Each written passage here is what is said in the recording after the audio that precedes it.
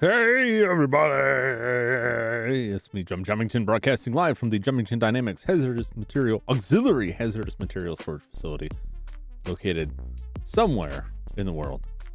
How's everybody doing?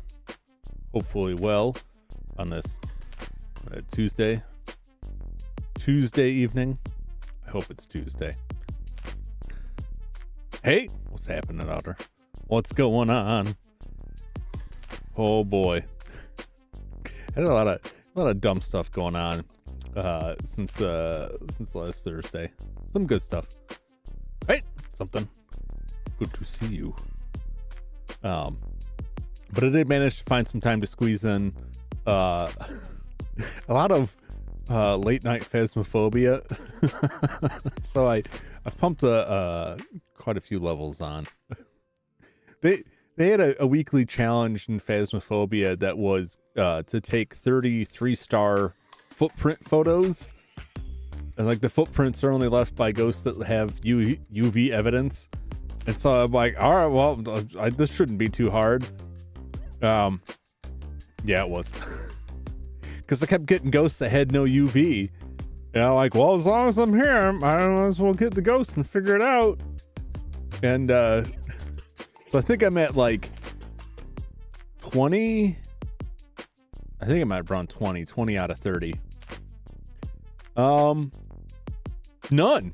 I haven't gotten a single demon, which shocked me. I had a couple. It's like every time I go in and I get like the first piece of evidence and I see demon on that list, I'm like, oh no. It's never a demon. I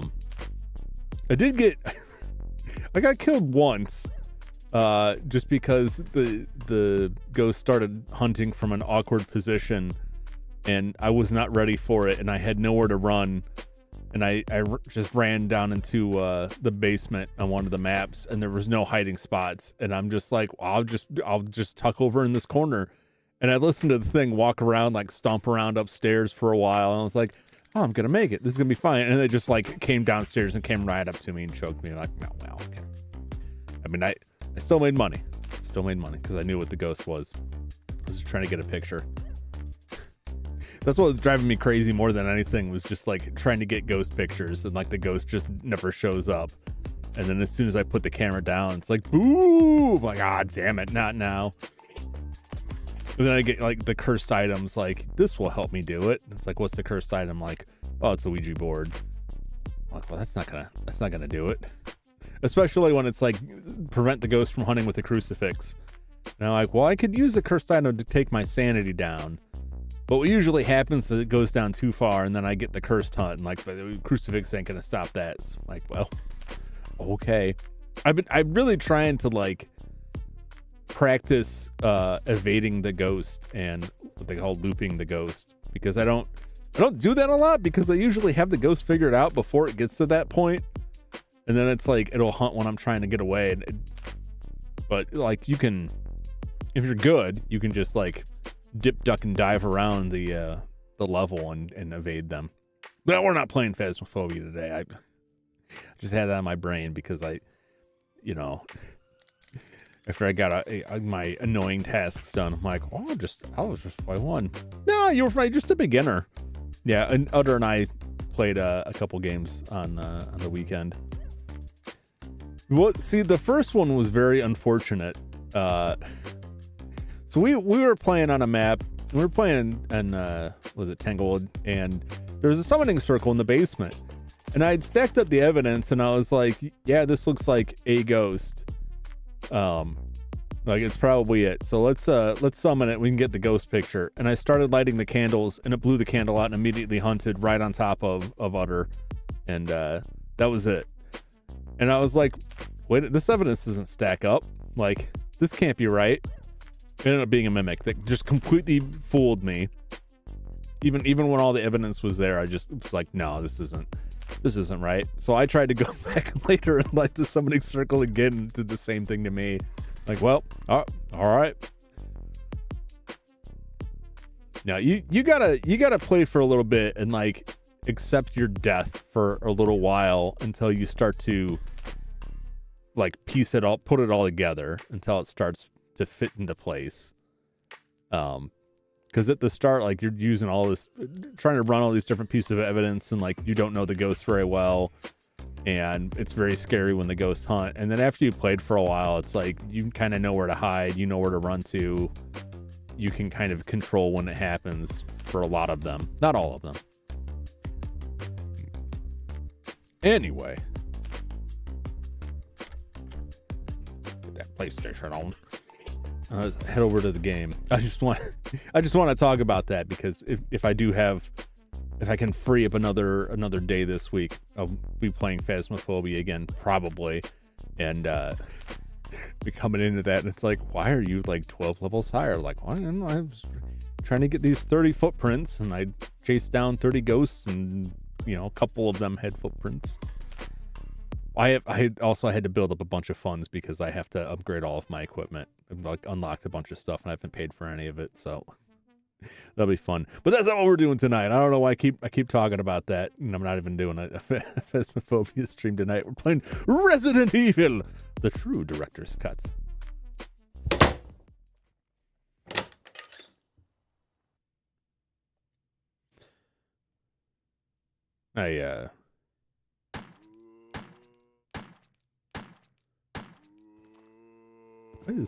Oh, I see. It's like one of my windows, like there's the chat there, and like my name is super highlighted. I'm like, what? Why is it highlighted? It's very strange. I guess that's so it can really get my attention, as though I'm not paying attention to it anyway. So I ran through this again when I was doing yet another test stream to make sure that like this was all going good. I already see a thing pop up, but it looks very small. Hopefully we'll be okay. Yeah,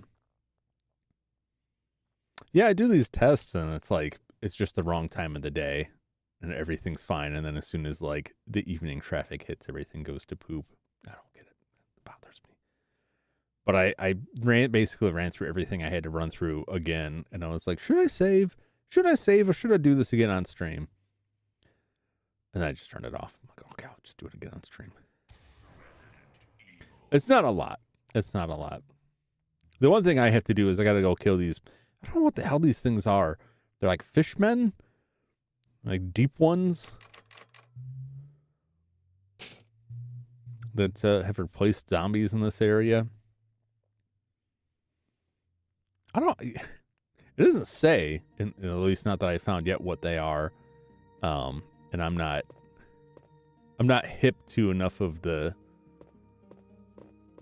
I don't know what you even call it, like the back-end fan names or later game names for some of these enemies, but like... These weird fishmen, the gill men, they're jumping all over the place. The real thorn in my side. I need a shotgun and shells. We're just gonna go for it. We're just gonna go for it because I used up a bunch of healing last time. But the one thing I'm gonna do different is I'm gonna clear out some of these dudes that are out here. Because that's what happened to me last time. Is I got whacked by some guys that I had just ignored. So I'm not gonna ignore them now. I'm just gonna cap them since I know I'm getting a couple more Magnum rounds. They're all on the second floor. What do I even need to? Oh, that is where I need to go. Okay. I'm confused. Like, where am I even going? We get to the second floor. Yeah, there's like that sideways U-shaped hallway over on the right there. There's a couple dudes in there, and last time I'm like, I'll just run by them, and I got killed. They messed me up. Like, am I gonna do this again?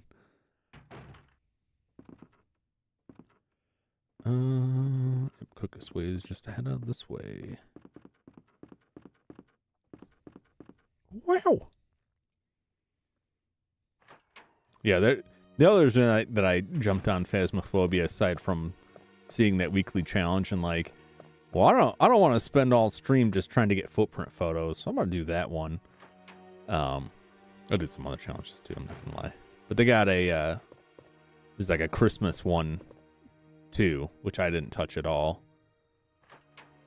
So I'm excited about that. I hope I can squeeze a Phasmo stream in. That may be what the Christmas stream becomes, because I picked a game almost at random. I have like a giant list of games. Well, I shouldn't say giant. I have a what I think is substantial list of games that are like, yeah, these are Christmas games. Kind of. Maybe they take place on Christmas. Maybe they're about Christmas. And some of them I grabbed and I'm like, yeah, I'm gonna do that. Die Hard? We'll see. Greatest Christmas movie of all time. No, that's all I'll say about that. Did you know, speaking of Die Hard, did you know that let me pause this so I can talk without distraction. Did you know that the original Die Hard was based off of a novel that was a sequel to another novel, and that novel had been made into a movie starring Frank Sinatra? The movies are not connected. The second movie was also based off a novel that unrelated to the first novel, unrelated to Die Hard. In fact, the third was too, and so was the fourth. It wasn't until the last Die Hard movie they made was the first Die Hard movie that was written as a Die Hard movie. Everything else was adapted from some completely disconnected, unrelated novel. I found that fascinating. And also in the novel that the first Die Hard is based on, his wife dies. Like, Hans Gruber straight kills his wife, and that's how it ends. Like, wow, grim. Yeah, I see stuff like that, and I'm like, I kind of want to read them, but I've also gone down that route enough times where I'm like, I'm really curious what the original book was, and I go find it and read it, and like, wow, this is a steaming pile of crap. This was terrible. There's another guy around here. I hear you. Yeah, that's how I feel. Speed it up, bud. Got places to go, but I don't want to round that corner because he's going to be right there. And get through this without losing health. So we just got to be patient. And there we go. I think I got some more I got to deal with. I gotta go to all the way around to the other side. So I have these like Christmas games that I picked, and initially I was just like, Christmas games, throw them all on a list. I'm gonna go through these, and then I looked at the calendar and thought about what games I was playing and what I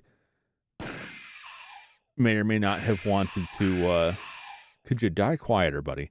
May or may not want to like play through, and some of it is like I prefer to have something that I can reasonably finish in like one sitting.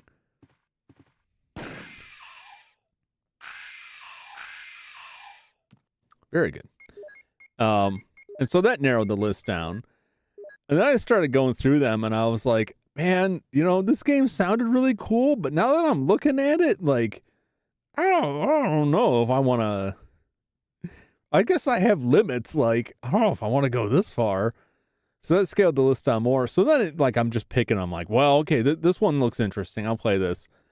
And then when I'm getting it set up, I'm trying to make a thumbnail for it and like make sure it runs on the computer and I can capture it and all that business. I see some note and it gives me like a time to complete, and I'm seeing other people completing it in like an hour and a half. I'm like, oh, this is a very short game. So we'll see what happens tomorrow on the Christmas surprise. I think being realistic, there was like a lot of games on it that I was like, oh, this would be really fun. And some of it was like, no one will guess this is on the list. And it's like, this will take like 5 streams to finish. Like, I'm not going to start this on Christmas because I'm not going to come back to it for like months. Like, well, all right. I guess I'll just save them for another time. Or I'll just do that, you know, next year. I'll schedule more time, like try and arrange things. I'm always like behind the 8 ball on this stuff. Where I'm just like, I want to do this. Oh wait, there's only a week. Oh no. But like I had like a bunch of stuff on the list that like it's not related to Christmas at all. It's just like there's one throwaway line that says like, hey, it's Christmas right now. Which I found hilarious. I'm giving future plans away, but most of these games like they're short and small, and they actually do involve Christmas. And they're very similar to the visceral cleanup detail, so.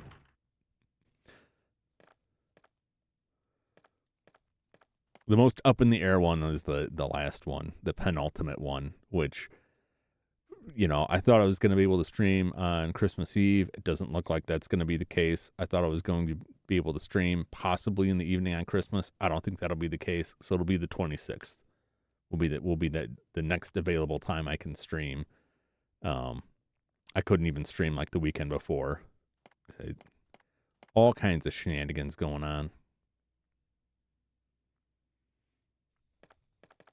All right. I don't know if there's like a better strat for the snake. As long as I can make it out of here. Oh no! I'm just gonna run. Well, I'm gonna shoot him. Now I'm gonna book it. Ah!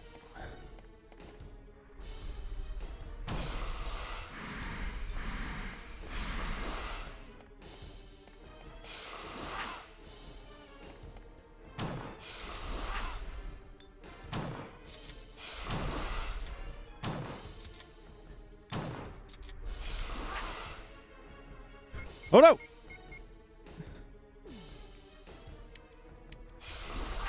You know, I just looked at that and it was like, I was looking at the wrong gun.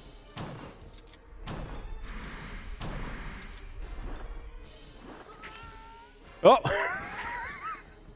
That was not the run. That was not the run. There's just a warm up.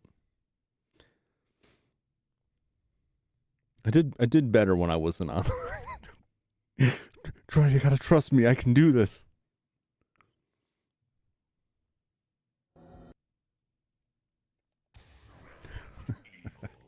Get swallowed by a snake, man. That's too real. That's what would happen to me in real life if I was in that situation. I would just be like, well, looks like I'm dead. That's also because I don't I probably wouldn't have access to firearms. That would just be a snake coming out of the wall in the Jumington Dynamics compound here. I mean, that's a very real possibility. Like, you wouldn't think so. You'd think like probably safe. We did a lot of experiments. I didn't keep track of all of them, so I'm not even really sure what's stored around here. For all I know, like this, I'm sitting on my very own like Spencer mansion here of horrible monstrosities just waiting to jump out. When we got the night cleaners, they're pretty horrifying as is.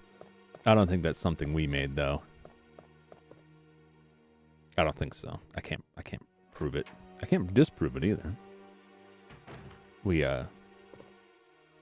lost a lot of records, if you know what I mean. Once the bankruptcy started, lawsuits started filing in, you know. Even in today's world where everything gets backed up online, it's surprisingly easy to just lose things. I hope my lawyer's not watching.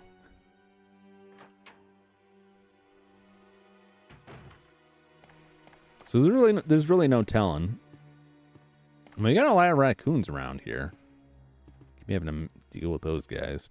They get inside some of the old disused silos, and even though they should be clean and safe, I don't trust it.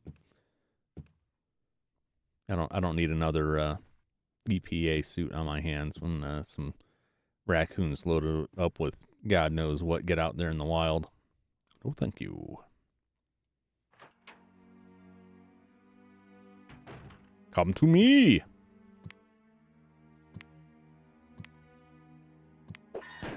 Oh. Dang it.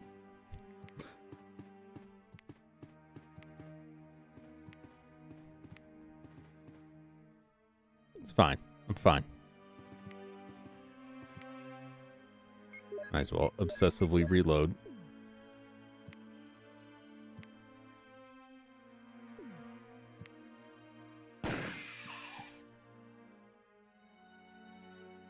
You dead? Very good. You know, given how well like the Magnum takes care of those things, I thought like combine it. I thought that was gonna for sure be like, this is the weapon for the snake. It really didn't seem to do much for me when snake time came. Oh, when it did. Snake time comes for all of us. Why did I switch out? I like this scenario because it presupposes that you would come at this from a different angle.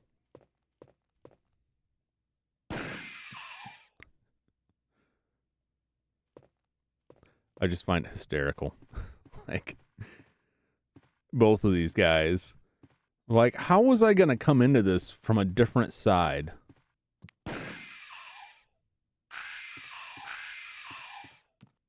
So loud. All right. Did it somehow fire like... No, it's fine.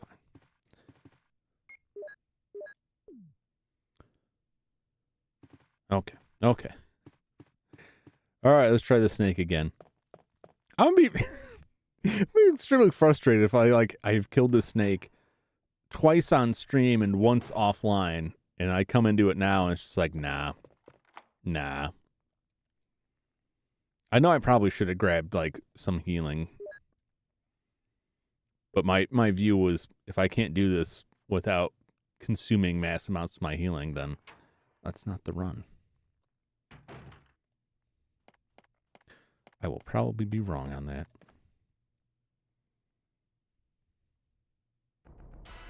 Oh! Snake's got some problems, man. Like, scales ain't supposed to look like that. Book it!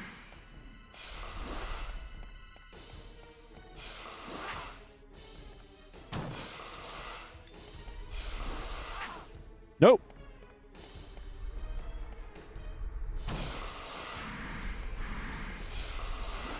No, don't run that way. What are you doing?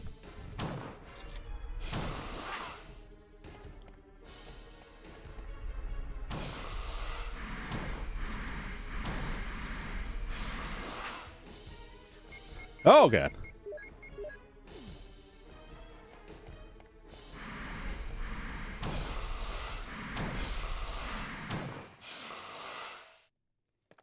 There, we got him. It looks worse than it is.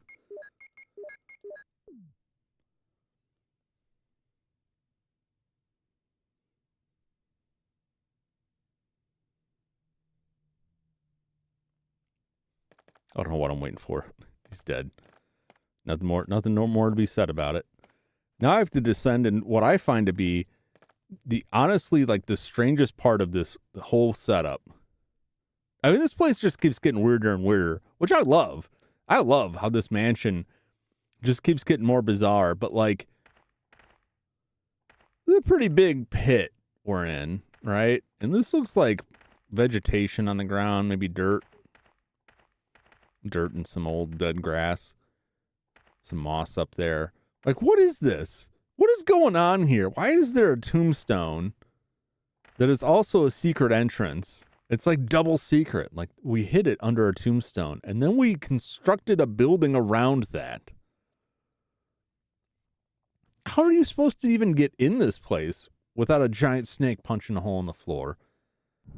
I didn't see a ladder back there either. Like, if there was a ladder, I'd be like, okay, well, you know, that's like a tile that's supposed to come up, and the snake just happened to break it. There's a ladder. Descend it. Yes, I will descend it. Descend into the darkness. This music I love. Hello.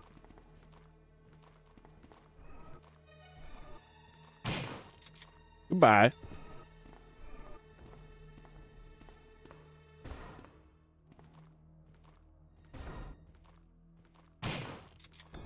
So long. Get my shells. Put some cheese on these shells. Yum, yum, yum.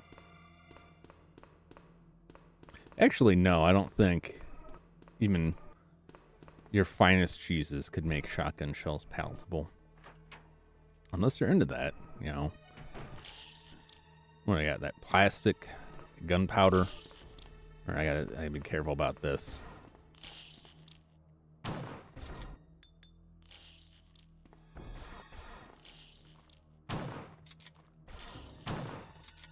What are you doing? Just wasting shells. I'm just like on edge now, like.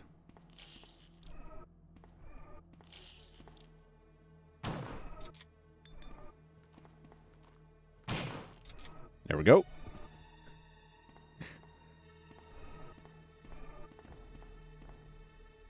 Oh, we got some healing. Yes, I'll take the green herb. Now I don't have to tuck into my supply. I just get real uncomfortable when I don't have like a giant mess of green herbs.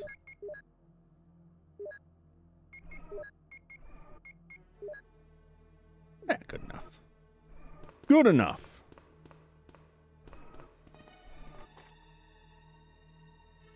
Also that one, like, was I supposed to come into this from another direction? Very dramatic.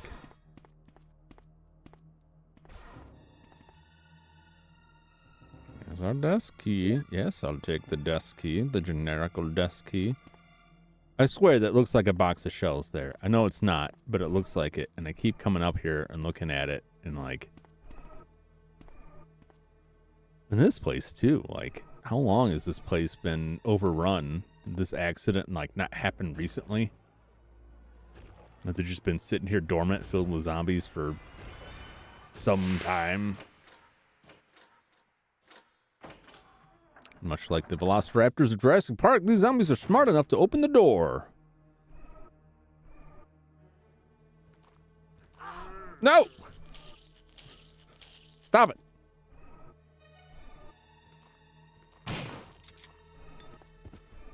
Timed that poorly. Now we're in the caution stages.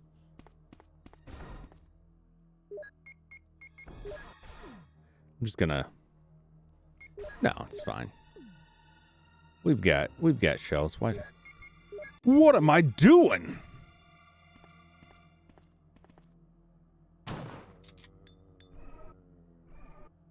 Here. Bite my ankles, man.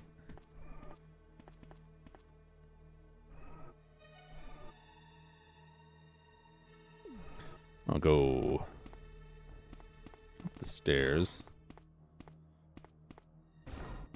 Do some shuffling.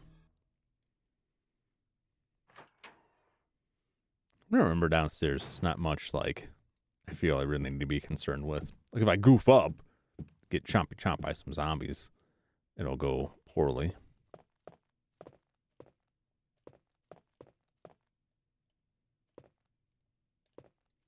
Okay.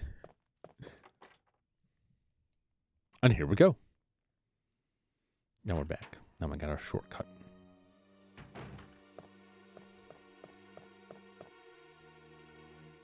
Do some inventory swapping because I got a bunch of junk I got to carry out of that place.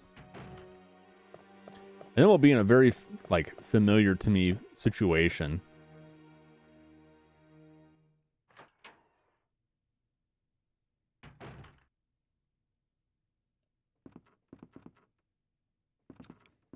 Where I'll have a bunch of stuff that it will be used for specific things, and I won't be sure what specific things I will need to take. It's very much like Sweet Home. Like, I know I might need this rope again, but I don't know that I need this rope again. All right, we're gonna slap you away.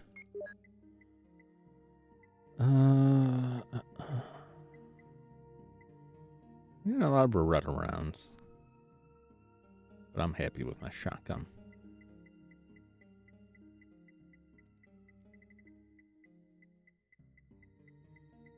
It just deals with everything so effectively.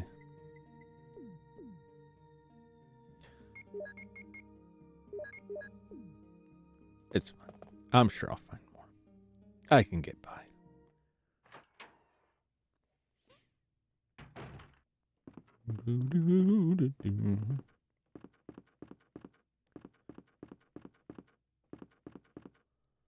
Back to the pit.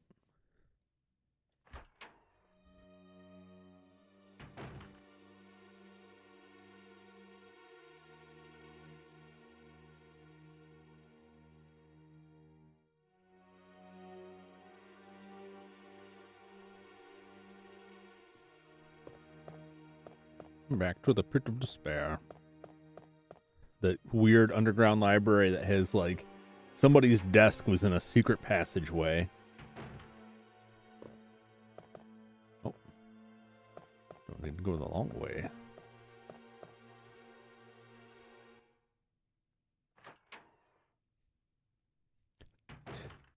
So I added a thing onto my my stream deck that's I hoped would make it easier for me to spot, because if I'm watching the game, like the part that tells me like connections dropping is like all the way over here, and so I don't always catch it.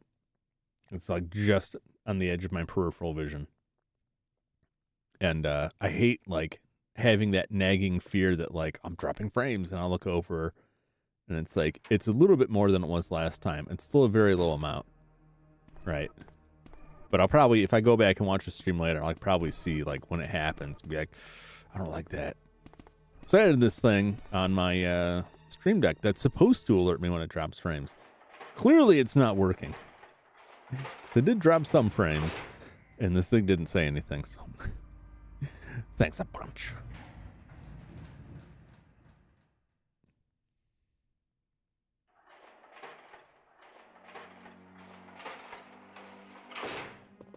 Oh, hello. Wild. There's one more.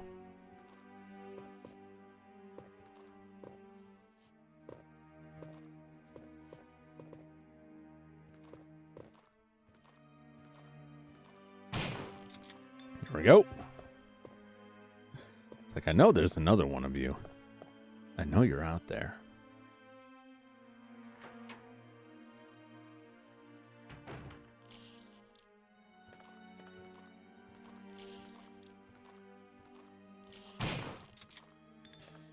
Get out of here.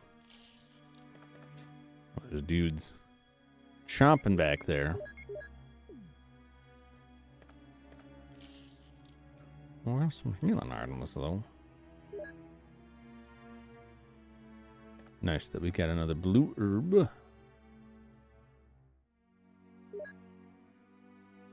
From what I understand, aside from saving inventory space, there's no functional difference between taking those two green herbs independently and mixing them together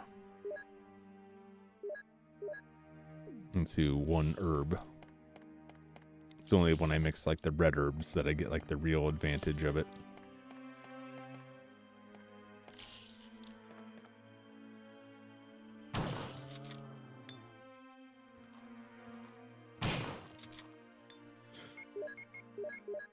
Awful wasteful, but gets the job done.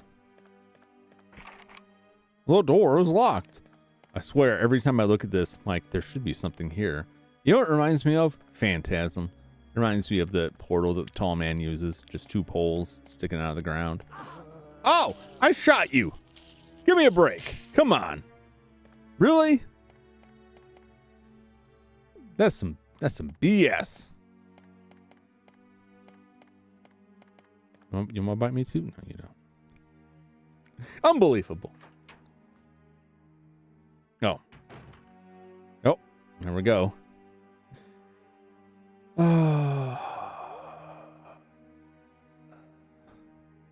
Please stand by. I'm going to wait for this to stabilize here.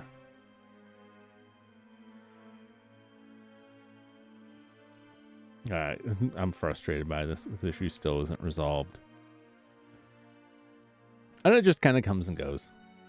And I'm like, I'm all out of ideas.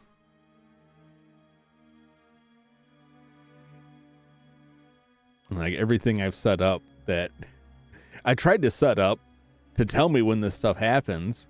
But then when I do test streams, like nothing happens. And so I'm like, well, I don't know if my alerts for this work, and then they don't. Like, well, thanks for nothing. Well,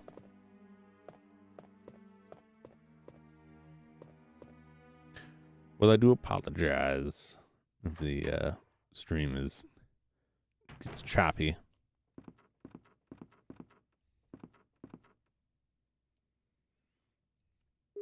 Yeah, like the last suggestions I got were like, well, lower your bit rate. Like, what was this message?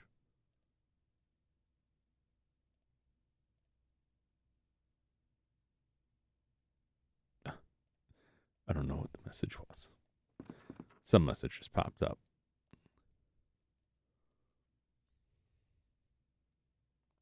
Yes, take the battery. I wonder if it is.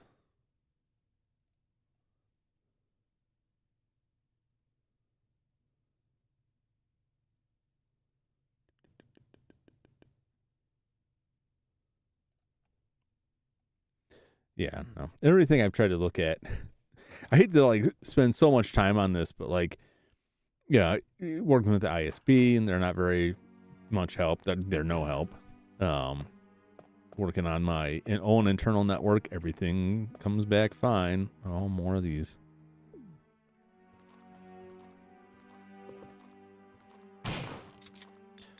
Fellas are thirsty. And then looking over software, and like, I found like the OBS like forums to remind me a lot of like Apple forums. If you've ever had a problem with some Apple product, or something doesn't work the way you think it should, and you go on like an Apple forum and you're like, hey, how do I do this? And they're like, no, you don't do it that way. Apple wants you to do it this way. I'm like, well, that doesn't work for me. Is there a different way I can do this? Why would you want to do it any other way? Why would you do it anyway that Apple doesn't do it? You're probably the problem. The problem isn't Apple. Apple things don't break. It's like, well, they do. Sometimes everything breaks. OBS is kind of like that. And I'm inclined to believe a lot of it, but it's like, hey, I've been noticing like these weird connection issues and everything else looks fine. Like, well, it's not OBS.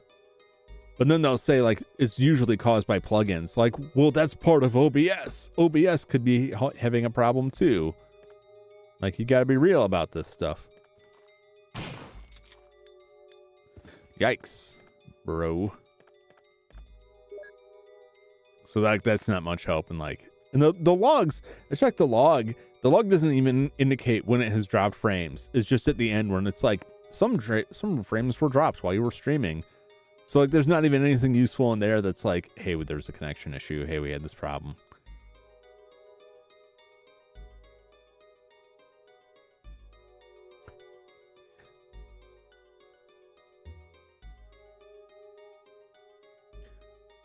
And you know, I see these like connection dropouts, but according to YouTube, like, no, your stream's fine. Like, well, which is it?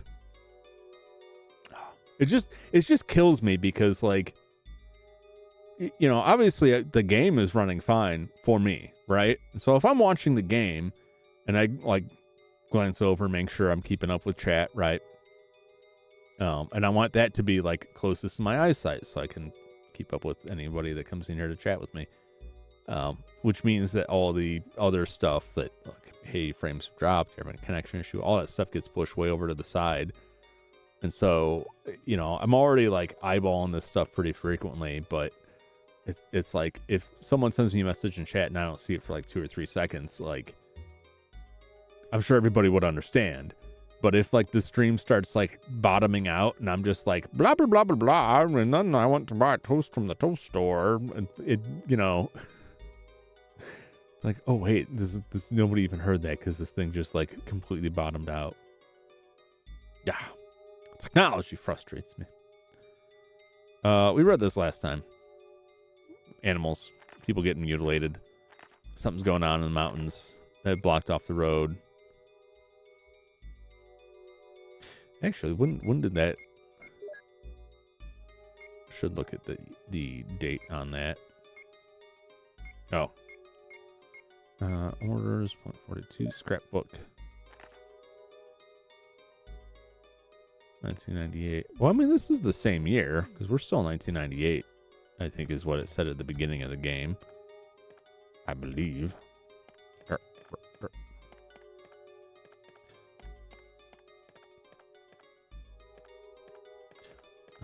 Is it this way? Yes.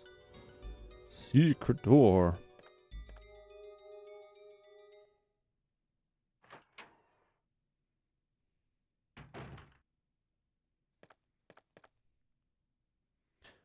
My inventory is pretty filled up there. So there's some, that is ink ribbon. And there's, I believe, a clip over here. No, I will not take the clip right now. So I got some inventory juggling off to do. Take a look at the helipad. It's a helicopter port. If I could contact the other members from there, well, I'm sure we'd figure it out. Yeah, I'll have to do some back and forth inventory juggling on this. Nothing. Yep, there's just books in here. I don't think there was a zombie back in here, but maybe I'm wrong. Honestly, seems the ideal place to stuff one, but there's a switch, I guess. I don't think I needed to do that at all. Keep pushing. Come on. Keep it going, my mud. Get this statue over there. It's not that I am really smart and figured this out immediately, although I did last time. I said I've done all of this. If you didn't catch the last stream, I already did all this and then I died. Foolishly. Yeah, I realized after I died, just took all the wind out of my sails because I like realized the shortcut let out. I could just walk like 3 doors over and get to a save point, and for some reason I decided to go like to the other side of the map to get to to get to a typewriter with a box. And while doing this, like going past a typewriter, although I think I needed to get free up inventory space, so I had to get to somewhere where our box was. But like, there was a perfectly viable one, much closer. That I didn't have to go through enemies that I had refused to kill the first time. That's why I shadow those things this time, because like, if I have to go back through that, it's like I'd rather them just be dead. They got me good.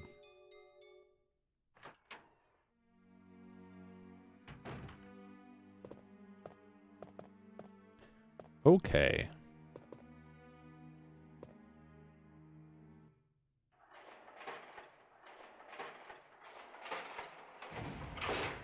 Well, nothing else back there. You know, I also think that the zombie that bit my foot earlier was an area I didn't need to get to at all. I don't think there was even anything there. There's just a door that I couldn't open.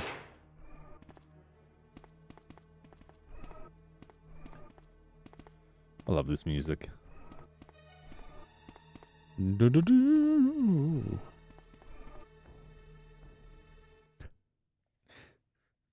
It's so dramatic.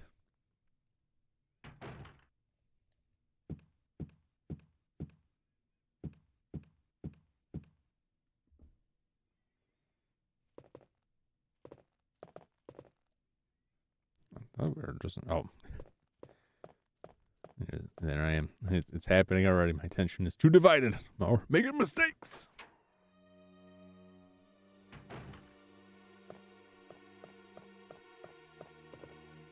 Alright, I gotta dump a bunch of stuff. Then I gotta run back there and grab stuff. And then bring it back up here.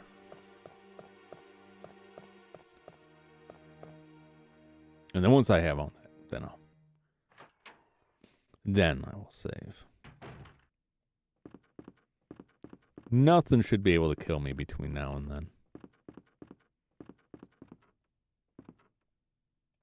And then we gotta go back to the snake chamber to go down an elevator, to put a battery in an elevator, to come back up an elevator. All right. First the blue herb.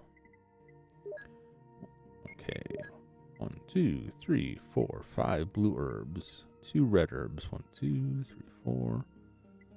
More green herbs.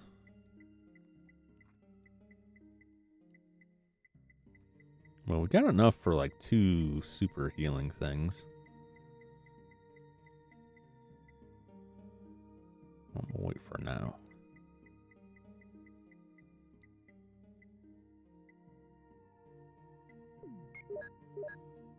That, and I'm just gonna put these away for right now. There we go.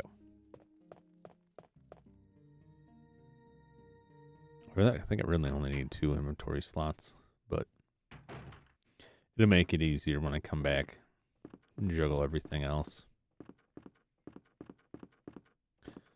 Yeah, so now I got that disc. And there's a medallion. I don't know where I'm going to need those. I don't know if the area that I'm going to be going into requires those. And if it does, will there be a convenient box location nearby, or am I going to have to run all the way back? It shouldn't be too bad of a trip, I should say. I'm going the wrong way. It shouldn't be too bad because I won't have to run back through the poison snakes.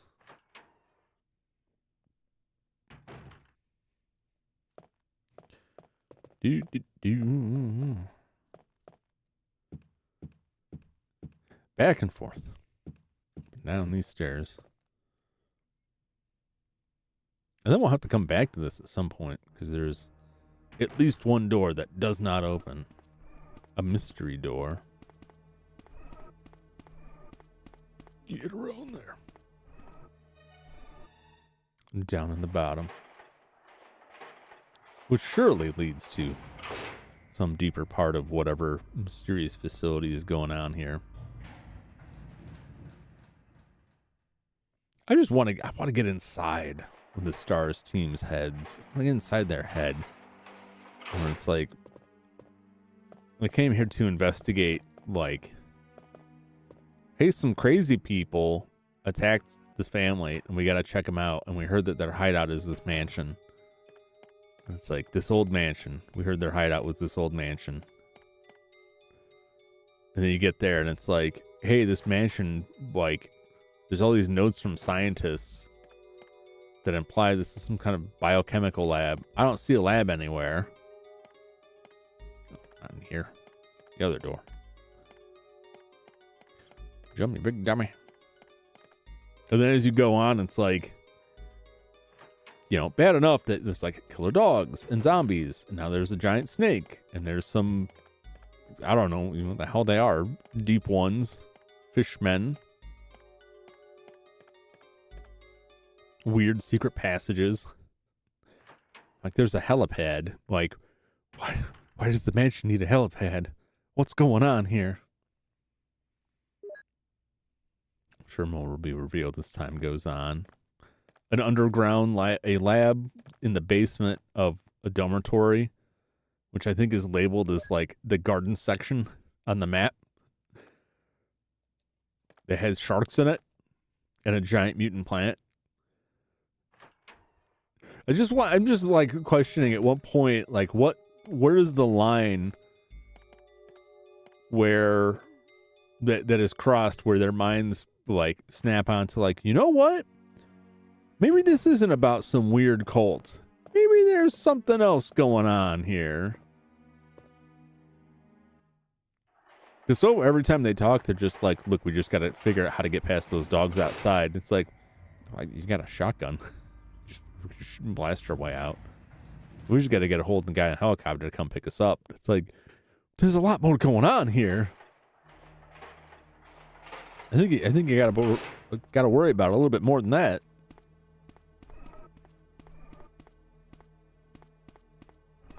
It just makes me think like, if they got that radio and it was like, hey, we called the helicopter and they came back, would everybody just leave? Would they just leave? At that point, like, yeah, that was strange. Never going back there again. Don't know what was up with that. But that cult we were looking for wasn't there, so not worried about that anymore. And then, like, you know what I'm saying?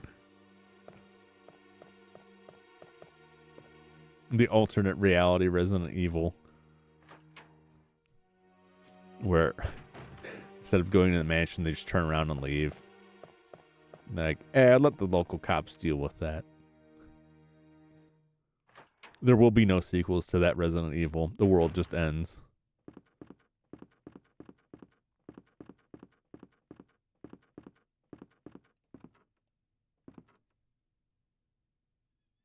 Or like all the sequels are just like the STARS team busting drug dealers.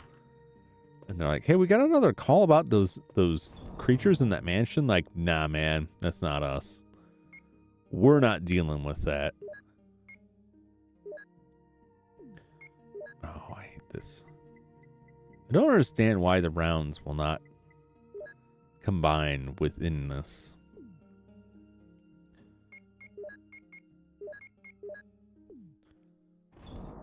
All right. I feel like even though the shotgun is really great, right? At this point, it seems like I really ought to switch to the pistol. The Beretta, just because I have so much more of it. Although, you know, who knows? Who knows? All right, I know I need the crank. I know I need the battery. And I'll have 2 slots left. And we'll just see. We'll just see, because I'm going to go save now. I'm all right with my health. I'm going to make sure I equip this, because I'll forget. And then I'll get into something and be like, why can't I shoot this zombie with my hand? Use the equipment.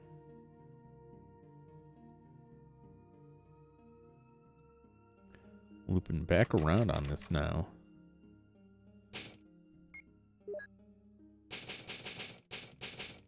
We're still doing okay. We're still doing okay. I got enough healing items to like. If I had to heal completely up right now, I could. I could heal completely up like two times. Like full healing, like all the way.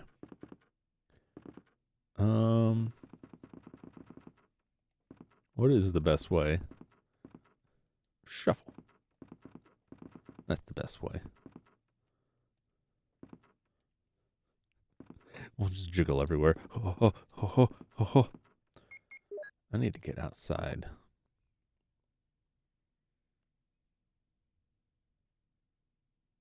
Oh, yeah. Yeah. That's what I'm doing. This is where I'm going. I know what's happening now. I get it.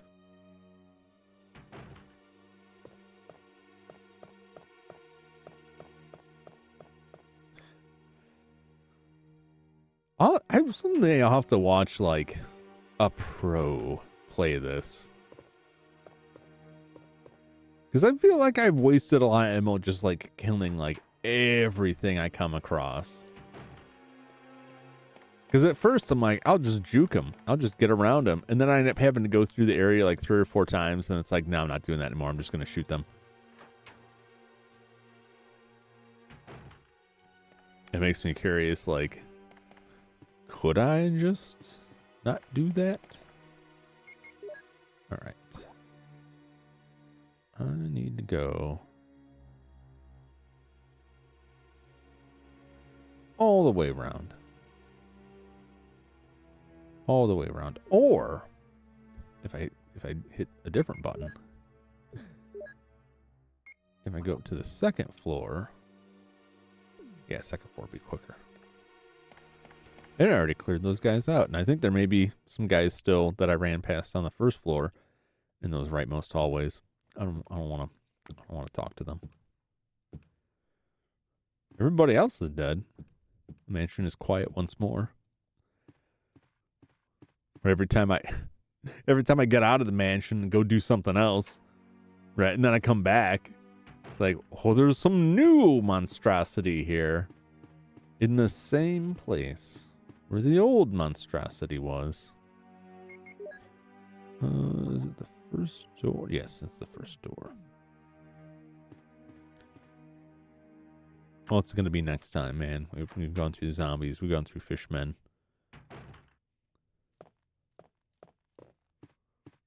It's going to be dog plants. Dog men. Werewolves. I don't think there's any werewolves. Resident Evil series. Right, they haven't done werewolves. Well, I was about to say they haven't done vampires, but like, pretty sure that new one had vampires. I'll put some bullets in the back room. Use them in case of trouble, Wesker. Pretty sure I got all the stuff he left. That Wesker seems like a stand-up dude, right? I guess for anybody who hasn't, I didn't need to come in here. Anyone who hasn't already played through. Wesker's my buddy. Technically, I think Wesker's the boss. He's in charge of this group.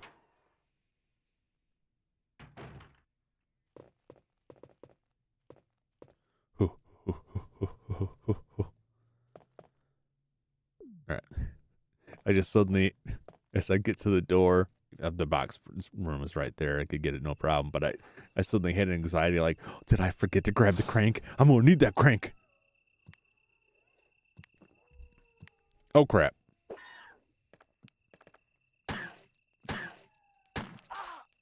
Oh, crap.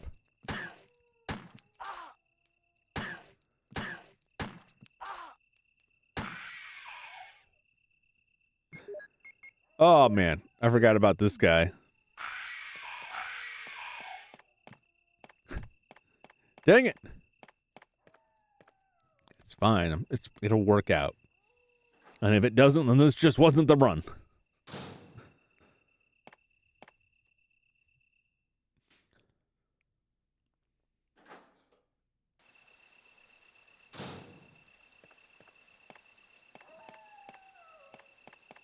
I'm not going to go through this with, like, my most powerful weapons, like, sight unseen.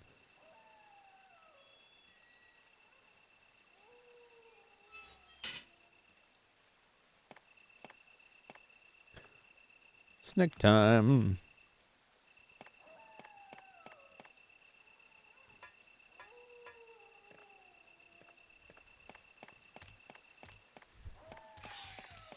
Fat, ugly snakes, man. So long. I'm so glad that the game is nice enough that they're like, even though those snakes are at face level, they can't bite you while you're going down.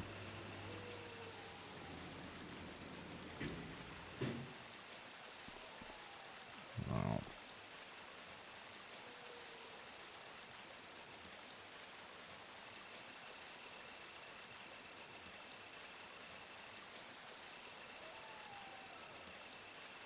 Why am I dropping frames? What's going on here?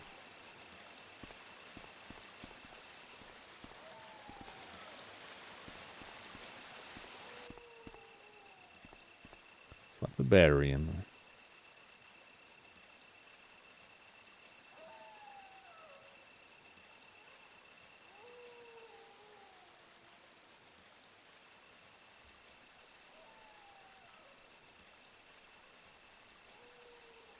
What's going on here?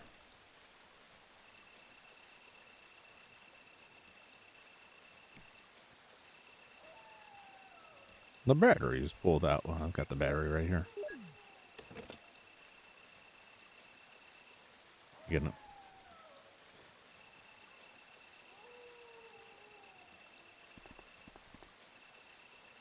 What's the deal?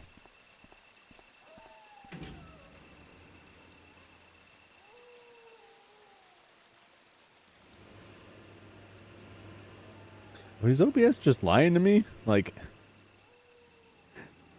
because YouTube consistently tells me like everything's fine.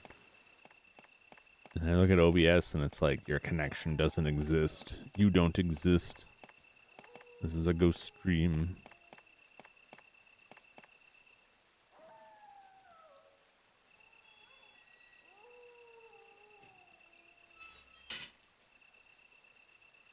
All right, now we can work the crank. And then go back down the elevator. A lot of back and forth. Work that crank. Crank it. That's some real solid crank foley there. I was hoping it would say, the crank is no longer needed. Because now I'm always going to wonder, for the rest of this playthrough, do I still need this crank?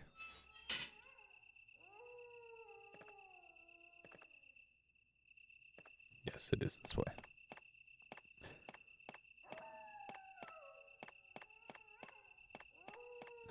Damn, dog.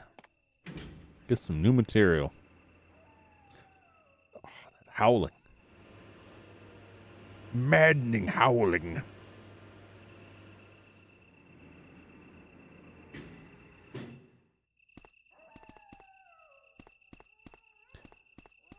Now we can access the ladder.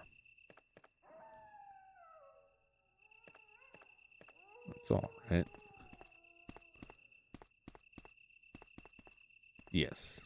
Yes, that's it. That's it and that's all.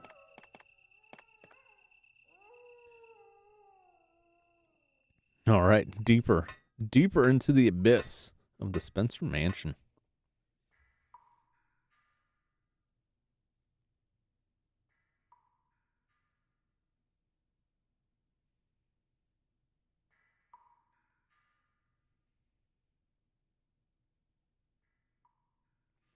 Just checking the setting real quick here.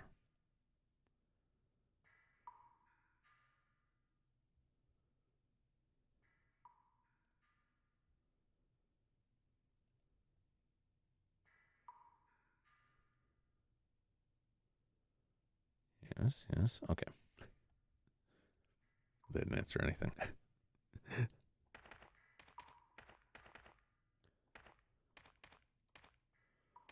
Ooh, mystery tunnel.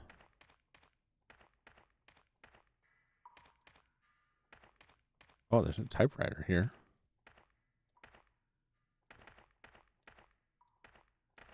Interesting. It's an old typewriter. If I hit it, oh, okay. Well, maybe if I find an ink ribbon down here, or eventually I'll come back with an ink ribbon, I guess. I'm not real eager to run back. There's a hexagonal hole. That's not for the crank, is it? Nope.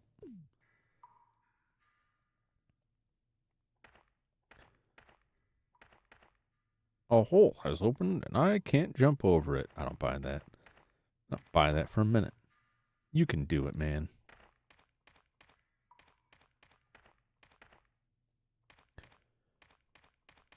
What a mysterious tunnel here. I don't know that medallion was like a hexagon. Oh, goodness. Whew, the flamethrower. Sign me up. Uh-oh.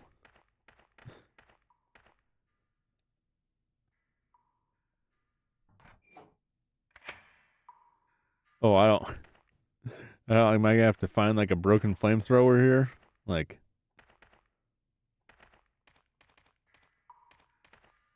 what's the scoop?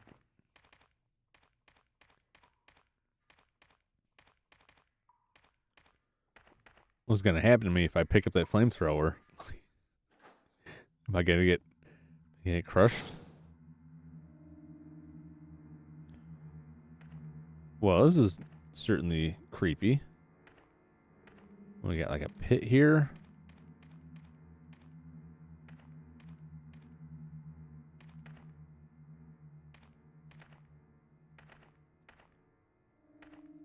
What is this? It's a power generator, but does not seem to work.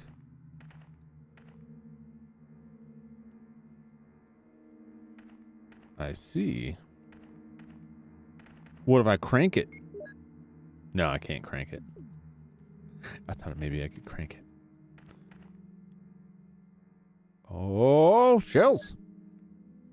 Maybe I should have just stuck with the shotgun after all. Oh, what's this? Oh, yes, I'll take the fade spray.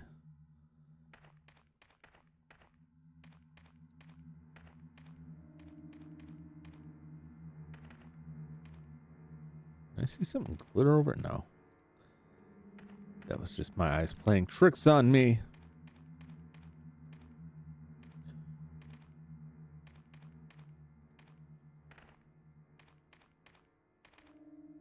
This is really creepy. This is a really creepy place.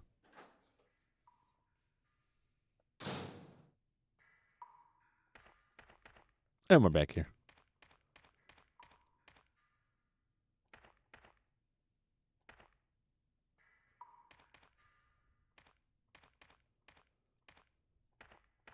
Well, that's just where I came in.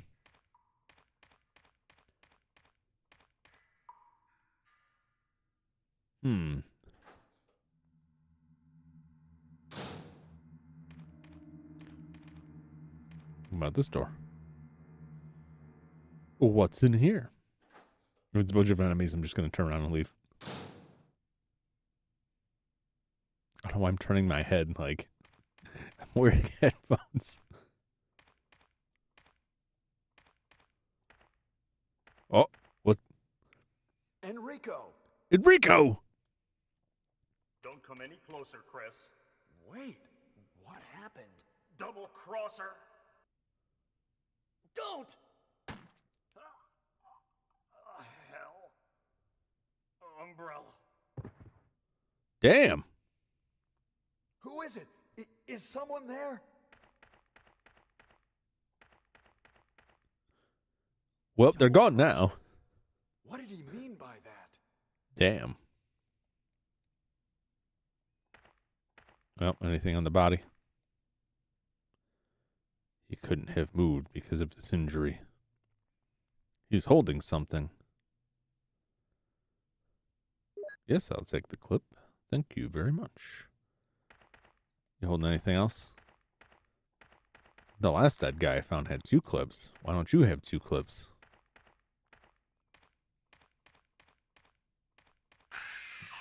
Oh, no. No, thank you. Oh. Oh. Oh. Oh. I need that fade spray.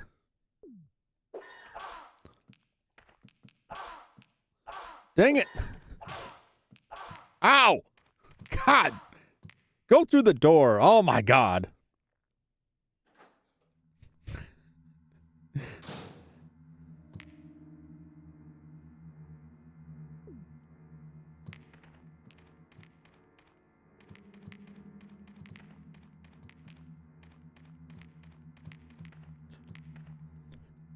There was something there, and which I'm sure is like a thing.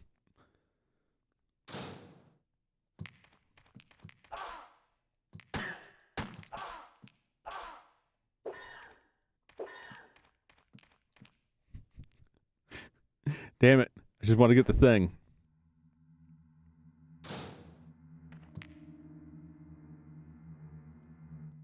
Maybe if I stand here and shoot and then run away.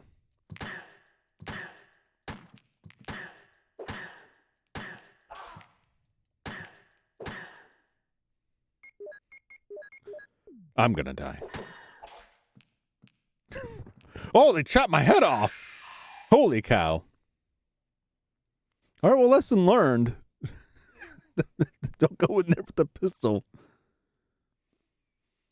How many Magnum rounds do I got? I'll take that Magnum. There's at least 3 of them.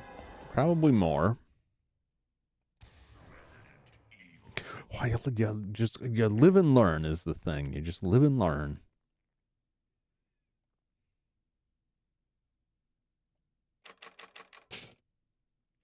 Come on.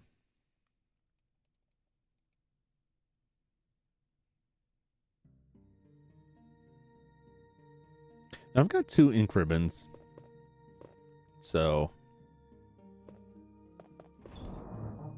maybe it would be worth it to take 1 ink ribbon. Well, I can't like split this.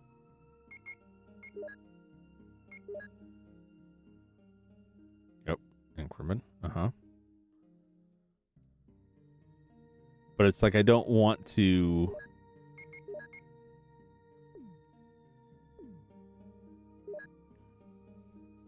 I don't want to take both of them in there. But I can't like just take one. Unless I. No. Alright, well, we'll pull you away.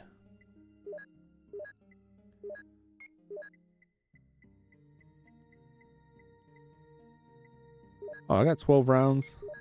I can live with that. I don't think this is the, whatever, the hexagonal hole. Because that's not a hexagon, that's a circle. A medal from the first Doom book. Wow. I don't know.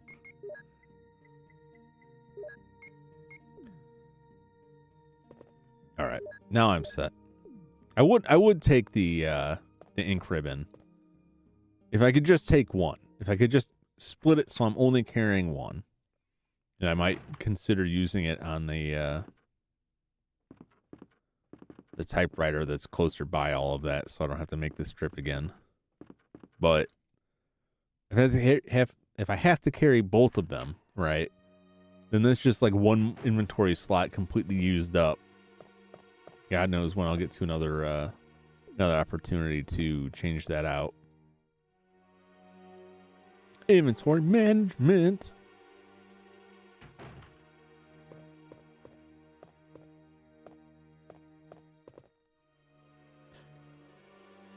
So there's like 3, 2 in there, at least 1 out. There's probably more than that out there.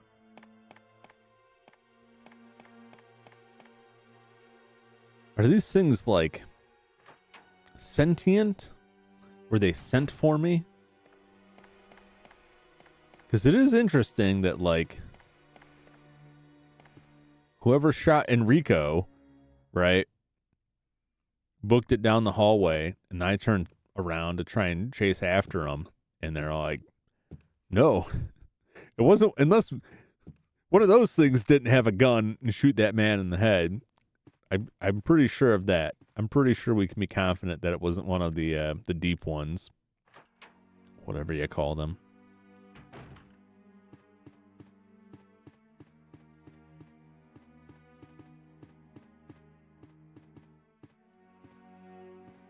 I mean, I know enough about Resident Evil that I already know what's going on with that, but like, it just all the same makes me wonder, like, are they controllable? Is someone like giving him orders like, all right, frog boys, go in there and cut that guy up?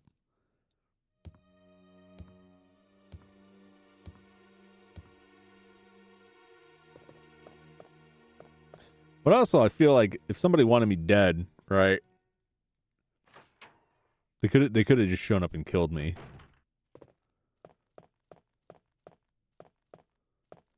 So they just need me to solve these puzzles. There's like a weirdness to games like this where there's like the plot point where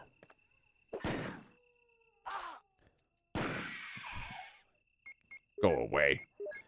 The plot point that's like the villain needs to follow you to get through it, you know, like Indiana Jones' Last Crusade, like the Nazis need Indiana Jones to get through, to figure out the puzzles, to figure out the riddle and how to get through to the chamber of the cup of the Grail, right?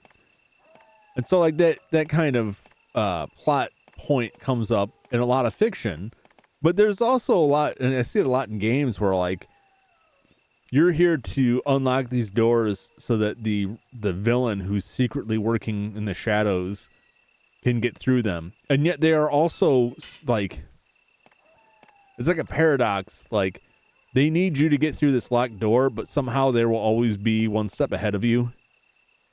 Like I couldn't get through that locked door, but I could get through this other different locked door, this equal locked door. You know what I'm saying?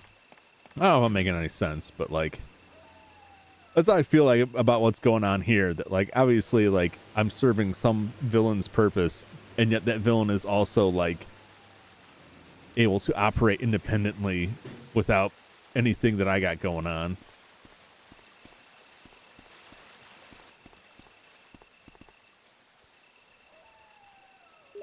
I know I keep checking stuff like I expect a game to, well, sometimes it does. Very rarely.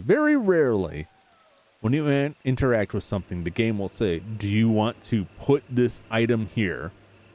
But most of the time, the game will tell you in text, hey, an item should be here. And like you're holding the item in your inventory, right? And then the game is like, well, you just go ahead and open your inventory and use it. Inconsistency. If I got the crank, it should just use the crank. I shouldn't have to go and tell it to use the crank. Shouldn't tell it to put the battery in. It should just be like, hey, you want to put the battery in? Unless it's like, what if, we're cheating people out of figuring out that they're supposed to put the battery in there? Like, I think they know. I think people know they're supposed to put the battery in there. You can be easier on people. You don't have to be so obtuse.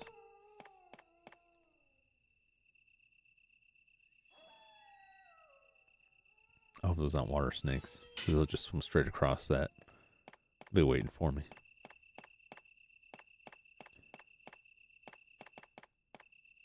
Tip, tip, tip, tip, tip.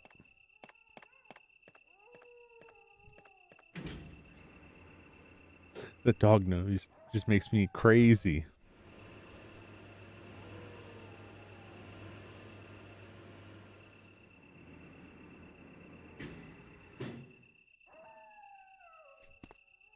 Oh, God.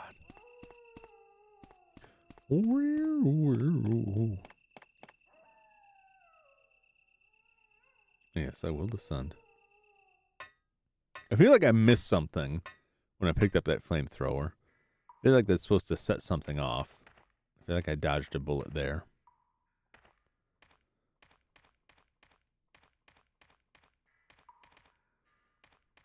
Is that?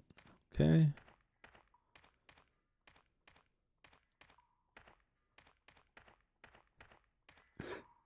Very, very video gamey, and it's fine, but it is very weird that, like, somebody had a typewriter there for a reason. Like, there's someone like, I'm going to write the great American novel here in this dank tunnel.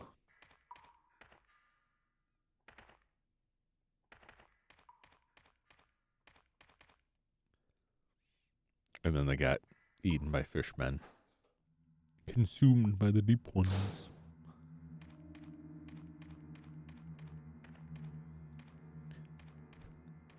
This music is like so creepy, and yet it just seems like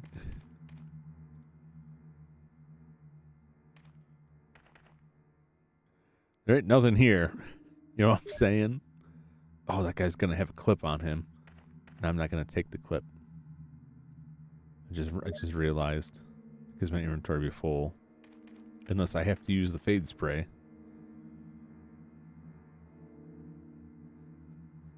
Yes. Inspiration can strike at any moment.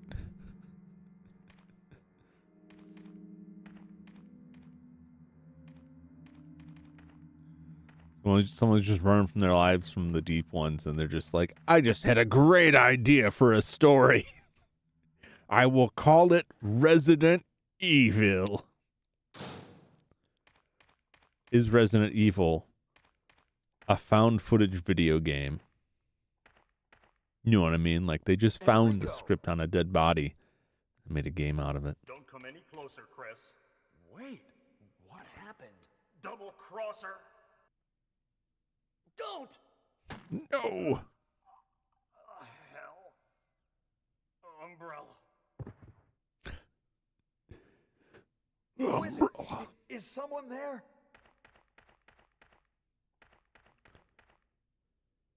Double crosser?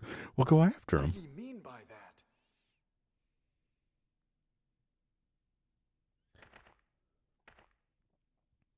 Everybody here's got the brain damage.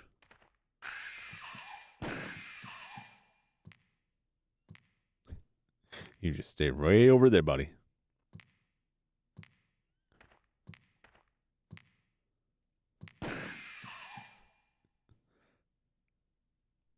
That'll do.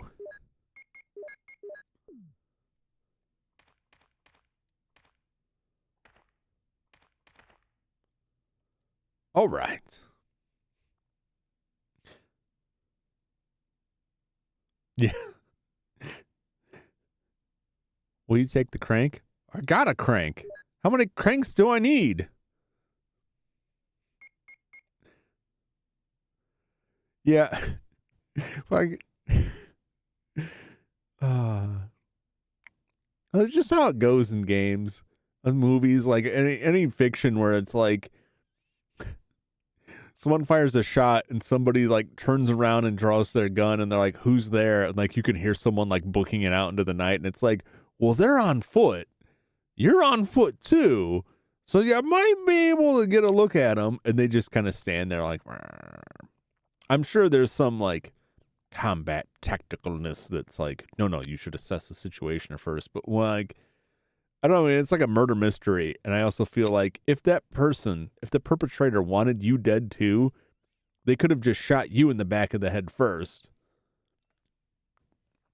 You know, you can fire 2 bullets from a gun pretty quickly unless it's like some kind of musket. I'm just saying. Inconsistencies. See, this one's got a different hole. Its end is hex-shaped.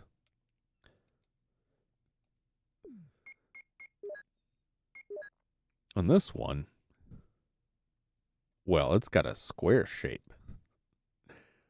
Could I combine the cranks?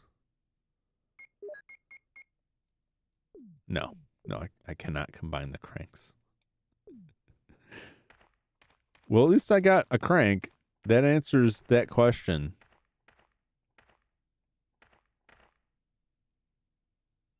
Wait a minute. This is like... This isn't the way I came from. Get out of here.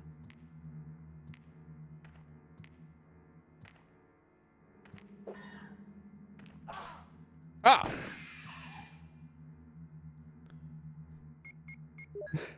I didn't realize that's the direction he was coming from. I thought he was coming from a different direction. But you know what? I'm fine. I'm still fine. Maybe. Oh, okay. Yeah, I know where this is now. Well, now it makes sense that the music was real creepy, right?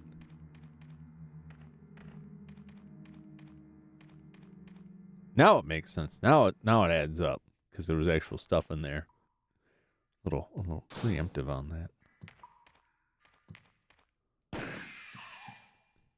really like this gun. I gotta say.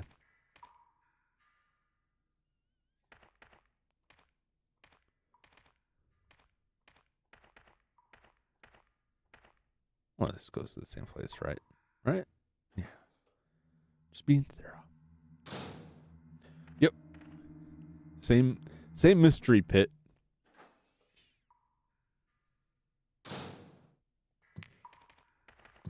What? Oh! Why are they alive again? What's the story here? Come on. Didn't I kill them thoroughly enough? What the heck?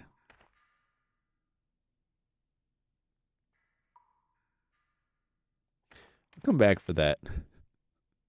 Just because like it's the same as like the shotgun. When I picked up the shotgun, it's like, oh, those things moved. Oh, you're gonna get stuck. Oh no.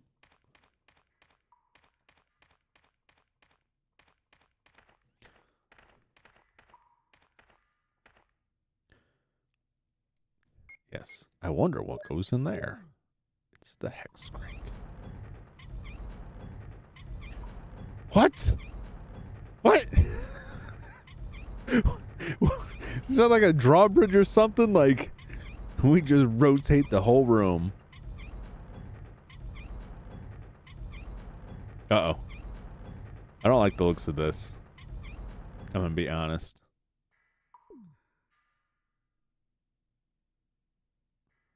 Yeah, right? That's the total sensible way to do it. But also, like, in my mind, I'm just picturing, like, there's a hole at the top now. Like, what's going to roll out of that? I'm going to get a boulder coming out on me.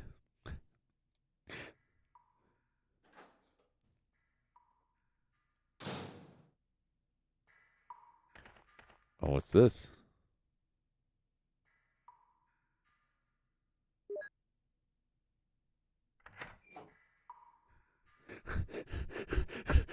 I don't like this at all. I don't like those switches.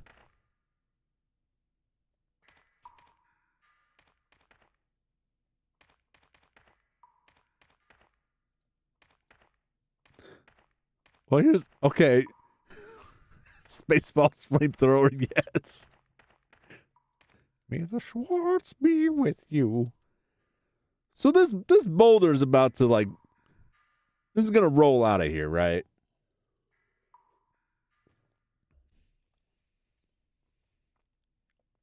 Because that's I can't interact with it. Oh, I'm almost out of magnum shells already. Wow.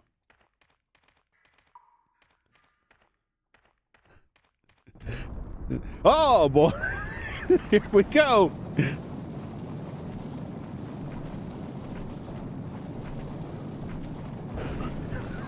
Why did you take a knee, my man? Oh my God. I would have gone through the door.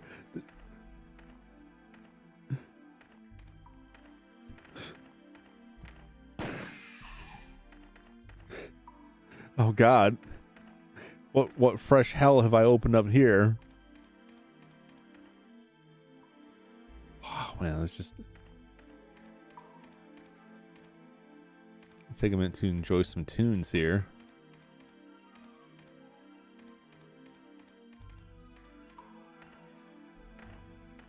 Oh, what's this? Well, yes, I will take the Magnum rounds. Thank you very much. Thanks, Santa.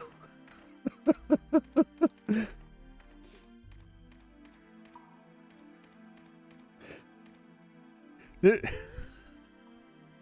gonna be like a puzzle or something, or either this is like some convoluted puzzle involving like those flamethrowers, or like the levers do nothing and I'm just like freaking out for no reason. All I know is these damn, deep ones hit hard. What is this?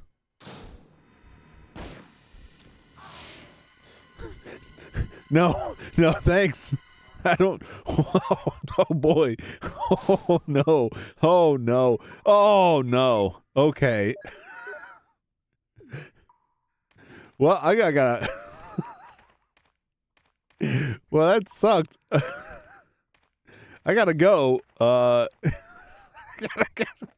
damn it. I gotta go back to the box. Get some blue herb.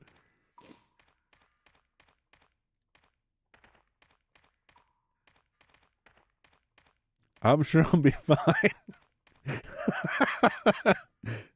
Yes, climb the ladder. Climb it. As soon as that music started, it was like, maybe I do need to go save. I don't know. Oh, wow. Is the Magnum the best tool for the job with the spider?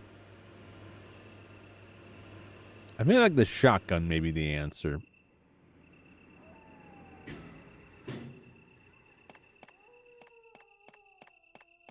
I feel like I don't want to waste my Magnum ammo, because it one-shots those deep ones, and it's so satisfying before they decapitate me again. And if it takes like all the shots I have to kill that spider, like, I don't know, man, like, I feel like I'm gonna get more shotgun shells. Maybe I'm wrong. So now I got 2 cranks. Do I need these 2 cranks? How long am I gonna need to carry these 2 cranks? If I put these cranks back, am I I kill the spider and be like, no, you can use it. There is fuel in it. You know what? I will take it. I will grab a gun and I will take it. My problem with the flamethrower is, like, when you pick it up, the hooks it sits on, like, move up, like it's activating a switch. And all I'm thinking of is, like, when I got the shotgun, it was in a room and it was the same situation. Like, you pick it up and it activates a switch, and then it causes like a trap to fall and you can't get out of the room until you put it back. And the solution was like, just swap it out. Okay. Yeah. Like, I don't know what it's gonna do. That's not like a ton to redo. Like, I haven't had like a boss fight or something, so like it's not going to be the absolute end of the world, right? If I die, I won't like it. I won't be happy about it. Oh, I wish the shells would double up, but like, I can live with it.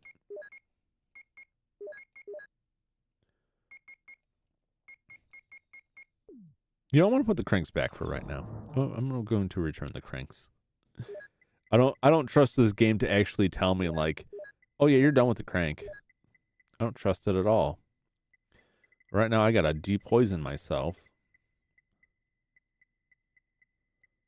2, 3, 4, 5. I think I can just take this herb on its own. Okay. That'll be good. I think maybe it's time to make a good healing item here.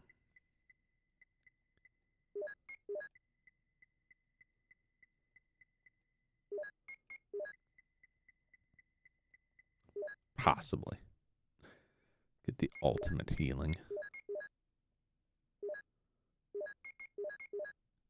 I just don't like the color.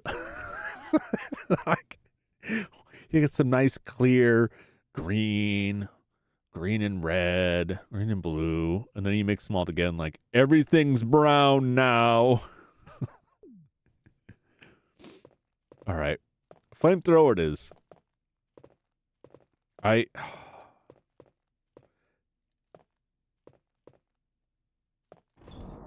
Flamethrower's got like 250 in it.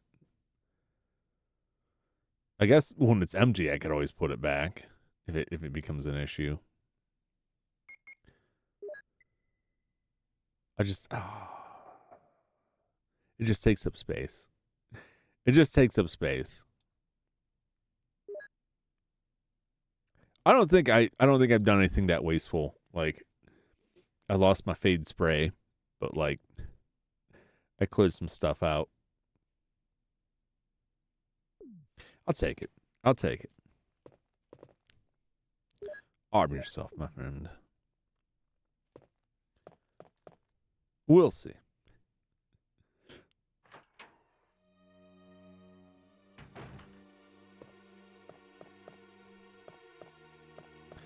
Yeah, I have some trust issues. This way, like, I won't overwrite the previous save because I always, you know, rotate out the saves. So I won't overwrite the previous save. So we could always go like back if I needed to, but I have like big time trust issues that like get through this area and then it's like, hey, there's a trap. You got to go back. I don't think you can. I don't remember. I don't think you can like completely lock yourself out in this game. Which is to say, like, get trapped somewhere. I don't think so. But that's why I always leave, like, the previous saves. But I do know, from personal experience of most Resident Evil games I've played, that, like, you can get yourself in a situation where, oh, this isn't, I need to go to the other one, where you have, like, you're one bite away from death, and you have no healing items, and no ammo, and you saved over all your good saves, or you haven't saved for like hours, and it's like, I can redo all of that, or I can save it now, or you've just been putting it all on one save, and there ain't no going back, which is why I have multiple saves, because the last time I played an old Resident Evil game, I found myself in that situation, and yes, I did manage to get through it, but it was not fun. Wow. I shouldn't say it wasn't fun. I enjoyed it at the end when it was over. You know, those things in life that like, this is not fun at all to do. You hate every minute of it. But when it's done, you're like, oh, I feel great now that it's done. You know? And then your memory of it changes. Like, maybe that was fun. Maybe I'm wrong. You're probably not wrong. All right. Take the flamethrower. 240.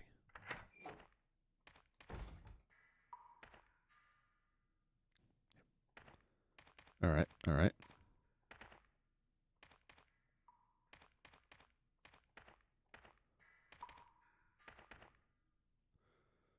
Are these guys going to be back?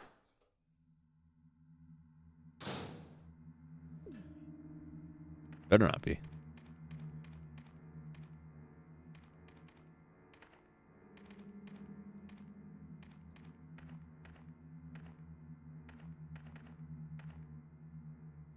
Where's the other one? Send through here, I think.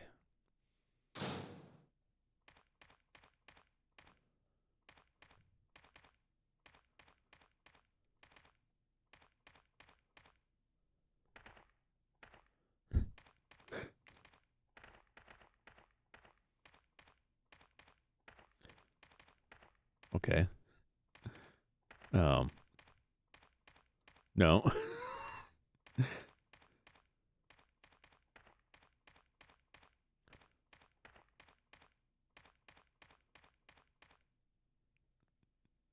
Well, that, I mean, that answered that. Like, the door locks. Okay.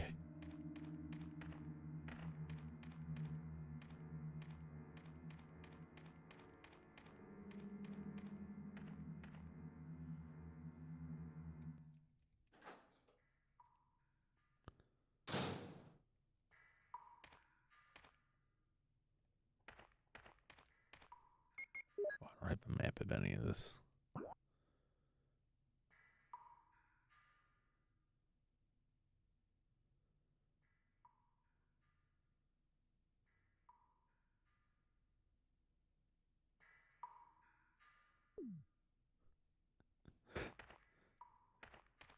All right.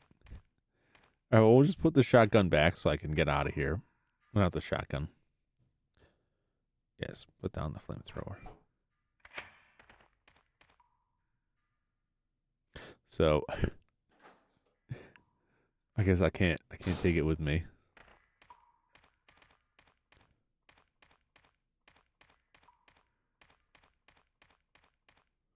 There's another one back here, and it will probably lock the door behind me, but presumably I can put the flamethrower back when I'm done and just...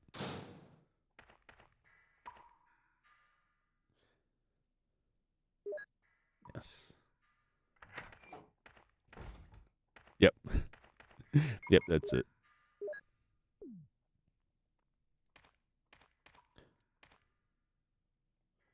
Oh, you know, before I do that, I'm going to put it back, and I'm going to save.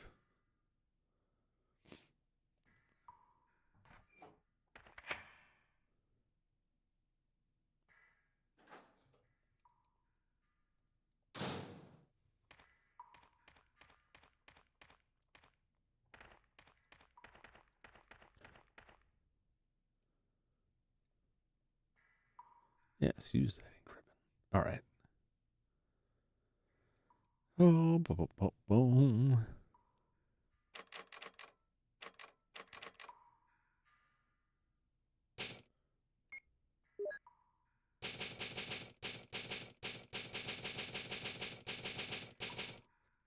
All right.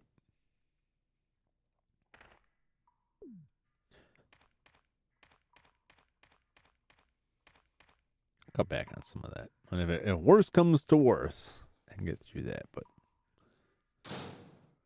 this is where like one of the biggest differences between like me just playing a game mindlessly offline and me streaming the game is like I want to save because I don't want to have a playlist full of Resident Evil videos that is me doing the same thing over and over and over again in perpetuity. Whereas if I was just playing this for myself, I'd be like, no, I'm not saving. I'm too cheap for that. I'll just do it again. And then get mad at myself for not saving. Be like, you did it so well the first time. Why didn't you save? All right, spider.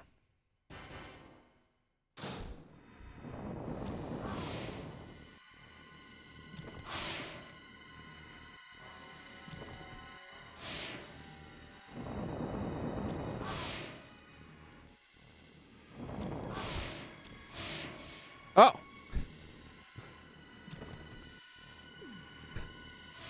Man, the spider's just like...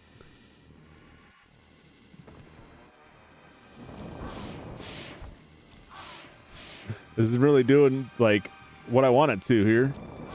I'm getting poisoned a lot.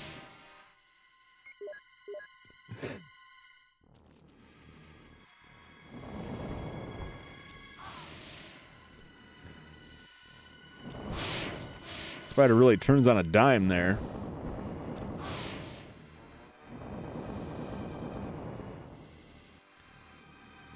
Oh, I'm fine.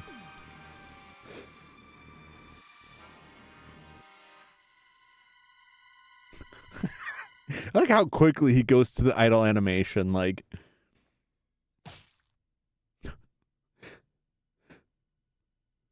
Ah!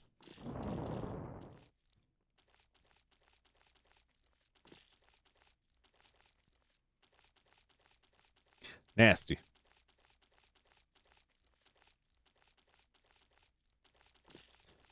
Get him. Run him all over.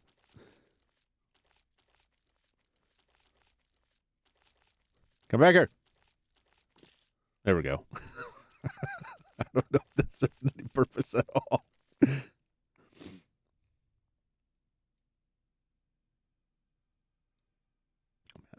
got a combat knife, but I guess I'll take it. It looks better than one I had before.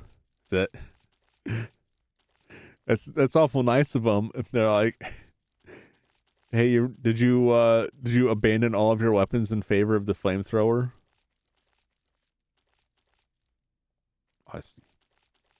I see you. Oh, they got away. Oh, I gotta get home. Get back here. Get back here. Don't you run from me. Oh, it's at the walls now.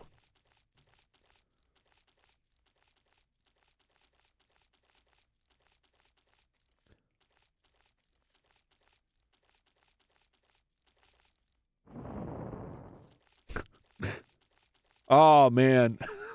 I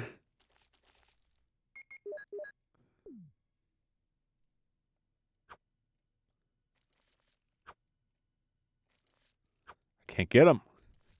I don't think I need to, but I can't get him, and that bothers me.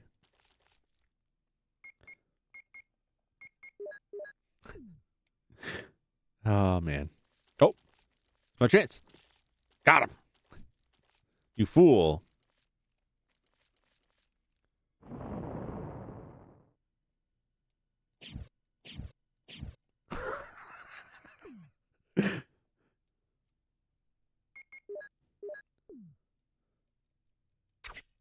I see.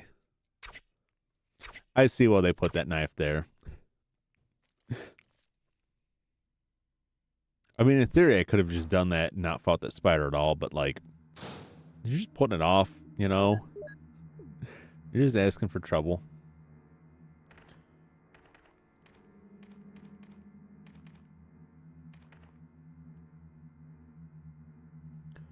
Oh, you put down the flamethrower. Yeah.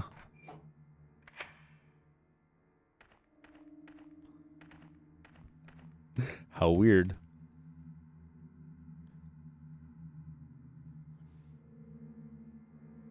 No. What? You know, I don't think you even could swap the flamethrowers. Like, yeah, because, like, if I guess if the other flamethrower wasn't there, and what a headache that would be to have to go in there and just, like, swap the flamethrowers. But, like, that's just more juggling. I guess that would be faster than going back and grabbing your combat knife from the box. Because as far as I know, like, you couldn't get rid of the combat knife. It has to be in your box or in your inventory. So, like, you could get another one, or you could go back and get one.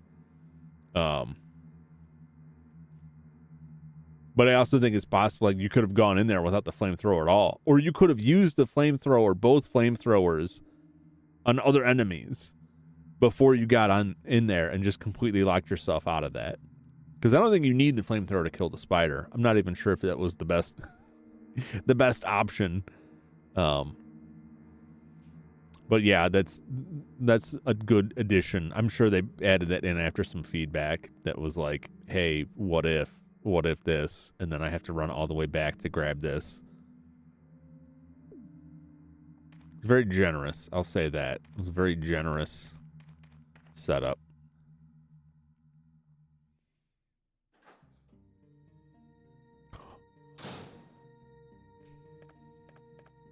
Speaking of generous, I don't want to save. I don't want to save just yet. Let's see if there's a box here first.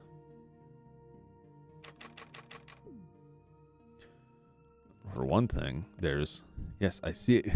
That was very forceful glittering. Like, didn't you see me? Oh, man. We got such a surplus. Oh, we got a box. Oh, baby. Oh, this is the jackpot. This is like the room of my dreams here. We got the fade spray. What's that, a green herb? A blue herb?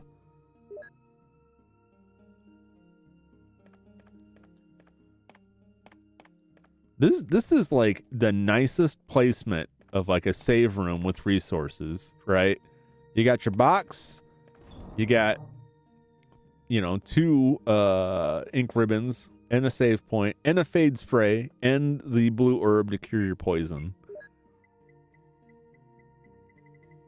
Mighty nice.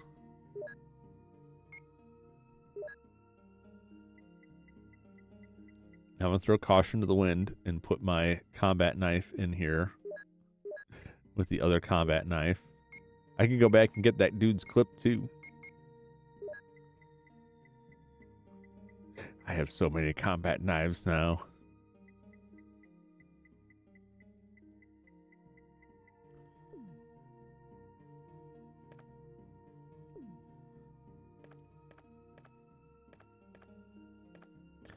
All right, I will save. I will save since we've got 3 hockey pucks. Did any of you ever have to use a typewriter? Like, I have to get like the correction fluid. I have an approximation of some ages, but like, I used a typewriter quite a bit in my youth. We didn't have a computer till I was like in my early teens. So I typed a lot of stuff in the typewriter. Only high school. Yeah. So we didn't even use typewriters in high school because like we did the keyboarding, which is functionally the same thing, but that was all on a computer by then. They didn't have us do anything on a typewriter. But when I was in elementary school and most of middle school, I still did a lot of stuff on the typewriter. My mom had a typewriter. She had I think it was for work. Something work for work, because she had a lot of paperwork she had to type up in the pre-computer days. And so I didn't get her to let me use the typewriter, which she was mad about because the ink on that stuff was expensive. It was like a fancy typewriter. I don't know I think you can still get them. Maybe. I think Brother was still putting them out there. They were still selling like, oh gosh, this is probably like way out there. And 1 semester on the typewriter, the 2nd semester on the computer. Yeah, because my computer had to do them. That'll do it. That'll do it right there. I think I failed the computer graphics class for similar reasons.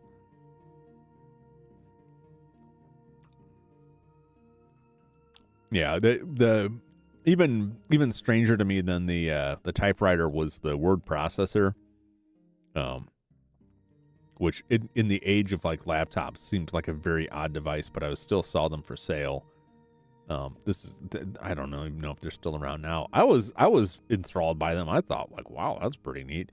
It was basically like, imagine a typewriter, but it doesn't type on paper, but it's not like a full computer. All it does is you can type text into it, and then I guess you could hook it up to a printer.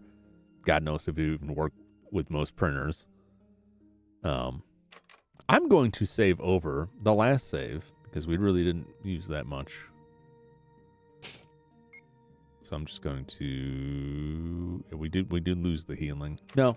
I'm gonna continue carrying forward. Yeah, word processors were strange. There was like older ones like the Tandy, was it like the TRS 200 or 2000 or something like that. There was like it was like a keyboard with a little screen on it. It was battery powered. It was used by journalists all over the place. It was a very popular device. I always thought that thing was kind of neat.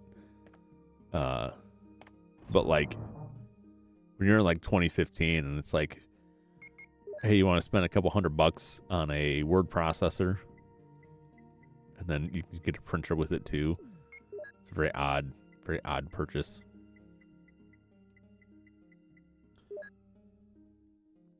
No, I'm curious. I'm not gonna do it now. I'm not gonna do it now because it's kind of nuts. But I have to look it up after the stream and see, like, do they still make these? People still using this stuff? Yo, Crosby, what's happening?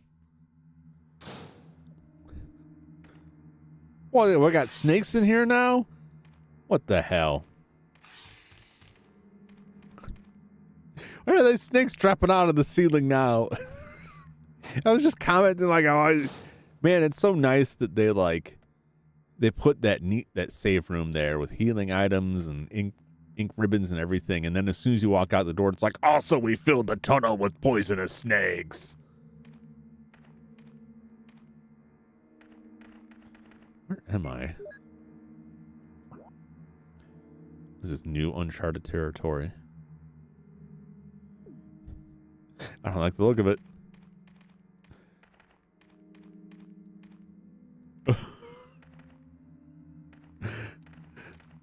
Well, no guts, no glory, I guess.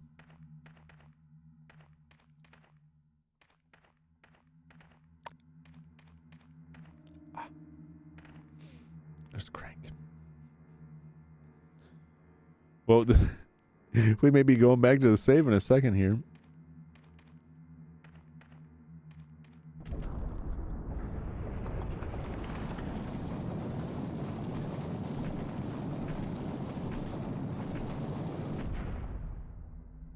Now we're fine. What kind of hole is this? There's a hexagonal hole. It's a map of underground. What?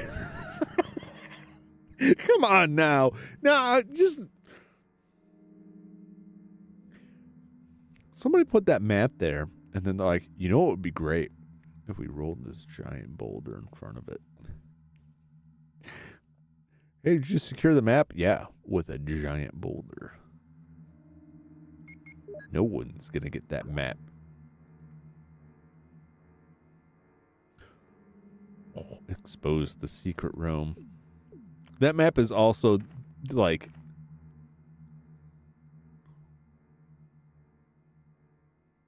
the Mo disc. I got a couple Mo discs. The only reason that map exists, let's look at this map, right? Because we've been everywhere. We've already seen everything else on this map by this point. Mini disc. Oh, I love mini discs. Mini discs were so cool. I think I still have my mini disc player. And then a couple mini discs that I recorded off of CDs. But I don't have the recording deck anymore. I don't even know if you can still get mini discs at all. I thought that was a really cool. I thought they were really cool. Like, MP3s are great. You know, MP3 players, your iPods, what have you. I liked mini discs, but they suffered the same fate of like all of Sony products, where they're just like, yeah, you had one, yeah. I loved I thought mini discs were really cool. But you look at like Sony products, and anytime they're like, hey man, we got this great format for you. It's beta. Beta was a great tape format. Better than VHS. Still, it was used for a very long time in the broadcast. Could not make it in the consumer world because Sony wanted too much for the license.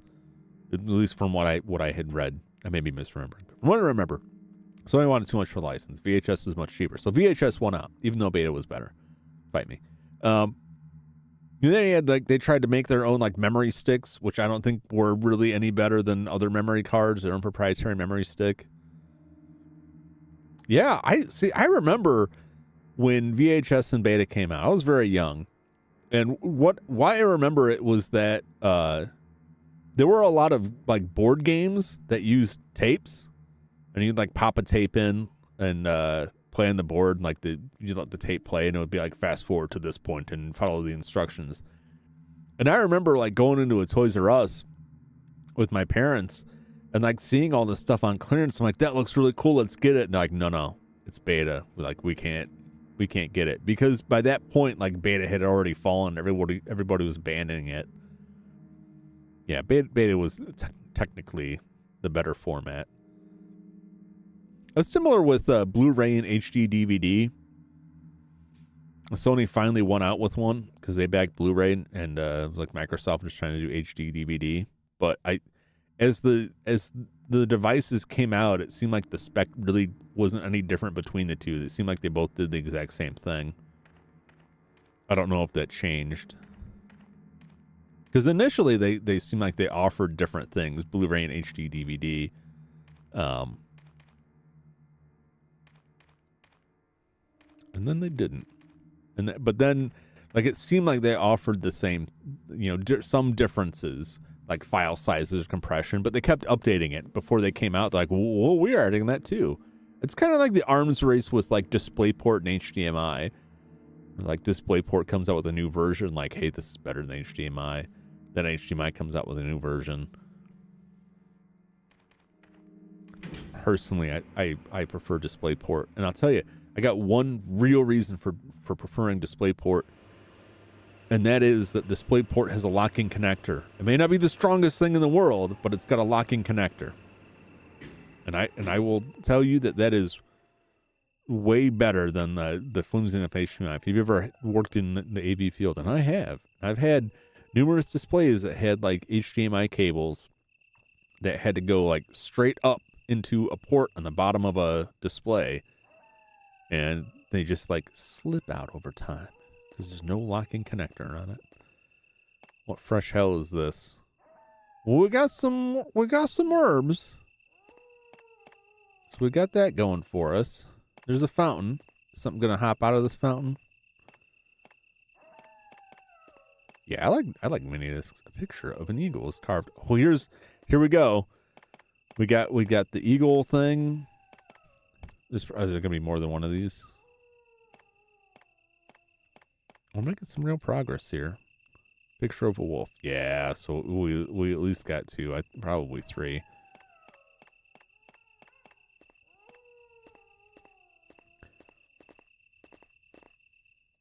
I'm gonna have to pull out that mini disc player and see if it. Oh God, I hope I remember to just take the batteries out of it. Otherwise, oh no, it's gonna be a nightmare.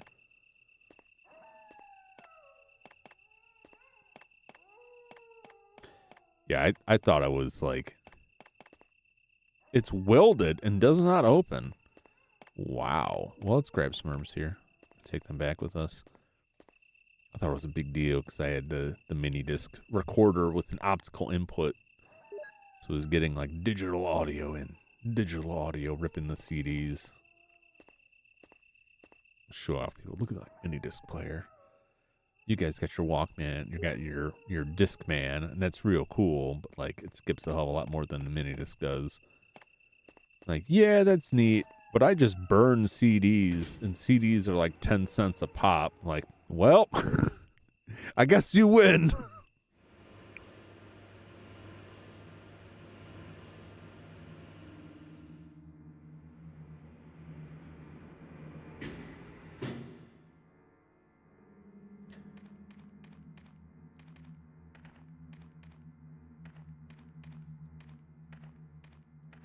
Yeah, from what I remember, like in those days, like ripping was still a thing was a thing you could do, but it was like you had to have a CD burner, and a lot of people didn't have burners, and so they wouldn't mess with that stuff. And like there were some things that could play MP3s, like. The best setups were if you had a disc player that would play MP3s off of a CD, and then you would like compress MP3s and throw them on a CD. But there weren't a lot of those. MP3 players weren't really that big yet. I really think like the mini disc would have stuck around a little bit longer if it wasn't for the iPod, because the iPod made it easy for enough people to deal with.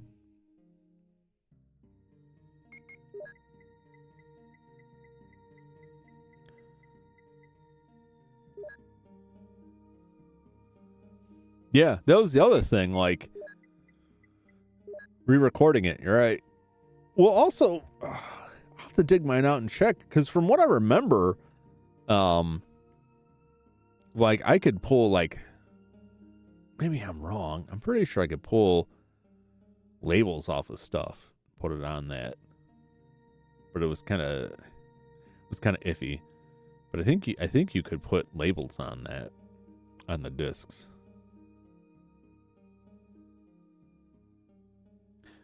I'll pull this out. No, I'm curious. Give me 1 second while I rifle around in my drawer of Junk, not drunk. Not right now, anyway.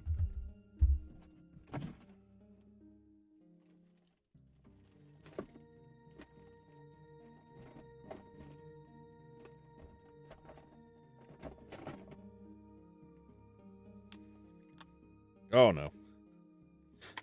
Oh, God. Oh, no. I left the batteries in it. Oh, well, I can clean that up. Oh, my God.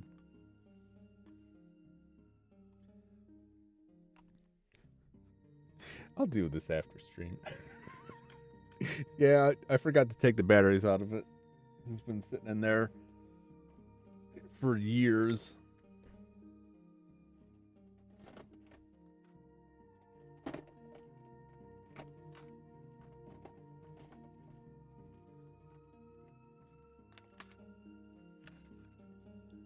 Ford is KMFDM. Wow.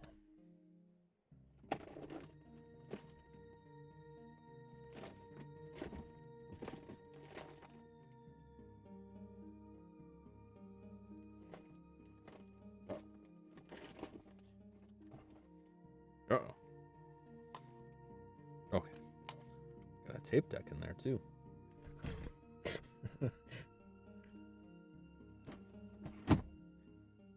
Got this drawer that I've been throwing cables in, my excess cables for ages, and it's like a,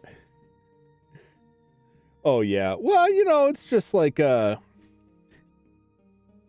pulled the battery out, and one of them looks fine, one of them is totally fine, the other one has just, it's got the white crust on it, and then there's like a nice solid bit of white crust.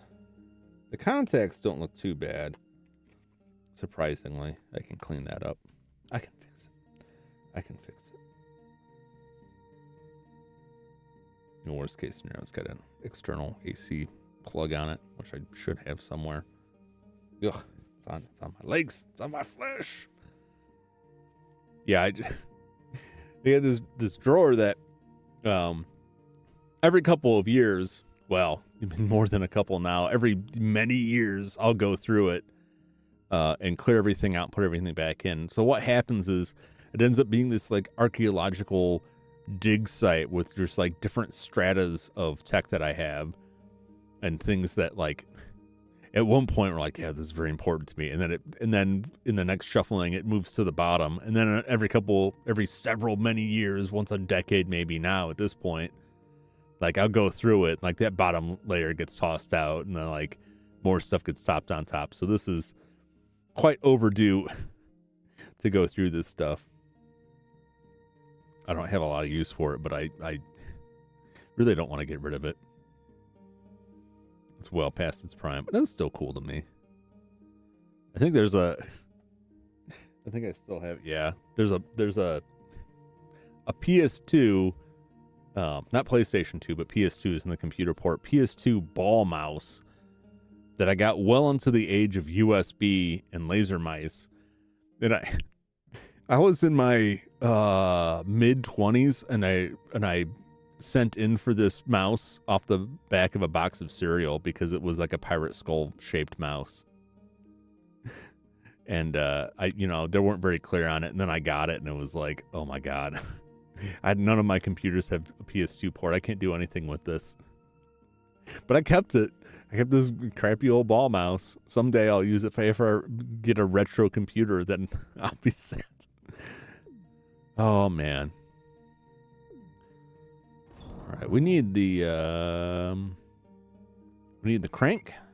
We need the hex crank. We need the eagle metal. I already got an MO disc.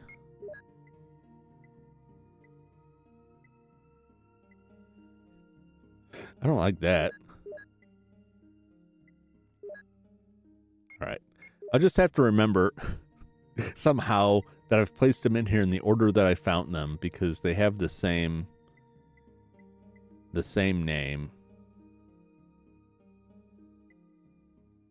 I'll probably have to come back for these. Isn't it what I heard in a long time? Why are there multiples of them? I don't like that. This is fine. This is fun because I think there's 2 more herbs out there. I'm gonna drop that in there. But it does maintain the question, like, where are the other medals? Where's the other Doom books?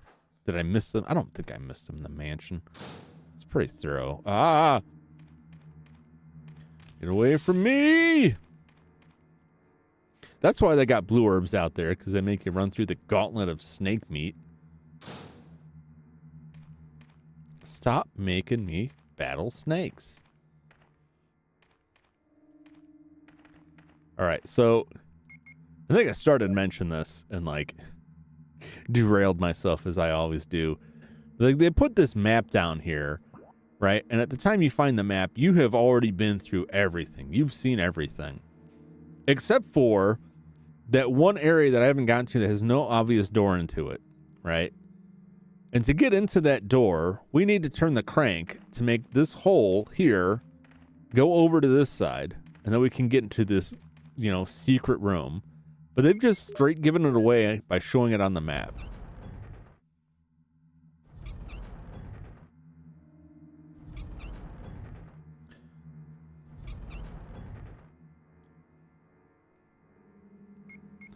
Oh, use it again. The logistics of this are mind-boggling. How is it rotating? What is it affixed to? What is this column of stone attached to that it is rotating as such? How could it? There's no gap, right? Look at this. There's no gap. How is the square rotating around when there's no gap? There's no gap in the stone here. How is this even possible? My man Chris is on some serious drugs. I think that snake venom did a lot of neurological damage to him because what I'm seeing is straight up impossible. I'll accept zombies and genetically engineered mutants and things like that. Yeah, a square rotating within a square.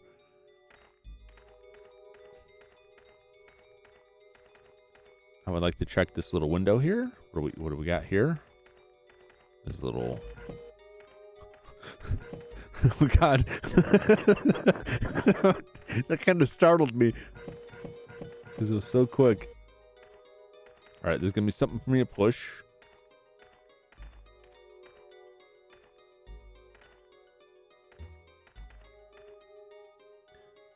Hexagonal hole. But why?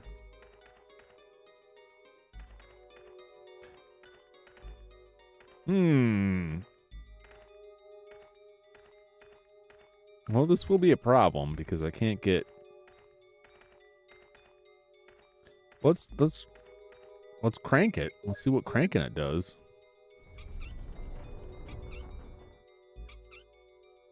Okay. No, I got you. I get it.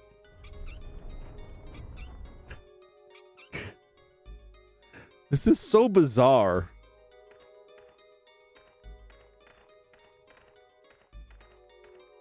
I don't remember doing stuff like this in the remake. It has been quite some time.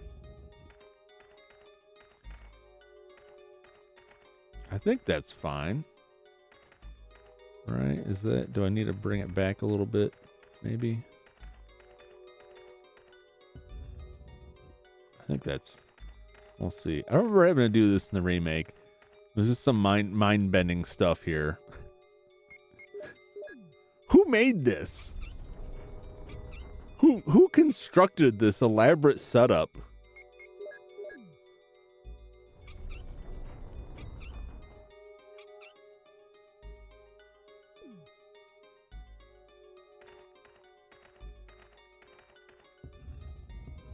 Push it.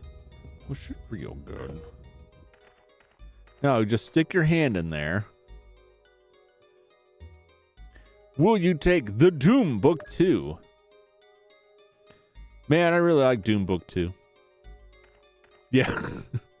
We got a book. It's like getting socks for Christmas. Check it out. Oh, what is this? There was a medal in the book. Just throw it away.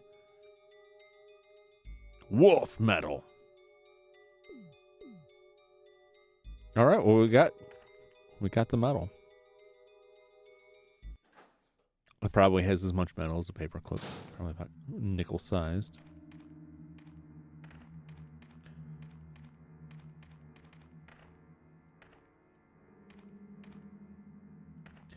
And away we go. Now we have the Doom metals. Not metals, metals. Metals. Will this spell our doom? Probably. Got a nice welded shut door. And the 2 blue herbs. We'll come back for you. A picture of a wolf is carved in the round hut. Well, I think once again, like, can't you just be like, hey, do you want to put this? Do you want to put the metal in there? And this one, I think, has nothing. Yep. And the other one, okay.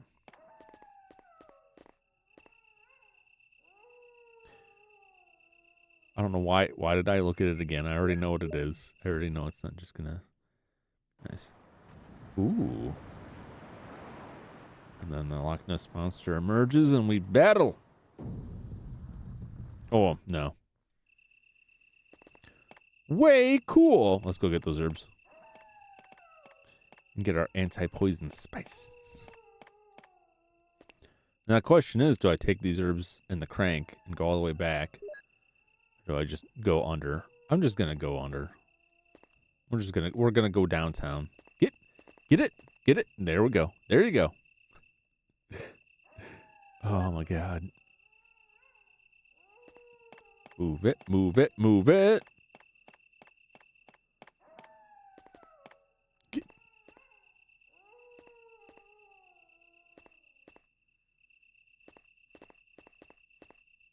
We'll get in the elevator. Well, man. Like, at least this kind of makes sense. Like, this is the thing that, like, physically works. It's not a square rock rotating in a square tunnel.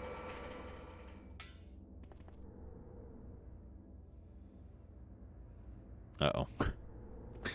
Uh-oh. It's some intense music here. It's just XDR B1. Uh-oh. Uh-oh. Emergency exit won't open unless under first class emergency. I mean, there's a plate on the right hand side. Well, I just read that plate. Oh God. This music. There's a ladder. Well, yeah. Why not? Why not take me further away from the one dog guarding the front door? Well, that's handy.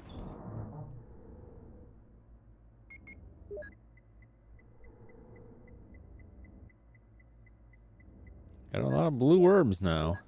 I gotta get poisoned out the yazoo.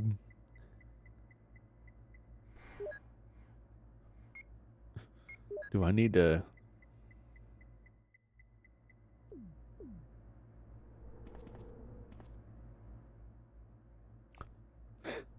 It's very intimidating. It's all very intimidating here. I may need to turn right back around and grab the Magnum. No, that's okay.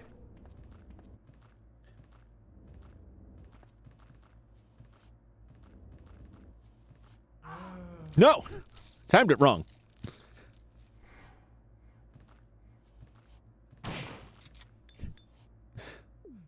Damn it.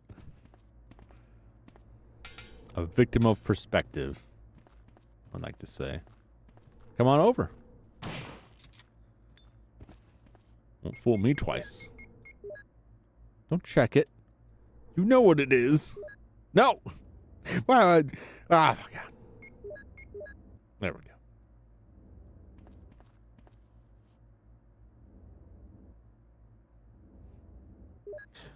Oh, I got some green herbs. I hear you. I hear you. Shuffling around there.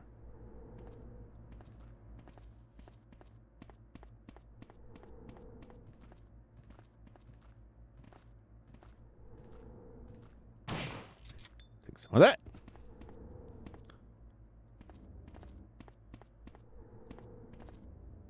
What's this?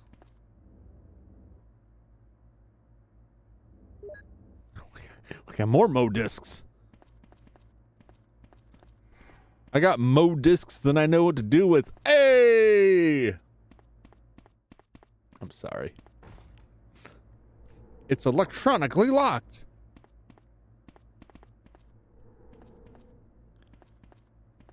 What if I... No. Okay. Well, what is this box thing? What am I looking at here? Okay. It's the thing on the door is going to tell me what this visual data room. More money, more money, more money. More money, more problems.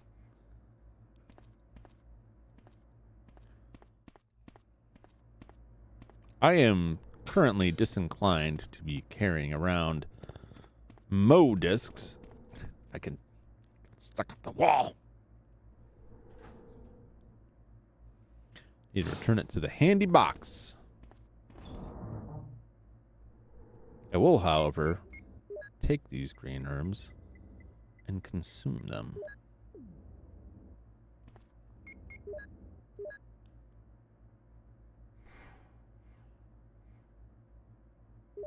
Yeah, why not? I'll treat myself to a full health. Why not? Why shouldn't I?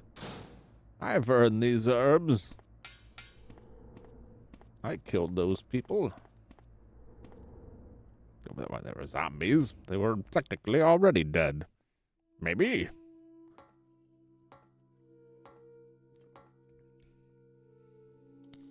Oh. What's up with you, buddy? I was just naked. Just naked. You know, those bare nude zombie feet just slapping around like someone just had 4 or 5 thick slices of bologna and they're just like slapping it on the ground. A nice wet slappy noise. Mmm.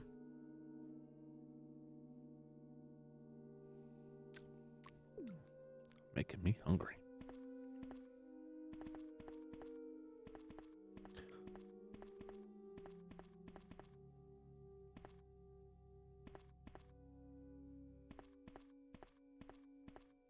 Creepy.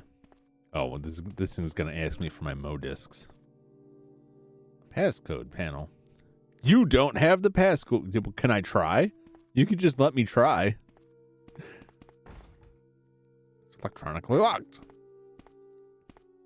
Just let me try. Just let me guess. Let me sit here for an hour and throw random numbers in it. You don't know me. Oh, I don't like this. Awful dark over there. There's a switch. Yeah. Whew. Slightly less concerning. It seems someone used this only recently. Oh, what's in the box? I don't like when they give me clips, like handgun clips, scratching my ear. When they give me like just the handgun clip, you know. I don't want to use that handgun. It's powerful, weak. Oh, there's a riddle. Something is written on the picture. Oh, I'm just trying to look at it without the face there. All right, let's look at this. Let me pull up my scratch pad here. Oh, where are you? There you are. All right. Well, we got You know, a reference up yim. Tree? Maybe? Akarm. Looks like apple.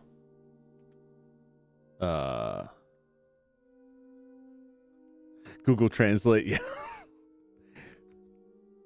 Max is Madden and Pomax. Some sort of, the letters don't totally fit, but like, oh no, I mean I can, no, this does totally fit. So let's see here. I can decode this right now. So like that, the first word, which is tree. So that up is T. The Y looking thing is R. M equals E. A equals A. Looks like an A. The C is a P. The, I don't know, R. Looks like an R. Would be an L. And of course, we are now M is E.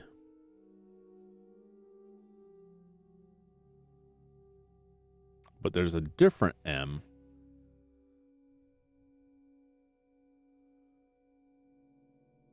Well, that doesn't really, I don't know. Now it's like, now I'm being confused because now it seems like there's two different texts. But like the M at the top, right?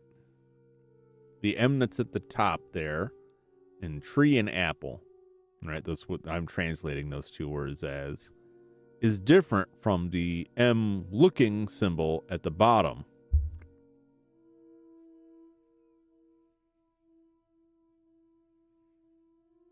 Which is just like straight M. So that is, we'll just call that the big M.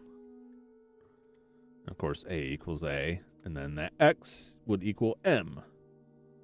And then P equals F, and I just put this O equals E. No, O. It's O. I keep wanting to make it say female instead of woman. Woman. So that's, you know, and the rest we know. Okay. All right. I have the cipher. And Chris is mighty impatient. It's like, you gotta figure this out or I'm going to shoot you. Here's a green herb to solve your headache. If that caused you trouble. Yeah, my biggest problem is I kept wanting to make that man and woman in the bottom. I kept wanting to put it as male and female. That ain't what it is. That is not what it is. This, I believe, will move. It either can move now. It can.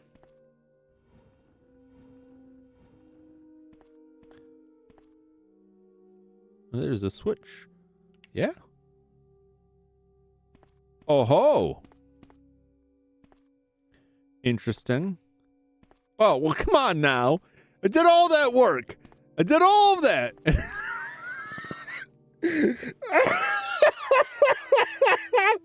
Why did I bother thinking about it? There's just a switch on the wall that tells me what everything is. No. I'm going to need this code for something else. It's not just, it can't just be what are these words? I need that to break down what the characters are, and this would be a shortcut for it. And I appreciate that they put it in because maybe some people would need it.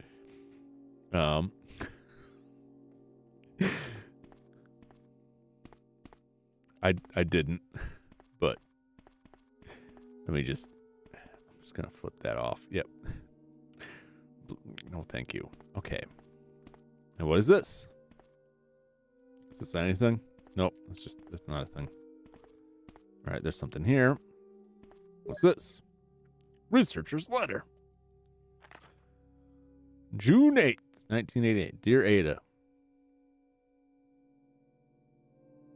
Is that Ada Wong? She wasn't created until the second game, but maybe. By the time you read this, I'll be something different. Today's test turned out to be positive, just as I expected. I feel like going crazy when I think about becoming one of them. Ada, you're not infected, and I hope you never will be. In case you're the last one left, take the material in the visual data room and go to the power room to operate the triggering system before you escape. Okay, take the material in the visual data room, go to the power room, operate the triggering system before you escape. And make all this public through the media. Everything is in order. All the locks can be opened by the security system. You can access the system if you log in with my name from the terminal in the small lab and enter the password. The password is your name. Okay, let me just write this down. I may need. It may quiz me on this.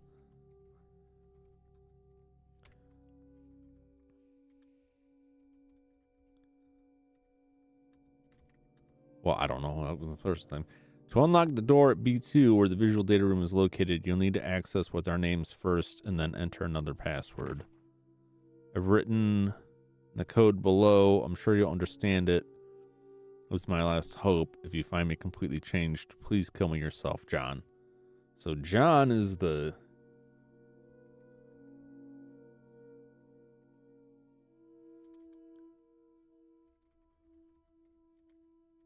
What would be John Ada or Ada John? Or is it going to be like, no last names only? I don't know. All right.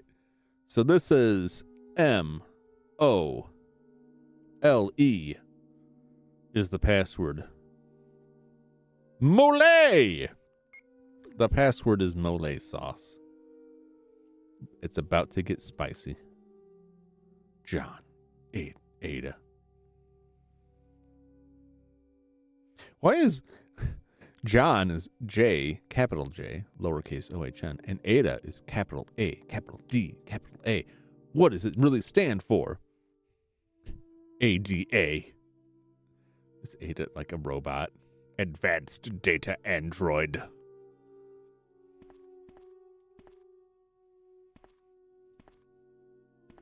I just want to point out, I know I've said this before, this game came out originally in 1996, and it runs on a PlayStation 1. And even though it's not actual doing like actual ray tracing, right? I have a reflection.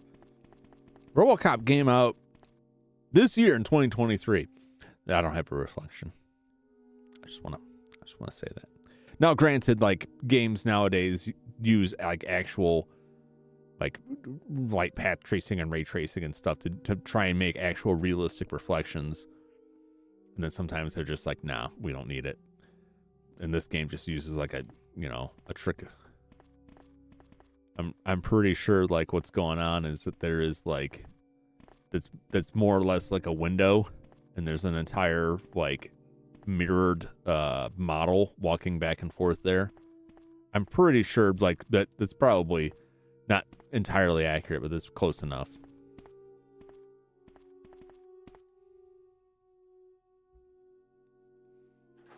Anyway, let's see. Can I get in this way? A passcode panel.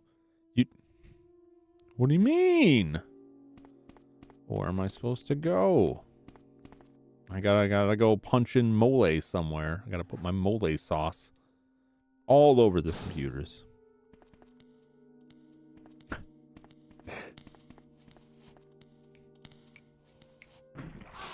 Oh!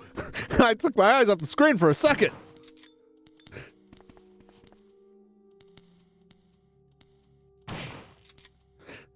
Oh, God. I thought he was coming from in front of me. I didn't even realize there was a walkway back that way.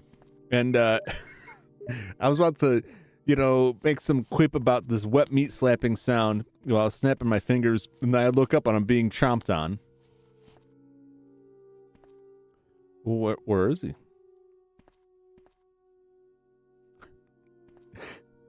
Hello?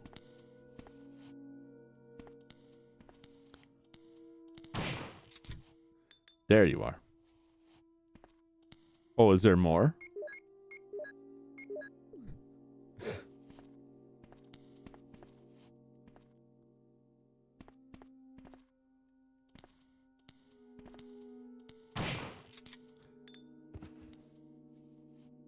There's more? I'm sure I don't need to kill all of them, but I feel like I should. Oh, no.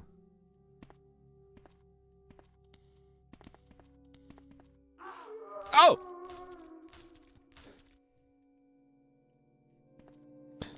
Thought I got the drop on him.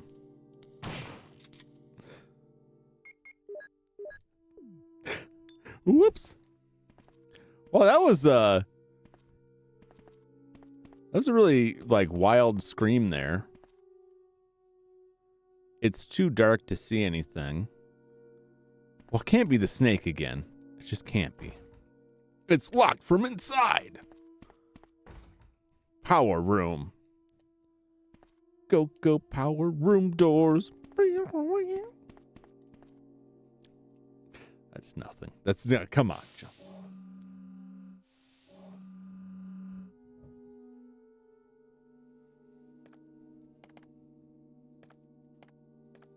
Oh, what's all this? What do I got here? The slides, eh? I'll take the slides. Can I check the slides?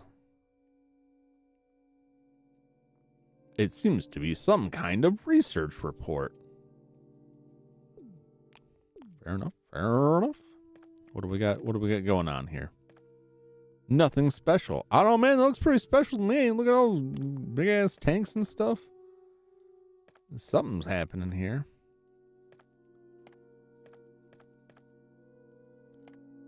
Various devices and chemicals. Nothing useful. I don't know that.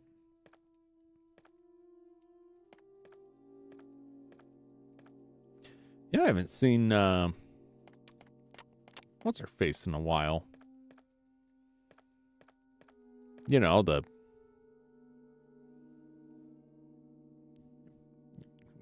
whatever her name is.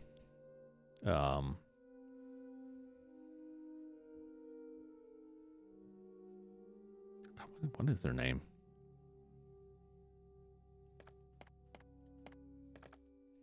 I don't remember her name now. Nothing special. Okay. Well, I guess I will just use this computer. This computer is used to open the electronic locks. Will you turn it on? Yeah. Oh, wow. That's amazing.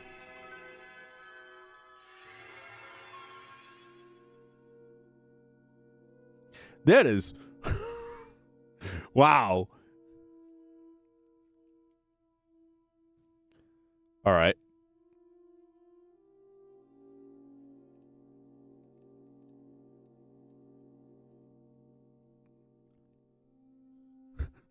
What is he doing? What is his hands doing? Oh my God.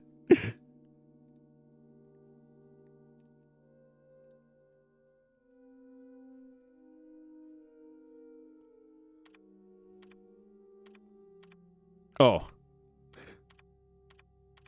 This man never learned how to type.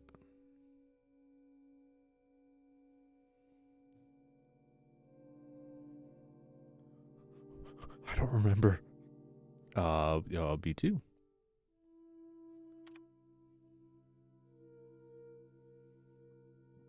I mean, I'll just try both of them.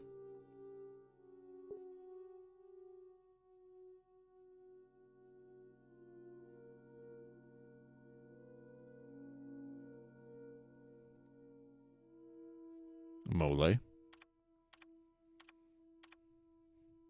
Verified. Oh my God. He's really banging these keys. All right.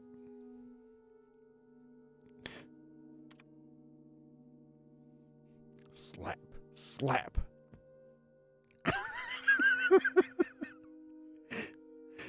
This is how I imagine like someone my father's age when like they were forced to use computers at work and they successfully like typed a letter in Word and they're like, yeah, I beat you, machine. Okay. I have never seen this. Oh my God. What a treat. What an absolute delight that was. I feel like I've been missing out. I feel like a chapter of my life has closed now that I can finally say like I put this behind me. Woo! I mean that was really interesting. I just like I was not expecting that in this game. I don't know what to say. That was just crazy to me.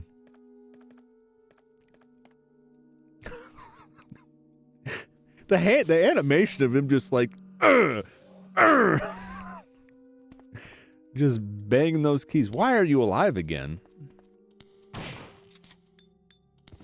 Why do you keep doing this to me?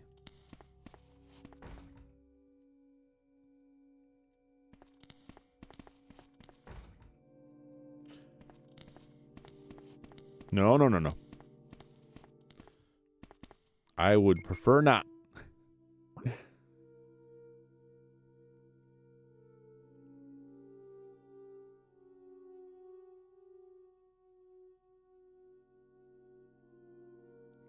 Yes.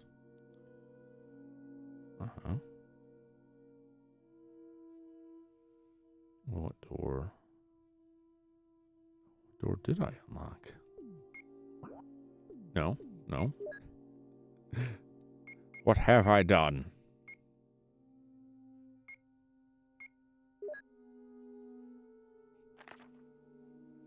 Okay, visual data room. Take the material in the visual layer and go to the power room to operate. You can access the system by logging with my name from the terminal. A small lamp under the password. Door B2, visual data room light. Okay, access first name, second password.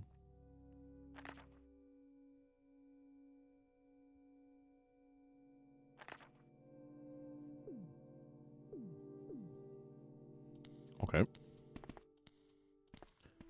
Oh boy. Oh boy.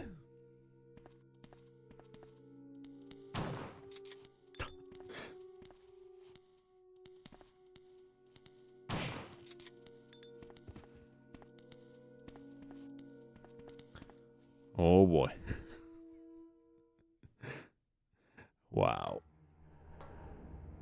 This guy's just gonna keep Nakey Man just gonna keep coming back.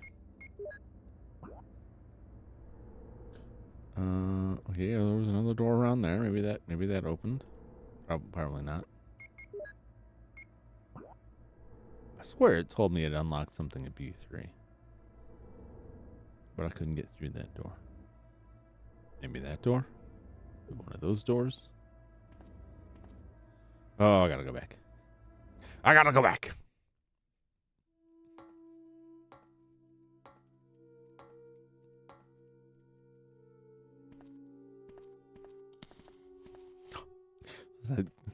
That ham slap noise. It'll get me killed because I'll be laughing too hard about it.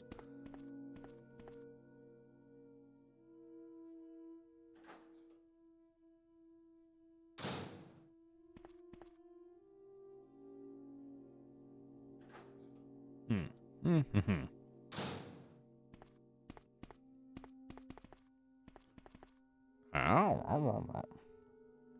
This was locked before, I believe. Oh.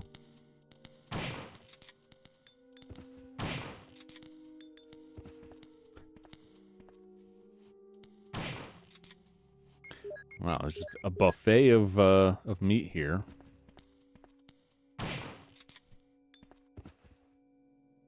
And more slappers around. Facts. Spitting the real facts now. To General Manager of Sanitation Division from Special Committee on Disasters, Raccoon Special Research Department. This memorandum is strictly confidential and must be destroyed as soon as it is understood. Well, they screwed up. Regarding the T-virus outbreak which occurred recently, This committee conducted a field survey. According to the survey results, estimates on the amount of damage caused by the accident are considerably greater than reported earlier. First, although it is very difficult to obtain accurate data in terms of actual numbers, it is thought that more than half of the researchers died after exposure to the T virus. The body count will most likely increase since nearly all of the survivors show symptoms peculiar to the T virus. Second, our security system is still in operation. However, our special security guard squad has been nearly destroyed. Because of that, research information considered by our company to be top secret has been made available to outsiders. Countermeasures should be taken as soon as possible. Finally, many of the subjects from the experiment have escaped and are out of control. We believe that some researchers were killed by these subjects and their bodies were mutilated. By curious coincidence, these events are proof of the success of our research. However, there is also a very high risk that this news may be leaked to the press if we don't act immediately. The condition is very serious. Our operation to cover up the situation is difficult to attain. However, we hope the problem will be solved quickly. We are especially concerned that the state police and STARS are intervening too quickly. We need to act on the situation as well. Oh, man. They're on to us. A switch for the air conditioner. And what if I want some AC? Why tell me what it is and then just not let me do anything? Oh, Excite 1998. Excite 9. Cardboard and posters. Nothing usual. But what is Excite 9? 1998. That's what it says. It's not Excite 9. It's 1998, but just like laid out weirdly. Most of them are fiction books. Okay. What about these? Nothing special. I really just come all this way to read a fax from a dude that's like, bad stuff happened. People are dying. Kill the cops. That's not me saying it. It's a video game saying it. Passcode, output machine. If I hadn't...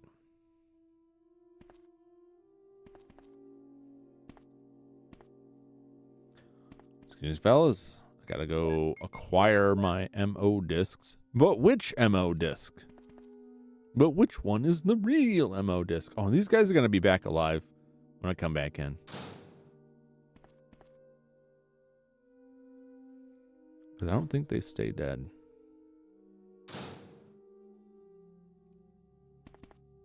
Oh, no. We're fine. It's just the guys outside that kept coming back. I don't know what the deal is. Well, time to go get some MO discs. But which MO disc?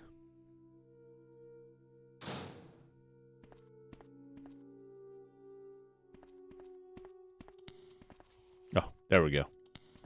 I thought for a second, like, are they dead too? No, they're not. No, they're still slapping their hams. Slapping those wet ham feet.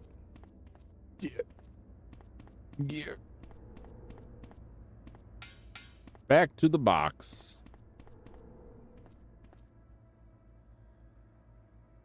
Can I check the discs? I'm pretty sure I already checked the disc. Maybe I didn't check the disc. They all just say MO disc. We all just... Ugh.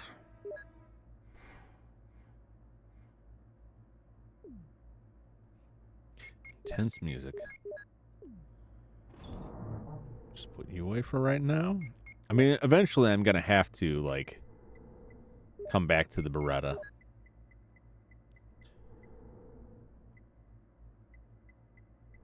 But not right now. Alright, we'll take these two discs out. We'll check the discs.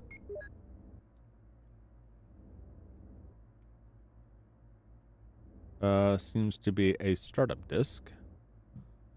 Okay.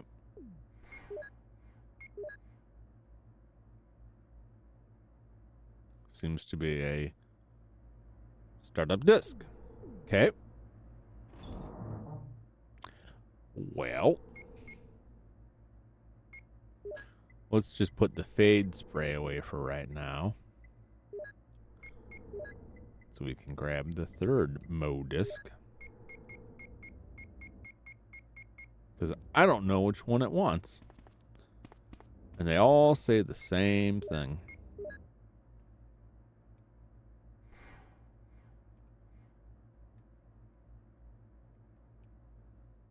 It seems to be a startup disk.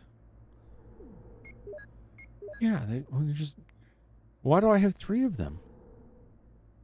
Why do I have 3 of them? They're all called the same thing. They're not labeled anything different. They don't display as anything different. If I get through this and it's like, no, you only needed 1 of them, we just assumed that you would miss some of them. I'm going to put the first one in. It's like, that disc is broken. I've played games like that where, like, they give you 3 of the same object. And, like, it doesn't matter which ones you use. It's like, whichever one you put in third is the one that works. The first 2 will say they're broken. It doesn't matter what order you put them in. It's like, I feel cheated.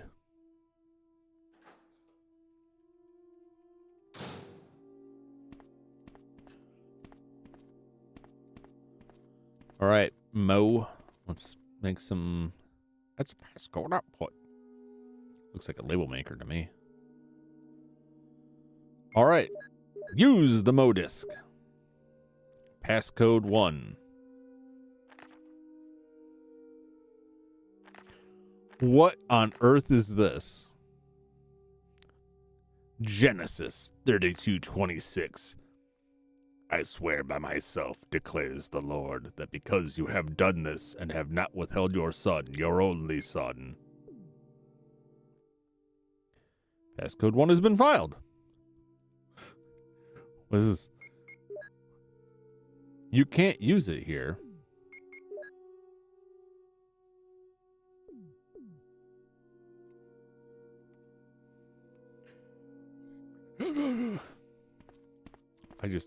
I already have the passcode. Is that it? Is that the only passcode?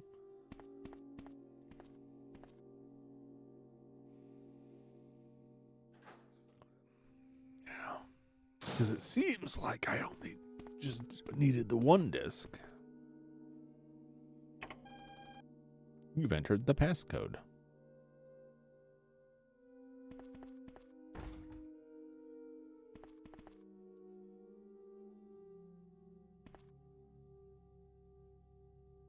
Well, there's 3 lights. You gotta... Do I have to find, like, 2 different passcode machines? So the discs don't actually matter. It's just whatever disc you put in it. Okay. Okay. All right. No, I get it. Oh, I understand. No, I'm following your logic here. You want to keep it secure, so you split it up. That's why I got 3, because there's 3 lights, 3 ding-dang passcodes. Escape the ham scramblers. Just down there slapping their hams.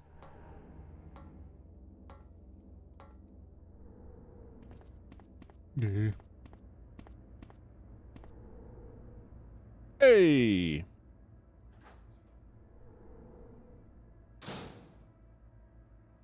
I need the slides. I realized, like, as soon as I hit that door, oh, wait a minute. Gotta go back to the box. I gotta get the slides. It's a slide presentation. Now that is a thing that I don't miss. The slides.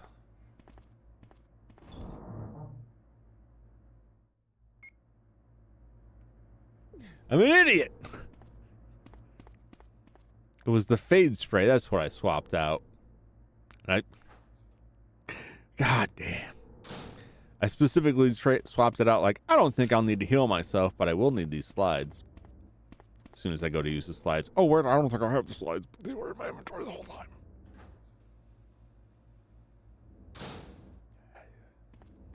Oh, is this another passcode machine? No, that looks like a phone.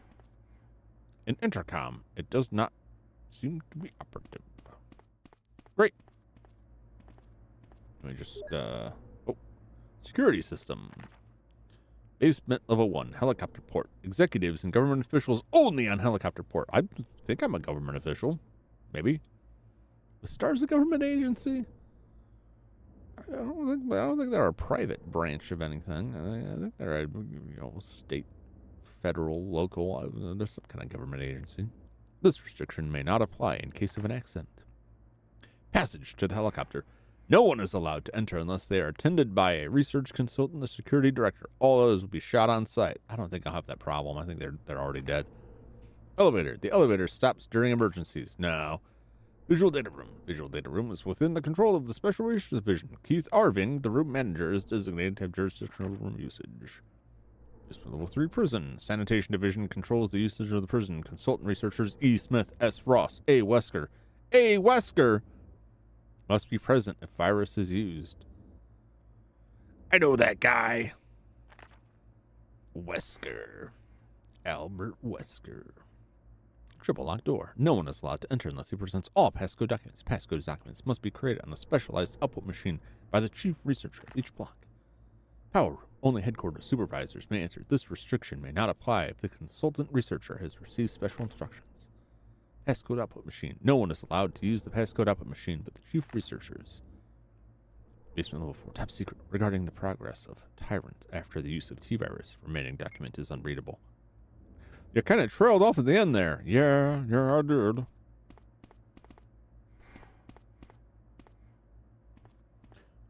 Unfamiliar physics symbols are written here. Cool. Well, what about this? Well, what do we got here? There's a panel. Will you open it? Yeah, why not? There's a switch. Will you push it? Yeah, why not? Ooh, secret books. Get around the table. What's in the box? Will you take the lab key? Oh, I absolutely will. I don't know why I wouldn't. A projector. Use them. Umbrella and you. Brilliant bioweapon materials. MA-39. Get a bus.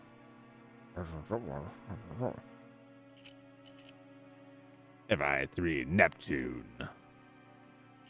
Awesome names. Ah, Hunter. That's what they're called. But what is it? MA-121. Hunter. That's what I call Fred Dwyer. Star of the television show Hunter, which was apparently had quite a following in China. And I believe the Chinese government actually funded, or was in the process of funding, a Hunter movie. This was some time ago. Oh! Man, my connection. Is it barreling out? Is it dying?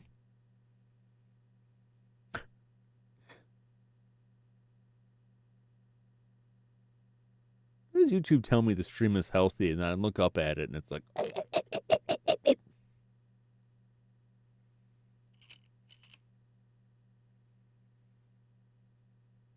Come on.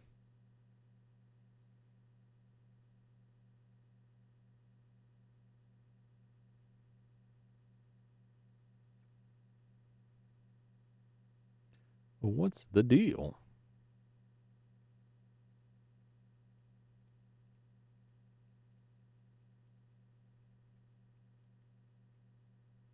Sorry, I'm just silently waiting for this to pick up here.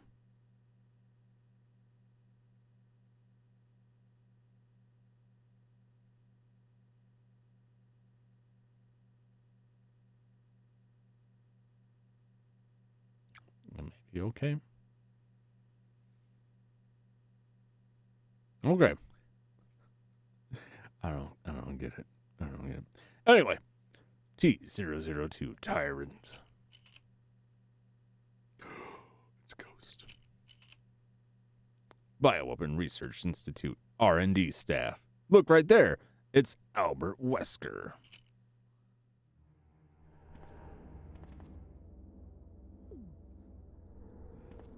No comment, Chris. No comment. I understand. The shock.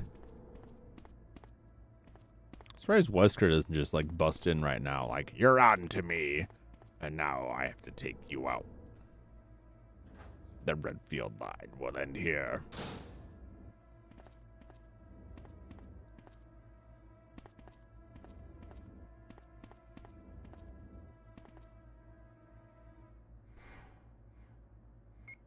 Well, now what? Well, we got to B2. I go back in that computer room. Did I goof it up? Maybe I did. Maybe I did.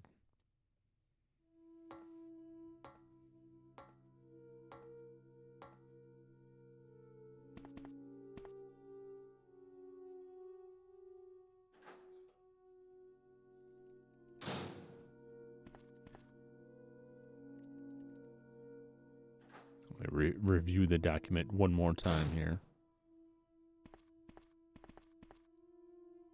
Oh wait, this isn't it, is it? No, this is just where the code was. Oh, I can't remember where I'm going. No, I don't want to I don't want to deal with the ham slappers.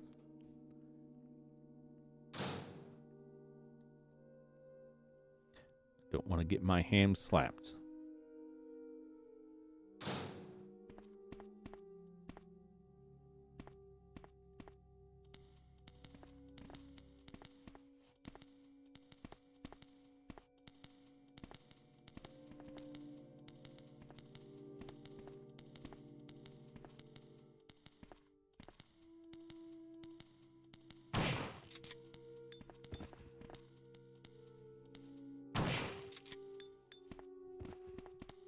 It's just a dang old waste of ammo is all it is.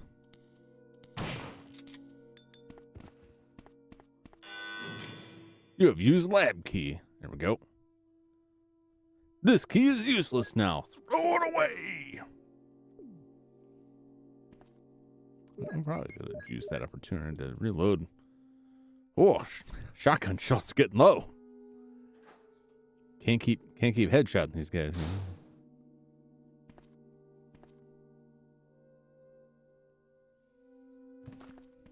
No, you stay over there. That's fine. Yep, don't come to me. I do not want.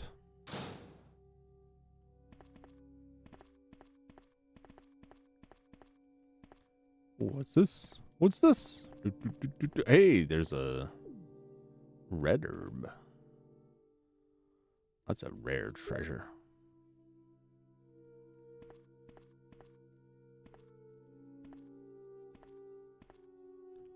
There's an operating table.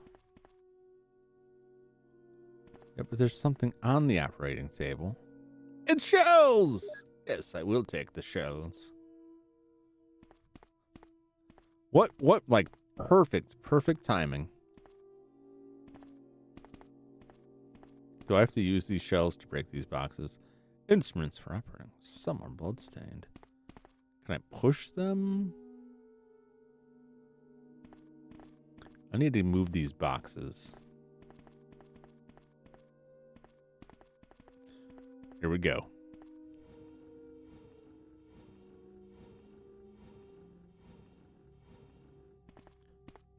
Yes, yes. Very good, very good. Move it, move it. Oh, there we go.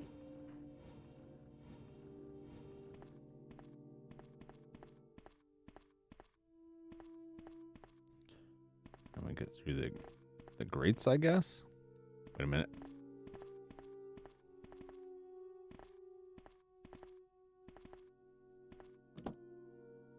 Oh no!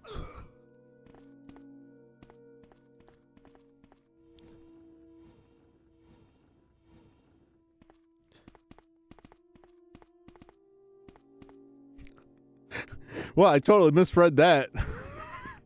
As I was walking towards the switch, I was like, hey, wait a minute. Is that a vent? And I accidentally stepped on it. No, I'm getting poisoned.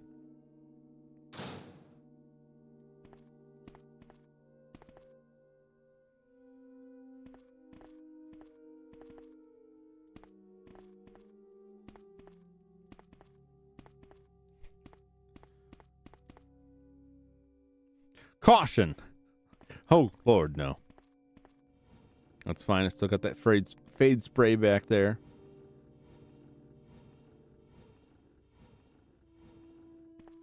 All right. And then we'll do some of this.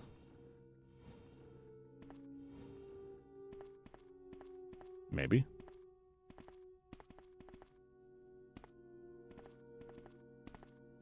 If not, I'll have to get fancier with it. Nope. Gotta get fancier with it. Yes. The deadliest of fonts.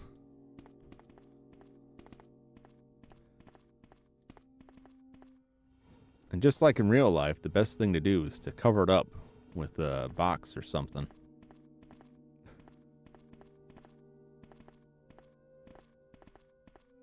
Nope.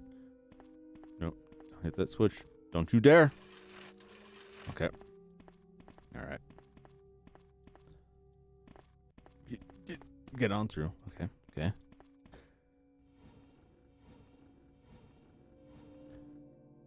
little bit more. A little bit more. Okay. Should be good now. Should be good.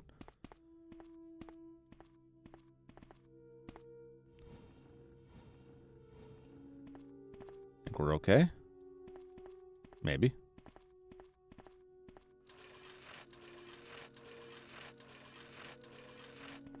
All right. I only took, a lot of damage for that. Is this not... Are you not entertained? Is this not not talking to you guys. I'm talking to the game here. Is it not?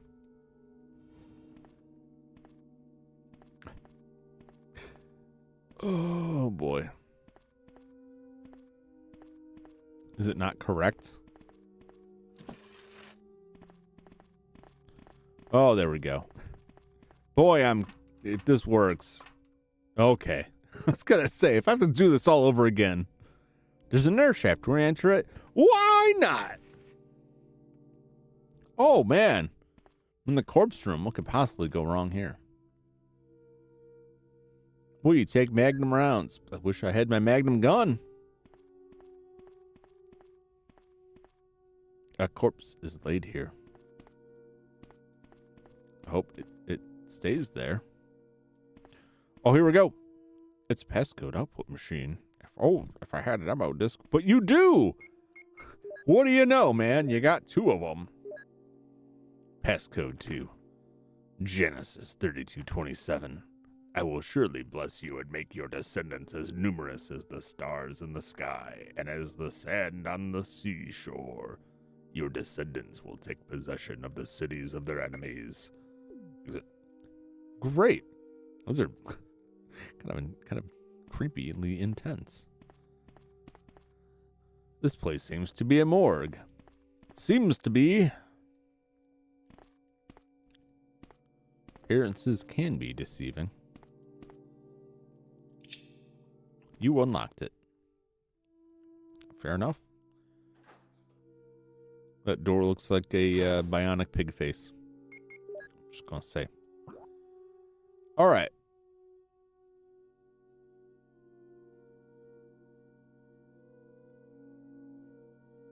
There was a door. No, there was a series of doors beyond there. I am at caution. I think I'll take that caution. I'll throw it to the wind. Come here, my good sir.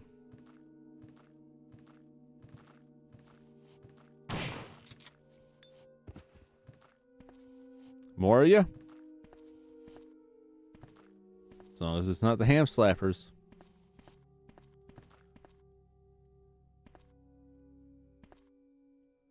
I swear if they're like...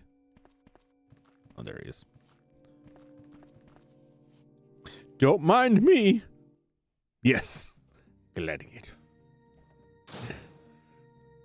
I was going to be really upset if I had to leave that room and push all those boxes again just because the staircase wasn't lined up right. Oh, wow. What is this? What a treat here. Wow, I will take the Magnum rounds. Well, this is a game telling me I'm going to have to shoot some guys. Ooh, we got the ink ribbons too. Nice, nice. We got a green herb and a blue herb.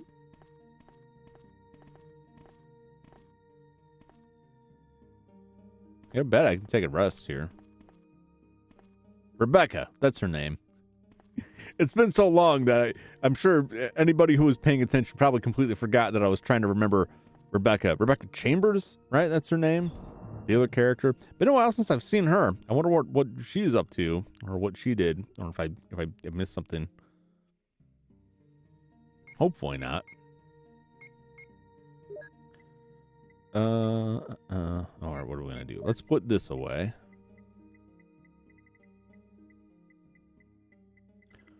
Put the red herb away. Put the blue herb here. Make some room here. Make some separation. Okay.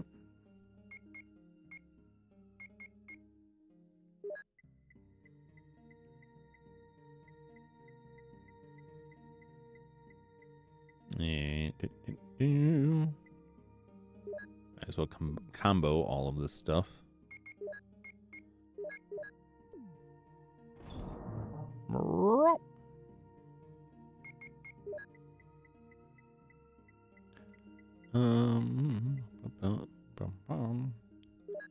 Take the fade spray out.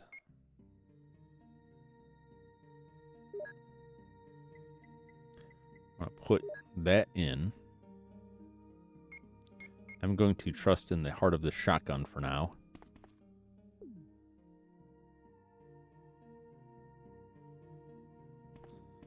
You know what? I'm going to put all this back just so I don't have to make more trips on this. All right.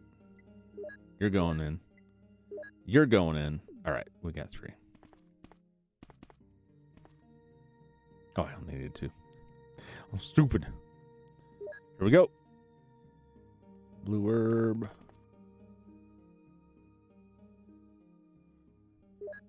This is my favorite part of the game. Shuffling the box. There is a game.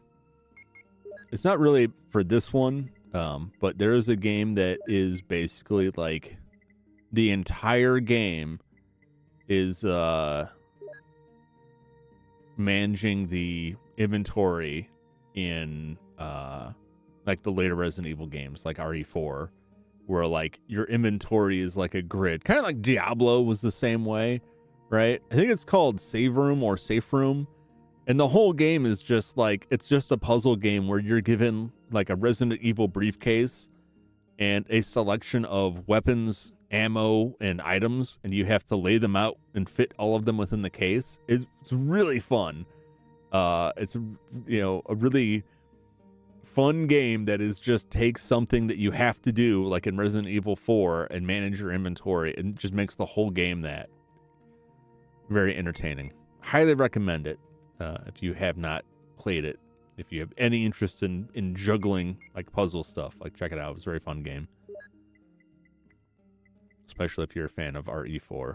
You just want like just a taste more, just a taste. I'm not gonna take the Magnum out right now. I am gonna save right now because we got 4 ink ribbons. That was a nice spot. You can save your progress. Will you use the ink ribbon? Yes, I will use the ink ribbon.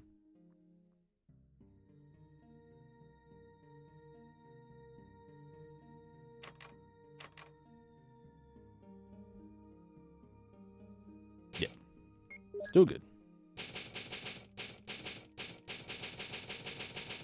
Laboratory B3.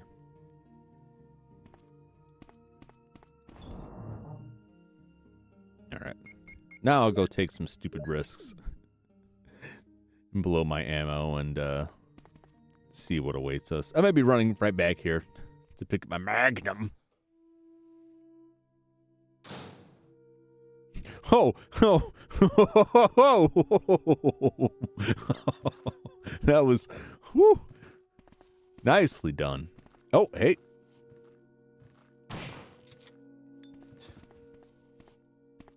What an angle on that, man.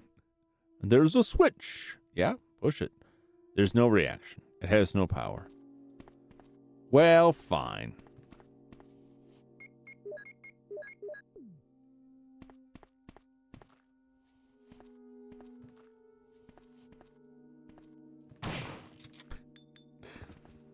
Compared to the ham slappers, these guys ain't nothing.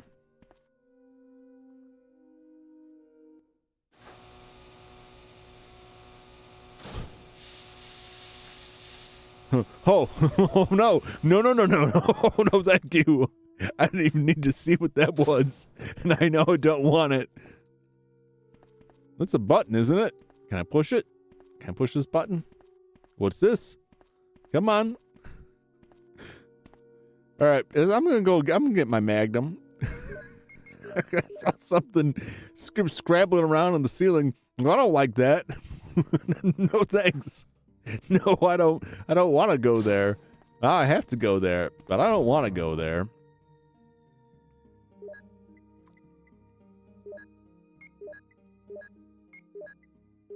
I mean, I suppose it's good timing that I got some Magnum bullets here. It's like, well, shotgun's getting kind of low. Time to switch it up. Also, there's some dude climbing the ceiling. Like, I just thought there was some machinery running. No, that was a thing. I don't like that.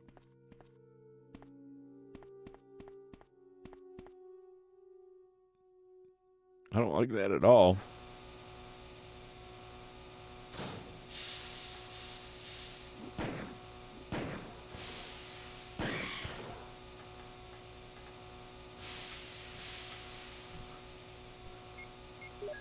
Kind of wasted some of those. Not gonna lie. Oh God! It's cockroach people now.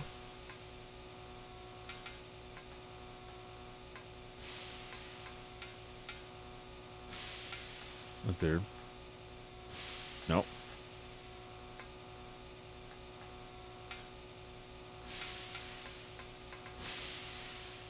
No, there's no reason to go that way. Okay. Oh, man. They really like came at me. They really didn't do anything to me. Oh, God.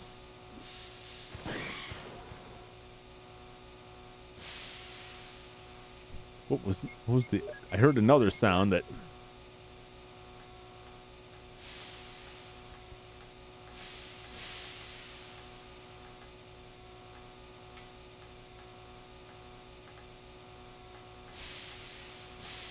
All right.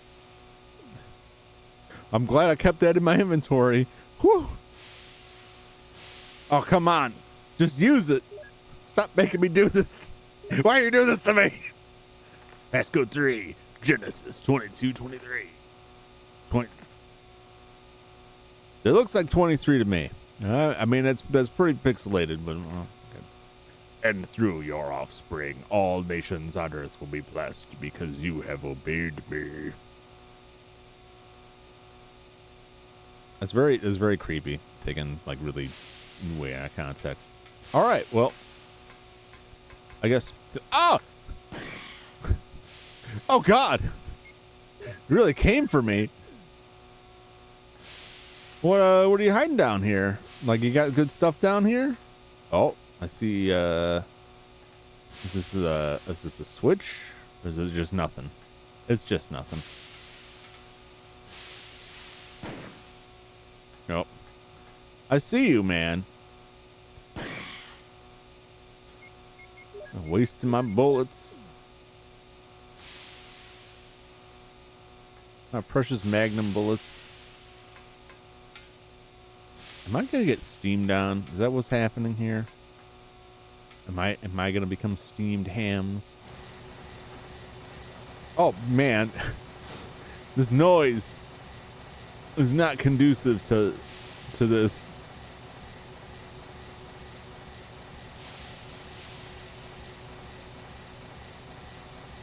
What's this?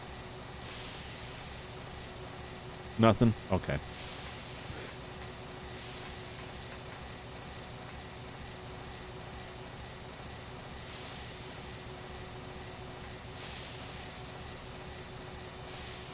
A power connection switch.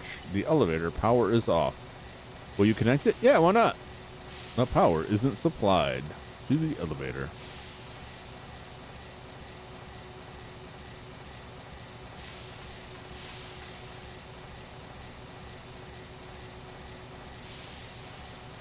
Am I? It's right. It's.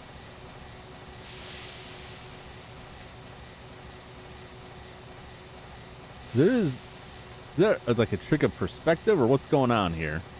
Can I not get to this? Is this a thing? I feel needing to check. Okay, it's not. Get in there. There's a lot going on here. And this machine is not really that fun. It's triggering system activator. It's quite big.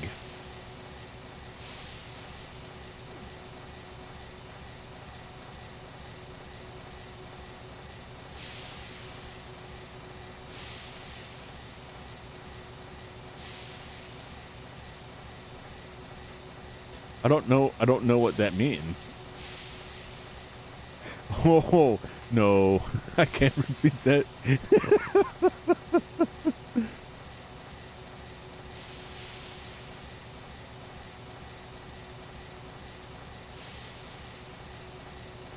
Wait. This tiny little elevator? Okay. All right, let's not do it in here. This is like, this is killing me here. Is there something?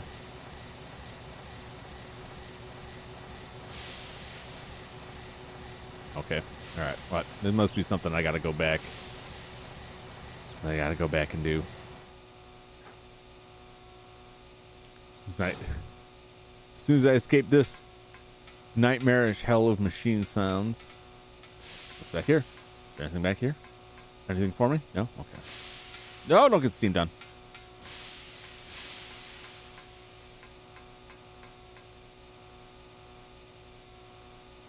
Oh, this is awful.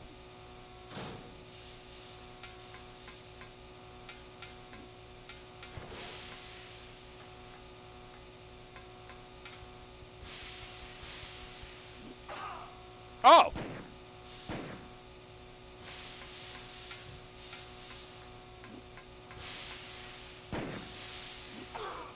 Oh! I didn't know there's more in there.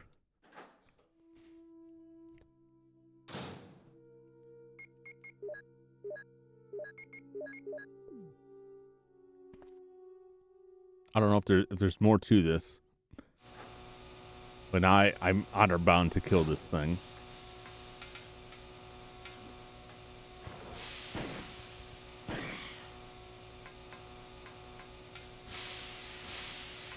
Hey, there is a power panel.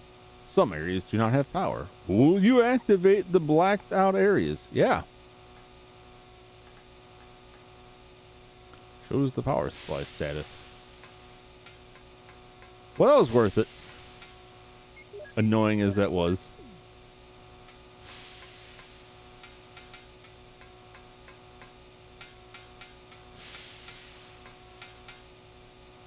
Or maybe I can get into the elevator now.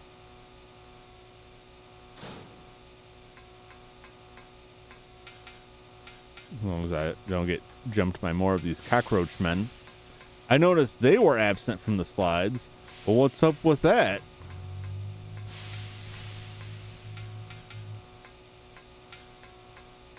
Through the labyrinth of hearing damaging things. Oh my god. Oh, it's so terrible.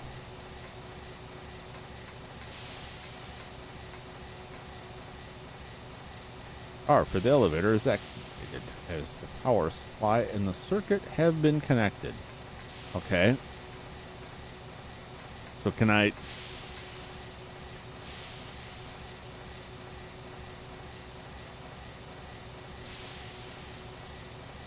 All right, well, I guess that was it. I guess that's all I needed to do.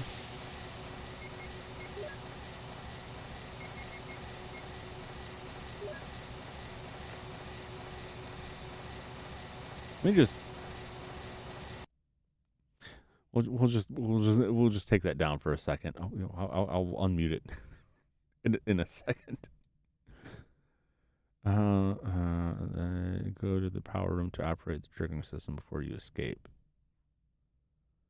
Because public in case you're the last one, you can access the system. You log in. Visual data room is located.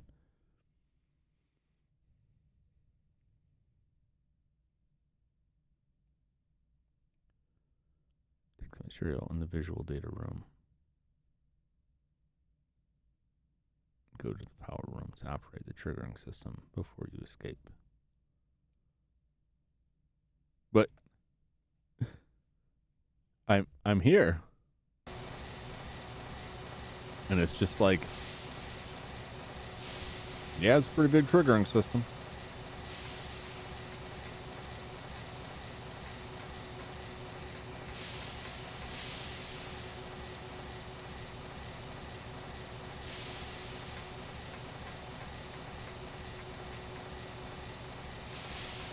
All right, well, I don't really know. I don't really know what. If that's it, but let's move on with my passcodes. I got the passcodes, so we're gonna go back and get out of here. Escape this bug hell.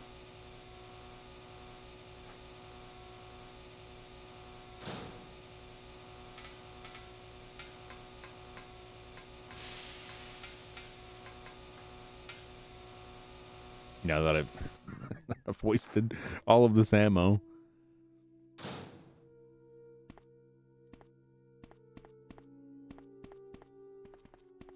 I mean, maybe it wasn't exactly a waste, but like,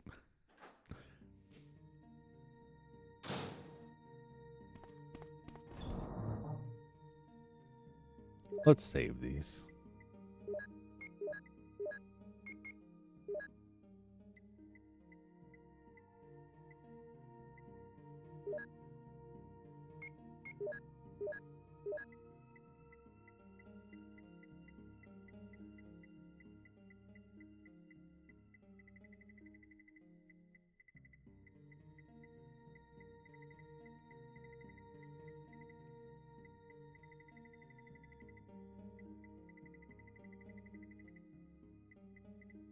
Let's see here.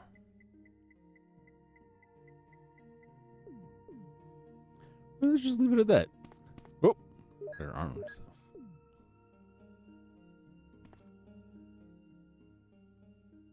Let's go back and check that door out. Because maybe we're coming back here anyway.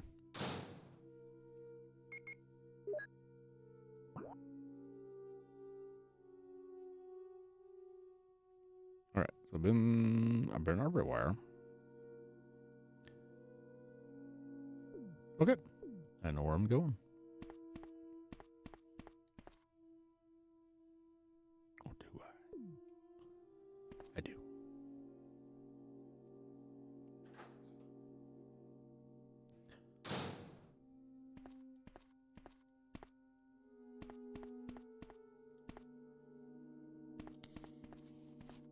I was gonna say the meat sniper is finally gone. Nope, some of them are still around.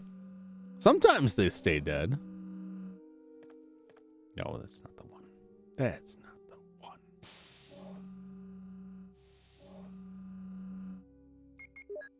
Oh, which one is it? That's right. No, I'm wrong. There's still. It's probably a dude right down this way. No.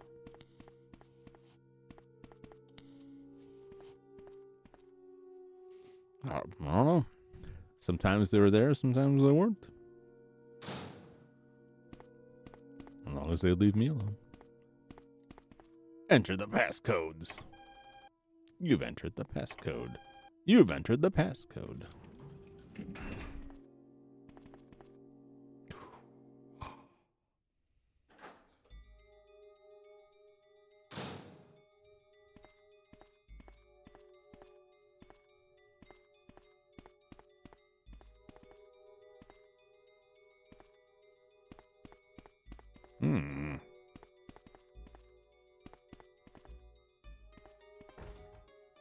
Chris, Uh-oh. Jill! Chris, Wesker, he is. I know. Shoot, it doesn't open. Look, Jill, wait here. I'll save you. Okay, I'll wait.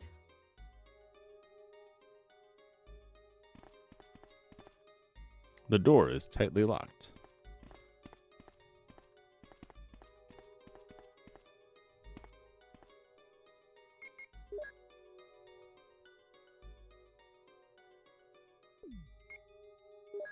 Well, now what?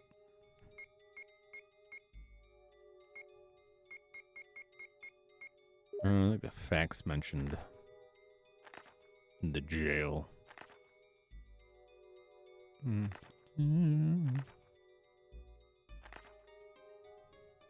Nope, that wasn't the facts.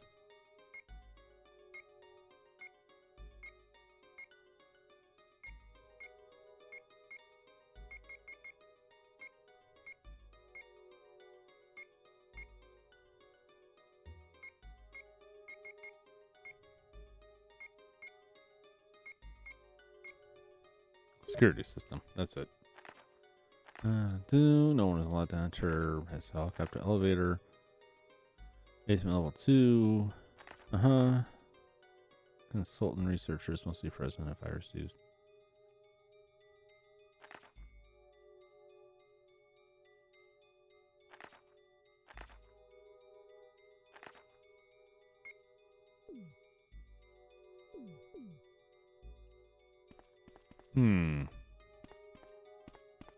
Can I go back to the computer and try and unlock it from there?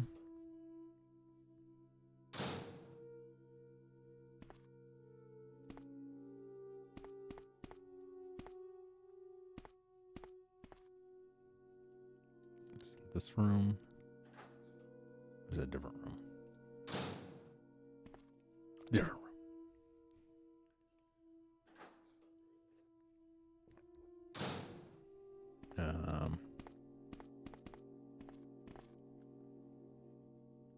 No, wait. It's not this one, is it? No, that's what the passcode is. I'm not sure if I can unlock it from the computer. Where is that?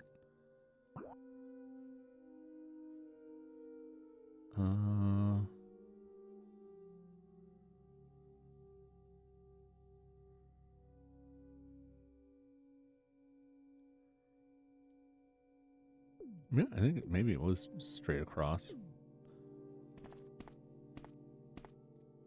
Let's go!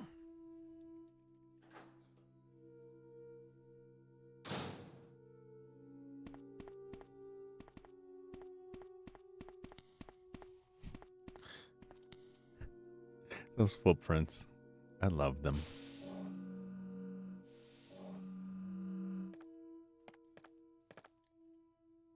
This computer is used to open the electronic locks. Will you turn it on? Yes, I will.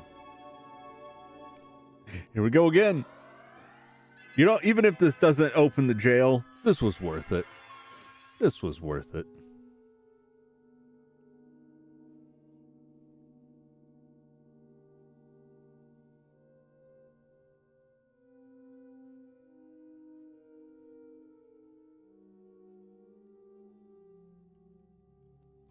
John Ada.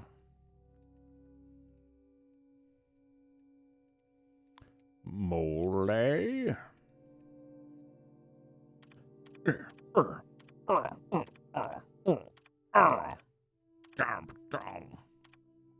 Computers. Damn.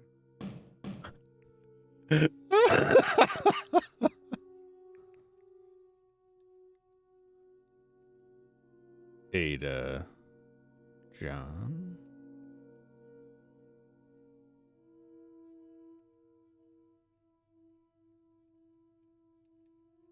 I have this all wrong.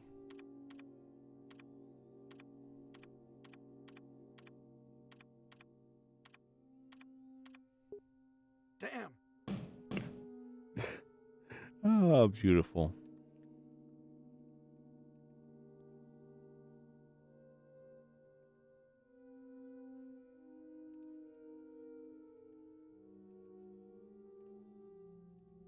What was like?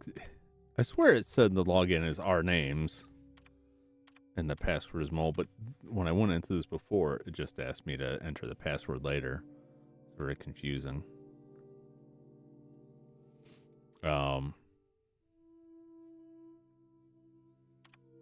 B3, I guess.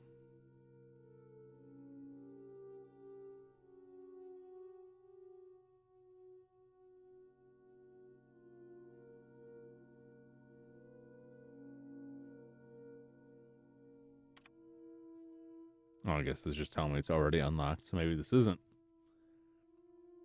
the thing. Mole.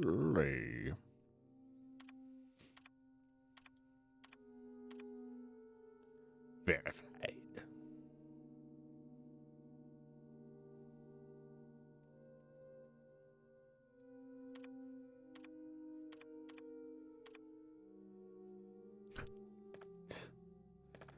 All right. All right. Maybe that.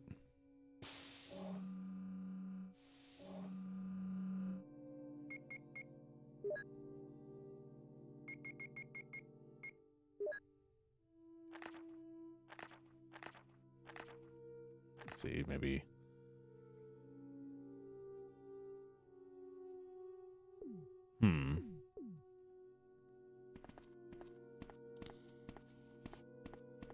I don't know. Unless I go back up to... Well, there was a door that wouldn't open before, but...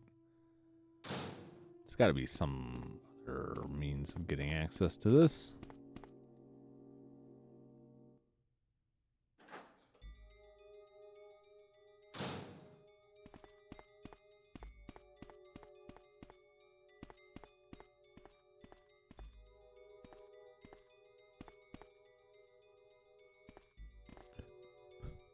The door is tightly locked.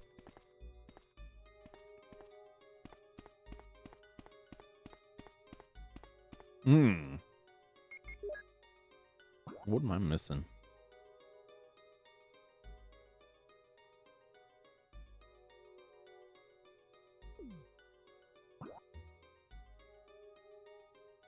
Okay.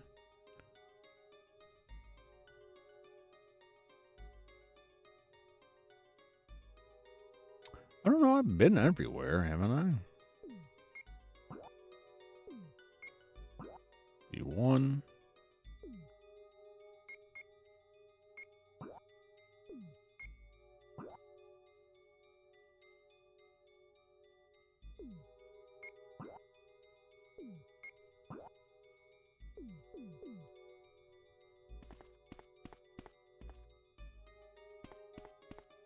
How do I unlock that? I don't just go to the elevator, right? that seems off.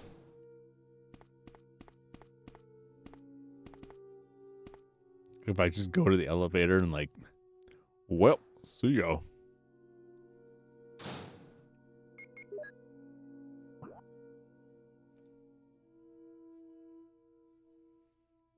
Okay. Nope. Maybe that is what I do. I just go to the elevator and then hope something happens there.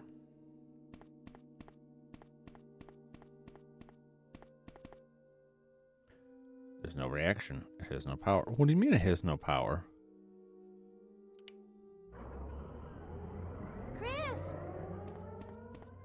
Hey, there's Rebecca.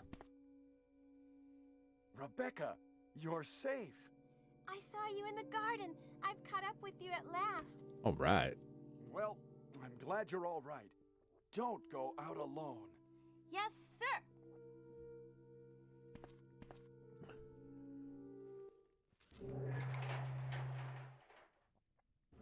I'm not just leaving Jill to die now, am I?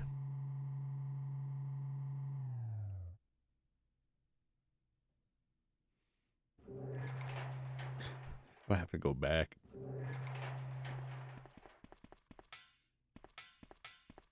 Chris, as my subordinate, you have wonderful talent. I Oh. would never work for a company like Umbrella. And Wesker, you were formerly with Umbrella. What do you mean? Since when have you been an Umbrella agent? And a traitor to the stars? Now Ooh. you're wrong. I was formerly with Umbrella, yes. But now I'm prepared to face anything. Even getting rid of you vigilante stars. Now, the Vigilantes. worst possible situation has occurred. The failure of the experiment created a virus, a biological weapon, polluting the entire lab. Yeah. No, the worst happened with a tyrant virus. I lost some of my stars' team members because of it. You killed them with your own hands. Yeah. Did you kill Enrico? Really? Yeah. Yeah, like this. No. Rebecca! Don't move. If you do, I'll kill you. Chris, I have something to show you. Now, walk. I don't like that.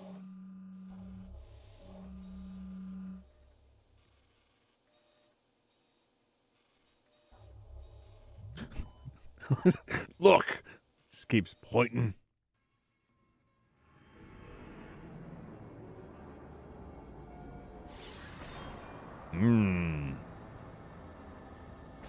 Is this like when you go to Red Lobster and they let you pick your lobster out? Because I don't think I would pick that lobster. This? That's right. This is the ultimate life form. Tyrant. Chris?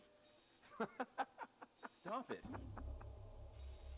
Wesker, you're pitiful. Damn. This is your savior? You say this failure is your savior? Well, that's pretty harsh. Make sure yourself whether Tyrant is a failure or not. Uh-oh. Uh-oh. Uh-oh. I don't no, that's fine. I don't need to do this.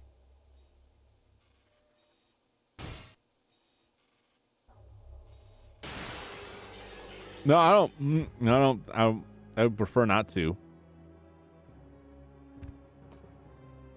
Go to hell. Jill will join you too. Oh my. What? Don't come this way! No! Oh! Oh yeah.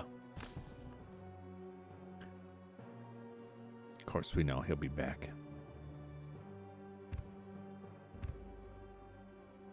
You can't kill me. I don't know about that, dude. I'm pretty sure it can.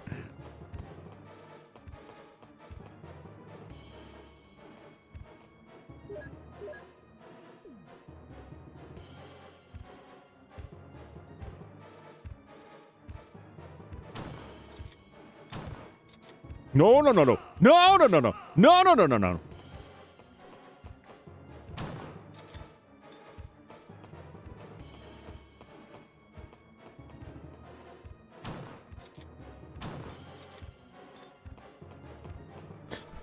I'm pretty sure I made it clear that you can't kill me. Go!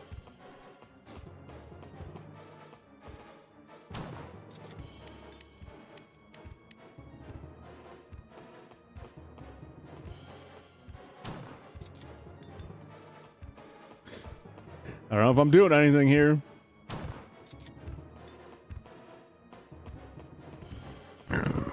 Oh God.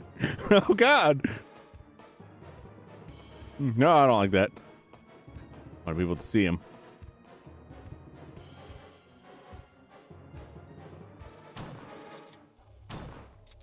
Oh. Oh my God. Well, what a miserable death.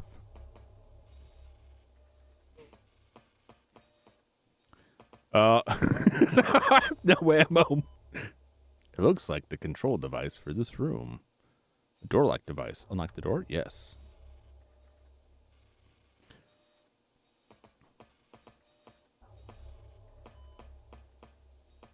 Is there like possibly any like ammo or health?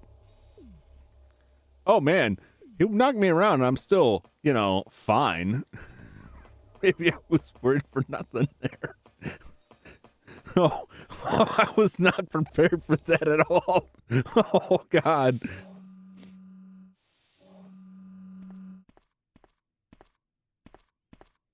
Wow. Ha!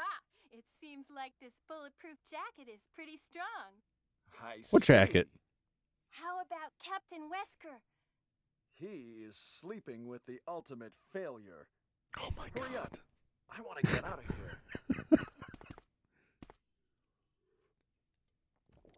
No, what about Jill?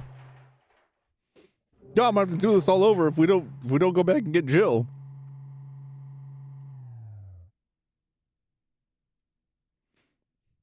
I gotta go back and get Jill. I can, can't I? Excuse me, Chris.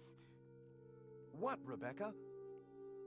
I saw a research file in this lab. It said that a great deal of research on the Tyrant virus exists right here. We should blow this place up. Yeah. We are already into it over our heads. Rebecca, can you do it? Yes, sir. I'll set off a triggering system for a bomb. Okay. Yeah. Now we have a chance to escape. See you outside the house. Nice. Nice.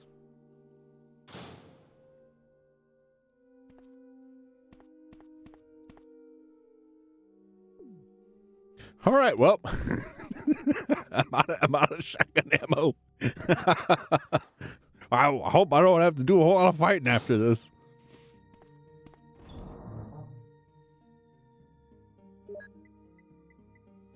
We'll just put you away for right now. I'll just go ahead and bring that out.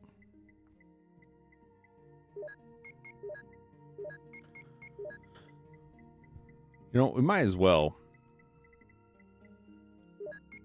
mix up a super herb. And then I can take a regular herb because I got plenty of them.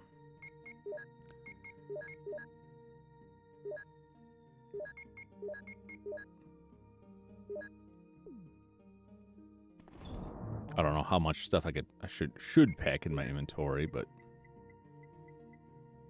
1, 2, 3, 4, 5. All right, that's good. That's good.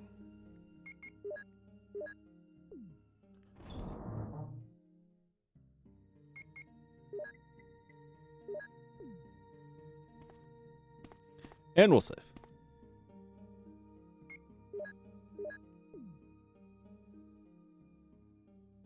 And I'll go down and see if I can get Jill out.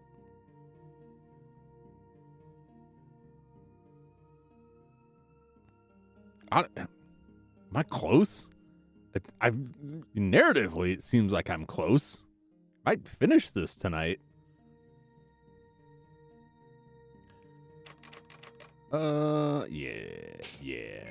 Yeah.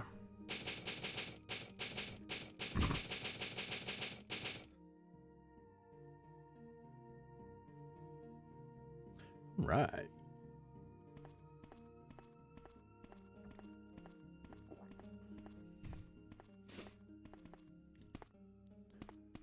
Well, let's see if we can figure out how to get Jill Valentine free.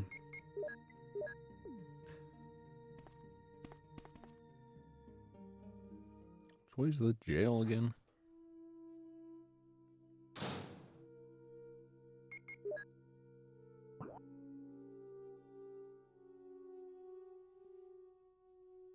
Okay. Boo, boo, boo.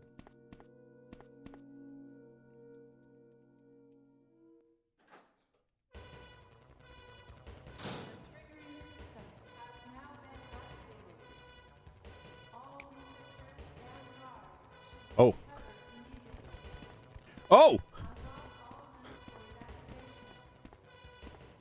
Oh no. No. No, thank you. I would prefer not to deal with these things. Oh my god. I thought this was just gonna like, well, you just run out of here and it's fine. No, it's also there's cockroach men.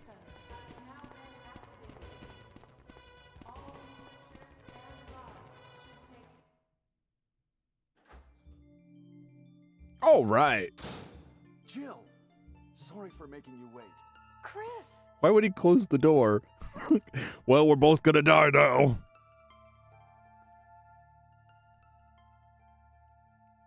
I knew I could trust you. Let's go. There's no need to stay. The music kind of sounded like Final Fantasy. This doesn't, though.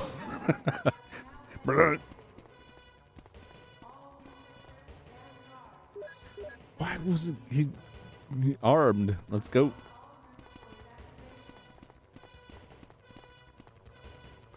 No, I'm watching them. I'm looking at the wrong screens here.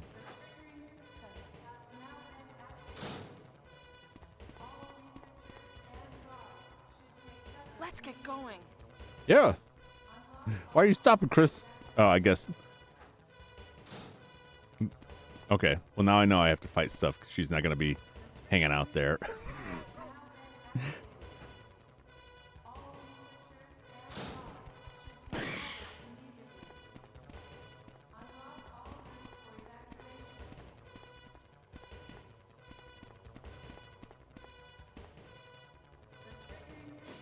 Oh, God.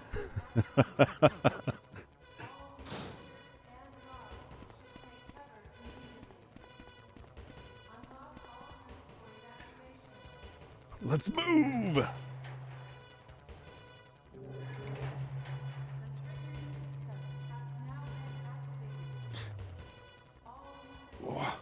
Oh, man.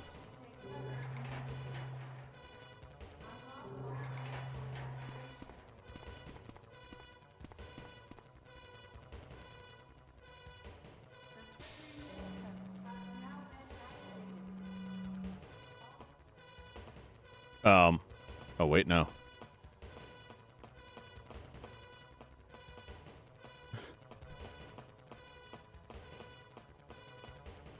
Oh, no.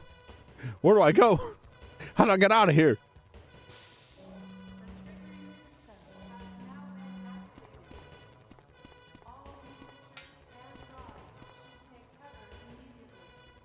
How do I get to the helipad? What am I missing? What am I missing? Oh, no.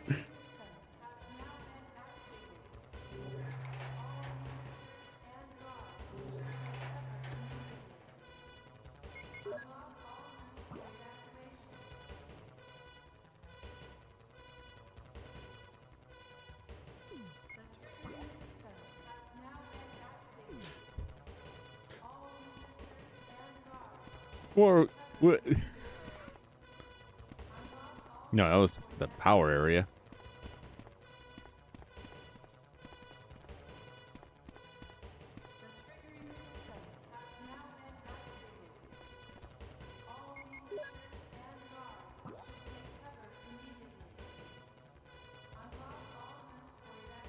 How do I access the helipad?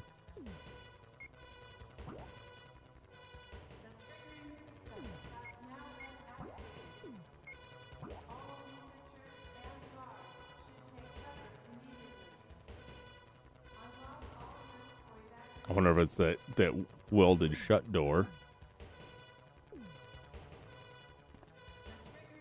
I just leave this place. I'm gonna run. I don't see a timer, so I assume. Oh no! No! Stay away from me! Good God! I don't know where I'm going. I thought the elevator would take me out, but no, that just takes me to the basement. Further into the basement.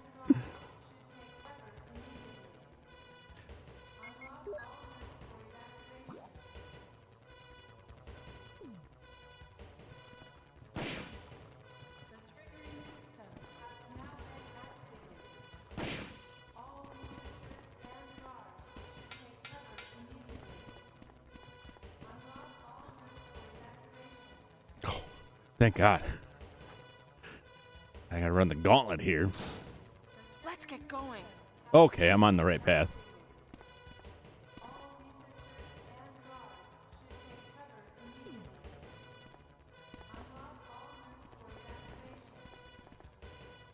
There's a ladder. Yes.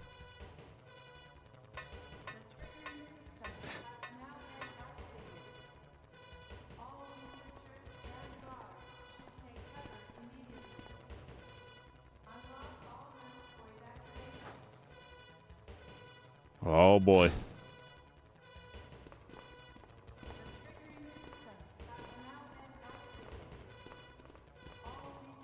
Uh-oh. Hey!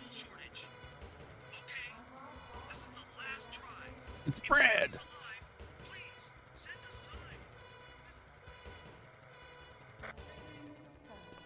Let's go.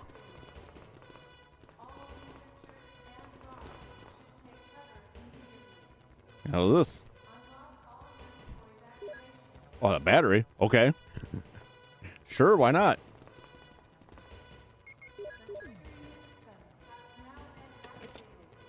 There is 3 minutes until explosion.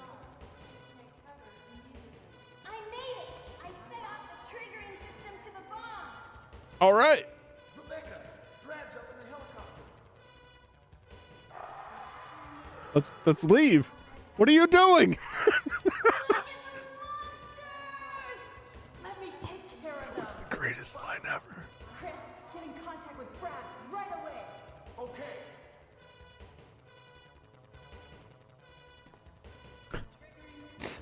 Well, we got 3 minutes. Let's stand inside the blast radius and chat about it.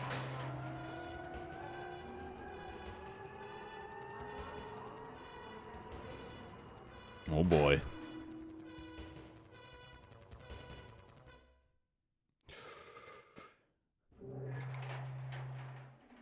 I think I know where this is going.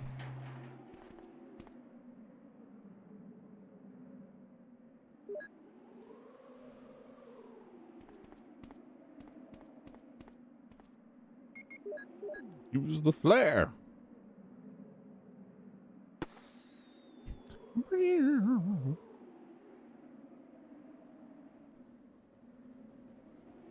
All right. That was quick.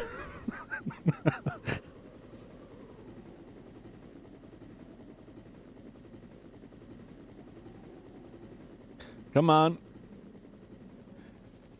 Clock's ticking. Clock's ticking. I can't do anything. This is fine. Oh!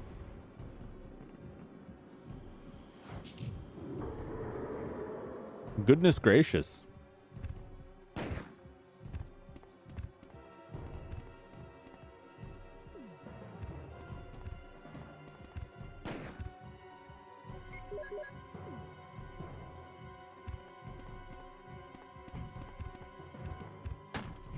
Oh! Oh my God!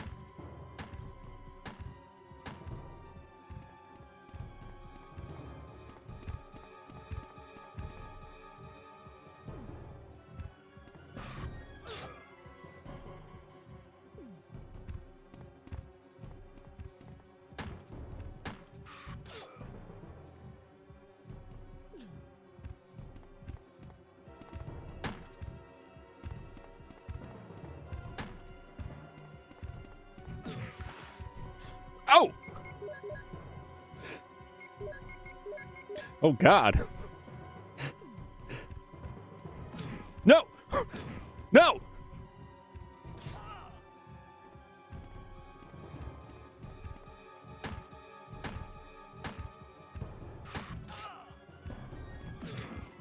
Oh!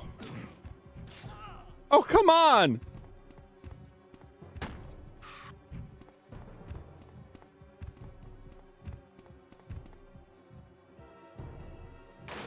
Chris, use it!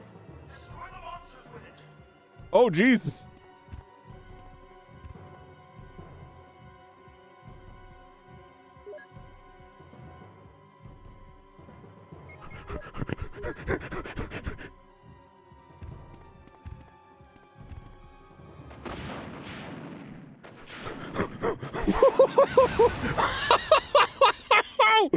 Oh man. Oh. Oh my God. Oh man, that was tense. Hey Jeremy, you made it just in time.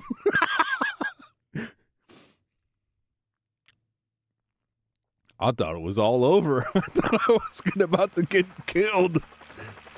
Woo! We did it.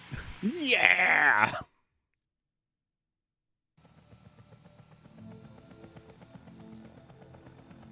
All right. Wow. I feel a little bit lightheaded now.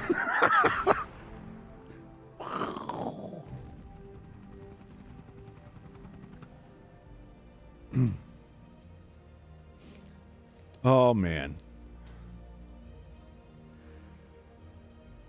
They're all infected. Every single one of them.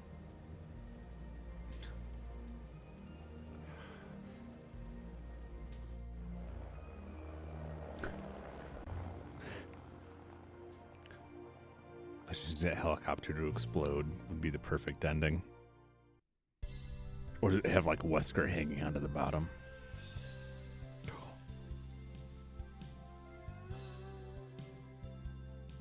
Yeah. Some nice music.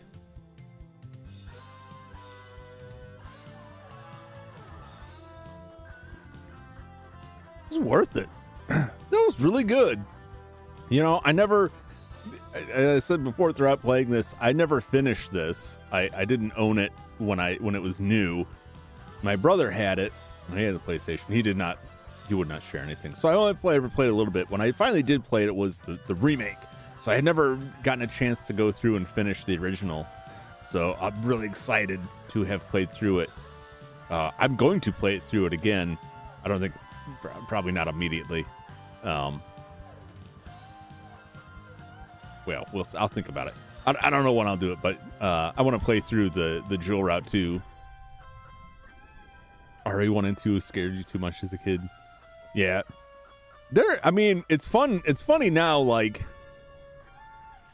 given like everything that's come out since then, to go back and remember, like, man, I was scared when those dogs jumped out the first time. You know what? They scared me just as much this time, maybe in a different way, but like they still got me. It's more like tension and fear than like fear. Yeah, I want to play the Jill route.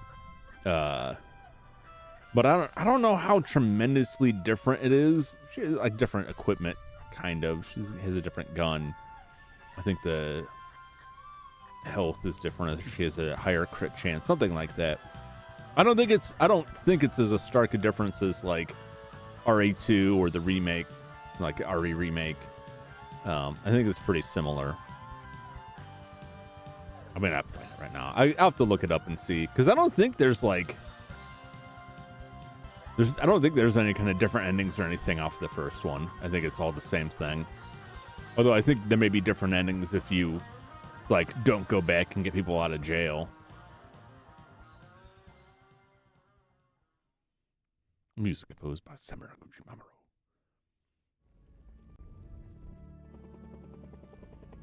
I don't know if that's accurate. Because at Samura, I'll have to look that up, because because I think they took the DualShock version of the game, this fan hack, the true director's cut. They took the DualShock version of the game and then like replaced music with the original version of the game. But I think this is still the credits from the DualShock version. I don't think the song's in the US release at all. I wish they would have put like the Japanese song for the opening intro.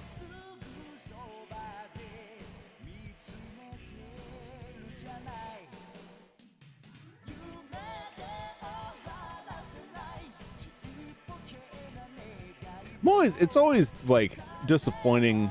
It's exciting now, like seeing games that never made it to the States get fan translations. But then sometimes it just makes me like super disappointed that this never came out when I was much younger. Not this one. I mean, the regional differences to this, that's a whole different thing. But like, was it Tales of Fantasia for the Super Nintendo? Has like a full ass like, vocal included anime opening song, and it's like mind blowing that they could pull that off on the Super Nintendo.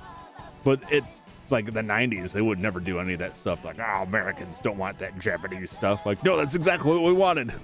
That's why we liked it. Give us more. Resident Evil. Yeah, that's a really interesting game. And the development history is really interesting because the team split off during the development.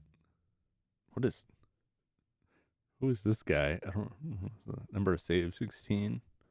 You're going to give me a ranking. Tell me how bad I am. But the development team split off, and part of the team stayed on, and they, that was the team that went through and made the Tales of series of games. I'm sure that, a lot of people changed over the years. The other part of the team that split off was it Tri-Ace? Who made the Star Ocean. They're the ones who started Star Ocean. And it was over like disagreements and like the game system and how stuff worked. So it's interesting where those two diverged like right from the beginning. Yeah, I don't know, like some of the fan translated stuff I just wasn't really aware of, but I really feel like the past like 4 or 5 years I've seen a lot more stuff and a lot more really obscure stuff that I never thought would get translated. What a tough guy. You've closed this case completely. What does that mean? What does that mean? That's it. You've got the special key. Find closet. Oh, I know where that is. That's the door that I don't have the key for. Ooh. Exciting. But yeah, like Dead of the Brain was old PC. It was a PC 98. It had a port on the PC Engine and TurboGrafx. Yeah, what a tough guy. You must be some kind of tough guy to kill all those zombies. Way to go. I'm just going to put it number 1 with a bullet. Dead of the Brain is really a really weird one. It actually has like a whole convoluted story where like somebody translated it, and then people found out it was machine translated, which wouldn't be as much of a problem, but he was taking money for it. Yeah. Are you a bad enough dude to kill the Hive Tyrant?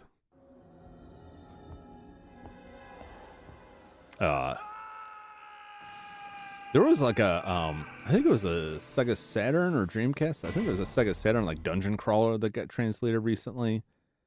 It was a PC Engine CD RPG, Far East of Eden, I think, that got translated very recently. Like I'm amazed at like the stuff that I see coming out, things that I never thought would see, or things that I didn't think people were really that interested in. What a time to be alive. And like emulation is better than ever.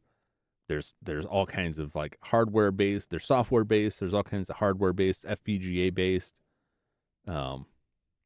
Yeah. If you want to check it out, I'm kind of sad that like the PC 98 version had the best graphics, had better graphics than the Turbo CD. But like Turbo CD was still pretty good. I think the people that did the English translation for the Turbo CD, I don't think they've done one for the PC 98. And there's a translation for the PC 98, but it's got some issues. I don't think it really severely impacts the play. It was fun. It was an interesting game. I enjoyed checking it out. I didn't find it too off-putting. I know there's a sequel. I've heard it's not as good.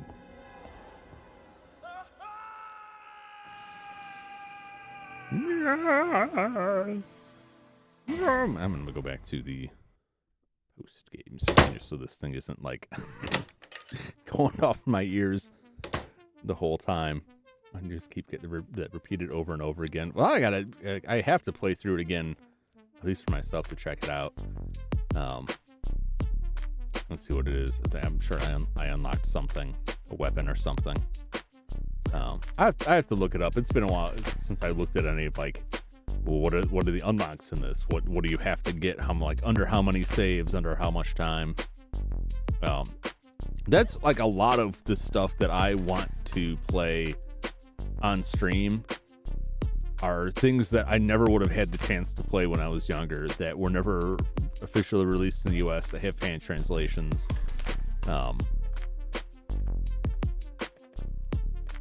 That's a lot of stuff, and especially like I want to play this stuff as close to the original hardware as I can get. And I say that because, like, you know, for fan translations, I have flashcards that deal with that, and some of those like emulate parts of it. You know, the flashcard for the Sega Genesis emulates the Sega CD. It does a fine job of it. But that's, you know, sometimes if I put on like in my video descriptions like real hardware, and people come in and they're like, "Wait, you're using an ODE instead of the actual disc?" Yeah, like, well, that's not real hardware. I'm like, oh, okay. There's a lot of weird debate over that stuff. Strangely, I don't know why.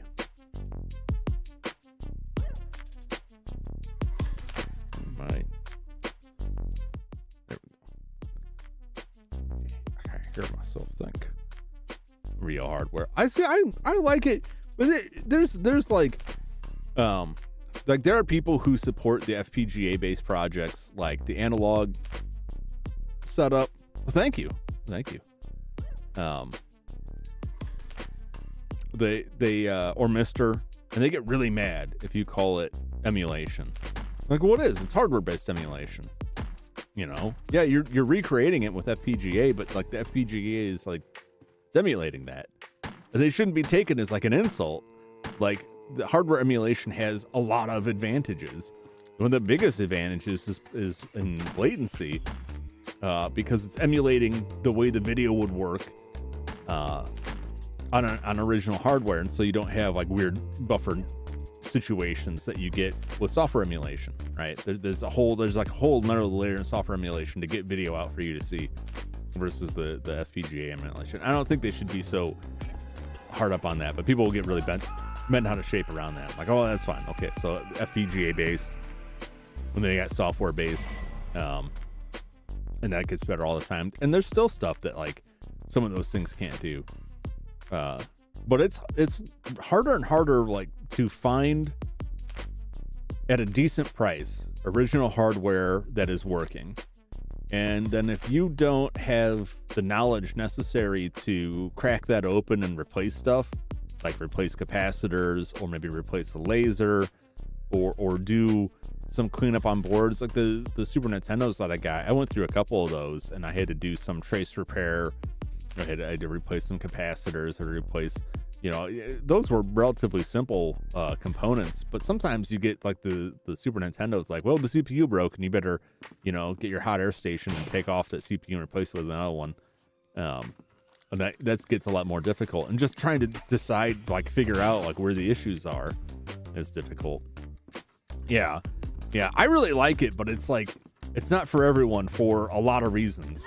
Because you could pay someone to do all that stuff for you, but you're adding so much more into the cost of that. And if you're really, really into it, you know, that's worth it. And I hate when I talk to people about stuff, it was like, yeah, you know, there's this analog video scaler that does a really good job, and it's X amount of dollars. And like, I just don't know why you'd pay that much money. Like, well, I don't know why you paid much money for the stuff that you like, but I shouldn't say that. I do know, because you like it, and it's worth it for you. And there's like nothing more needs to be said about that. You know, I moved to the screen so I wouldn't have to hear Resident Evil, and then it's taken me this long to realize that the audio wasn't muted and it was still playing through. Like, why did I just mute the other one? But yeah, this stuff gets pricey. But you can do so much with it. Like, I like the original controller. I don't know. It's just kind of like, I hate to use the F word, but it's kind of fetishized for me. Like I'm look over and I got, my PS1, my PS2, my core graphics, which is the PC engine I've been working on, Super Nintendo, Dreamcast, Sega Saturn, GameCube, Sega Genesis is around somewhere. I had to make room for it. I like all that hardware, and I've cracked open all of these systems and done electrical work on them, to get them up and running and functional again, and done some modifications to them to, let me play stuff regardless of region, or, the core graphics. I did work to get added a board called the Turbo Nanza, which is a really cool project that adds S-video output. Even though, I already have the means of getting RGB output from it, the RGB lookup tables provide a different palette than the composite, and it's not always, I don't know if accurate is the right term. It doesn't always look right. So I go with S-video on that. And you lose some visual fidelity with S-video versus RGB. But the color's more accurate. That's my preference. But yeah, I really like the old hardware, and I like working on stuff. That was a lot of what started with the consoles, not so much the streaming, but like getting the old consoles was like, yeah.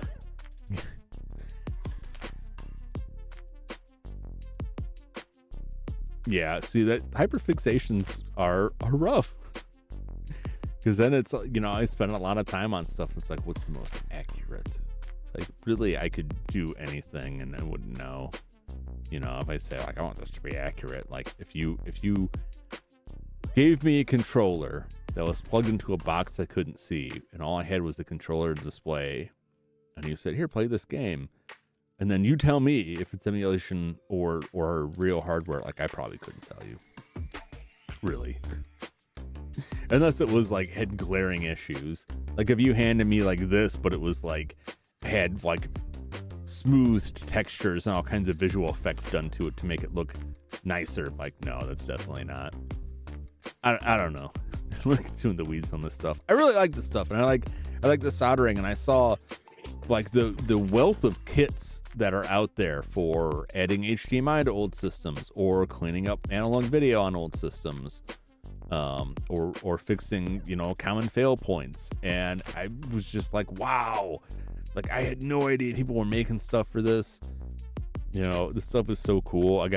I'm still waiting. My NES has been in parts for going on a month now, while I wait for the NES RGB, which adds RGB output, so I get really high quality picture out of the NES. And it's just been sitting in the post office somewhere, sitting in the postal system, stuck waiting for it. But it's like, I want that. Part of why I want that is because I want to play a bunch of NES games on, this display and capture it and get like really, good quality capture. And I mean, you'll always see, unfortunately, less than what I get because of size differences and YouTube compression and all that stuff. But like, I have to go through that stuff anyway. I want to start with like the best image quality that I can. But the other half of it was just like, I really want to solder on that. I really want to put this thing together, like strip these wires out, and like, I don't have other things that I want to build that I can look at and say like, yeah, I've got this electronic project I want to work on. Because I used to do that, and then I just end up with a bunch of stuff like, well, this was a board that I built for this one-time thing, and then I didn't need it anymore. And it's like, at least if I'm working on this stuff, it's like, I can plug this in and show anybody, like, yeah, this is what I did. I fixed the boot problems on the Sega Saturn, and then I added this thing, and blah, blah, blah. A lot of stuff too, like the Saturn, I never owned a Saturn. I never owned. I had a TurboGrafx, only owned 2 games, and that is like, and a lot of the PC Engine games, like the good ones, didn't even come out in the U.S. Now they're getting some translations, or some stuff comes out. They're the pretty limited library in the U.S. It didn't. TurboGrafx did not do well here, but like, I had PlayStation 2. Didn't own a ton of games for it. PlayStation 1.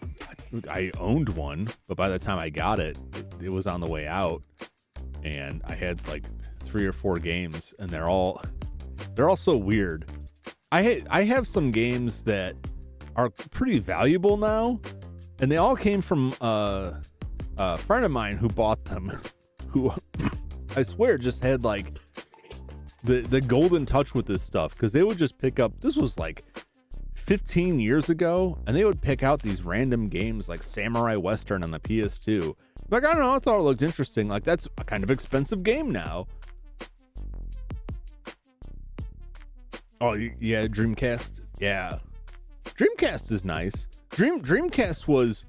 Dreamcast is the only system that I installed HDMI board on. And that was a little bit... that was a little bit difficult for me because of my eyesight.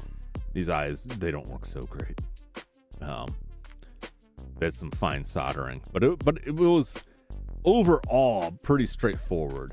Like I think I've in the past done worse, had worse things to try and solder together. That was pretty easy. But the main reason I did that is it was like the best analog video you could get out of a Dreamcast with available cables, because some of the cables got really expensive and hard to find.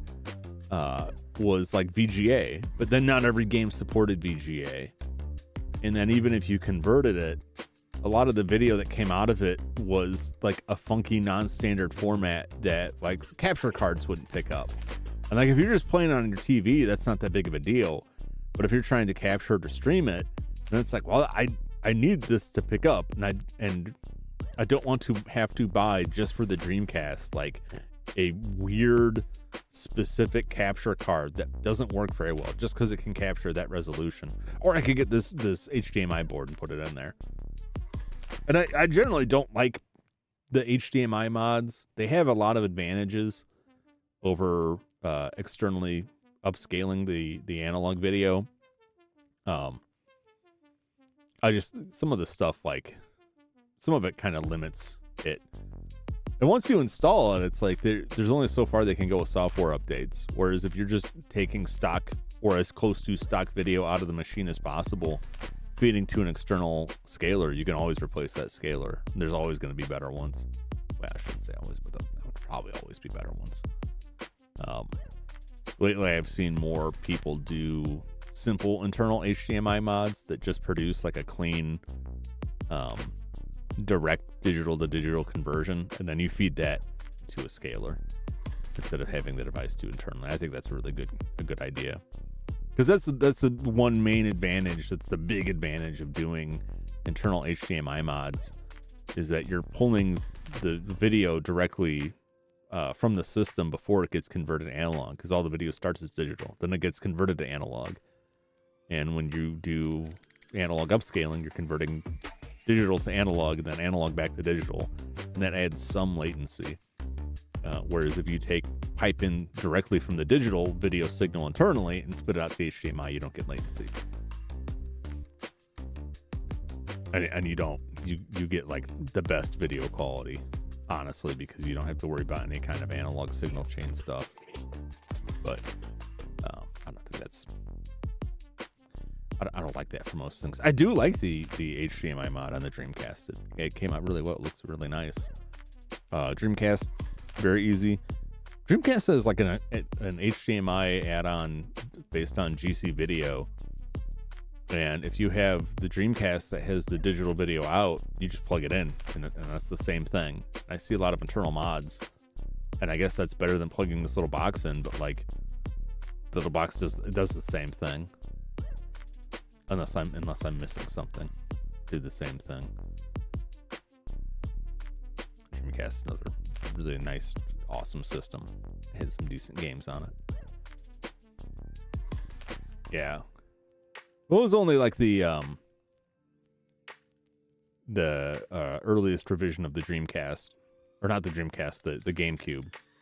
The early version of the GameCube had digital video, and then the later revisions got rid of it. Although I think you can add it back. with a few components. I think all of the circuitry is still there. The connector just isn't there. And so I guess that's one big advantage if you do an internal mod. How do you keep my beard so perfect? There's a lot of combing. You gotta comb it out a lot. Condition it. I wouldn't advise, if you're maintaining a beard, to use. You can use the same shampoo or conditioner you use in your hair, but you want to use it much less frequently. You're better off getting a product specifically made for the beard, more conditioner than the shampoo, because you don't want to, you don't want to get rid of too much of the natural oils. And then you just keep it clean and neatly trimmed. Or you bankrupt your company by forcing them to invest millions upon millions of dollars rebuilding your shattered physical form into some sort of mainly plastic bionic being. And then your beard's made out of, I suspect this is some sort of molded vinyl. And then it's much easier to take care of because there's no actual hair involved. It's just a stretchy synthetic, very rubber-like material. I don't know if you knew that about me. There were some accidents. I had a lot of surgeries, but most of this isn't really natural. Yeah, I'm sure you can probably tell. Yeah.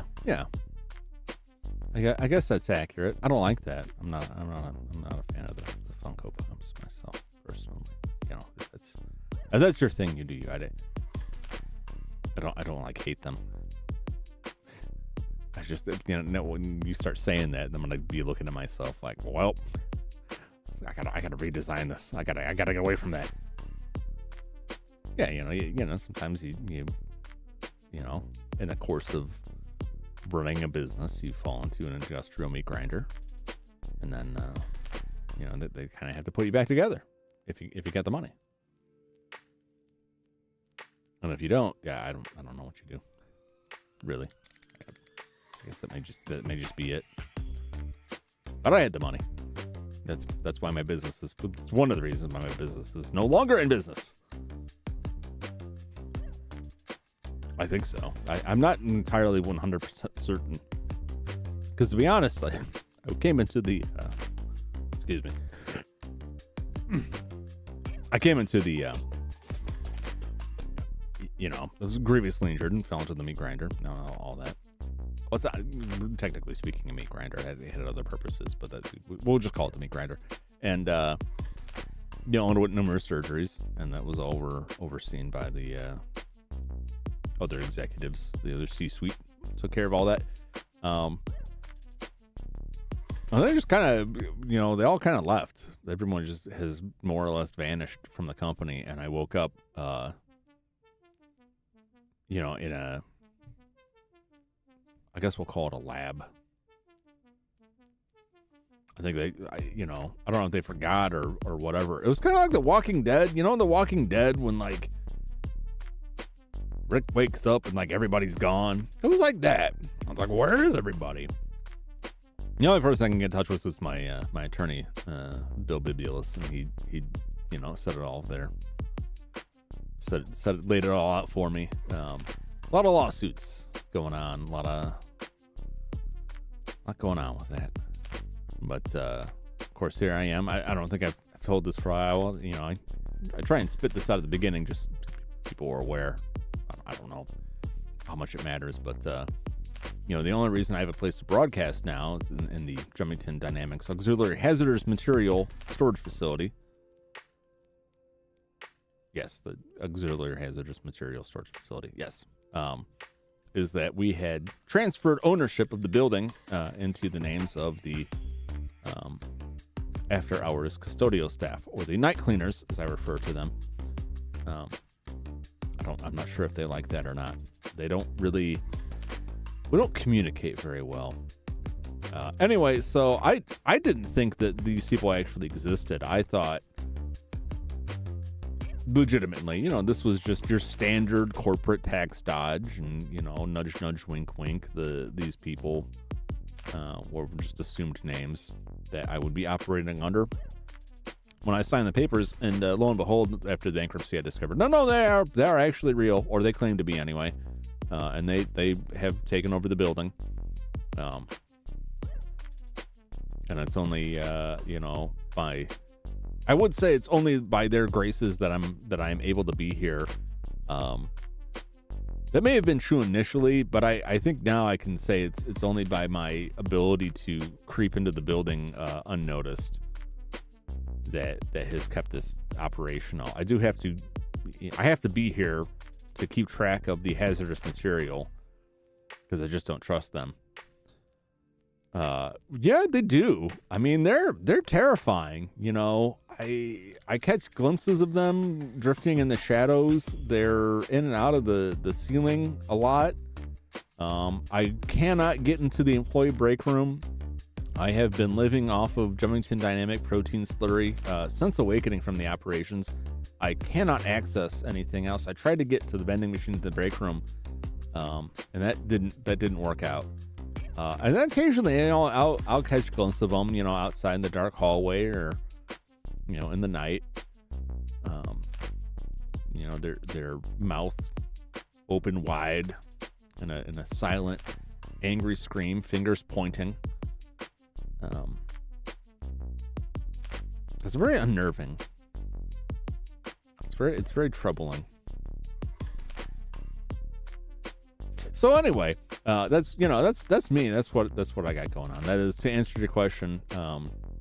If for a real hair beard, you want to, comb it, keep it neatly trimmed.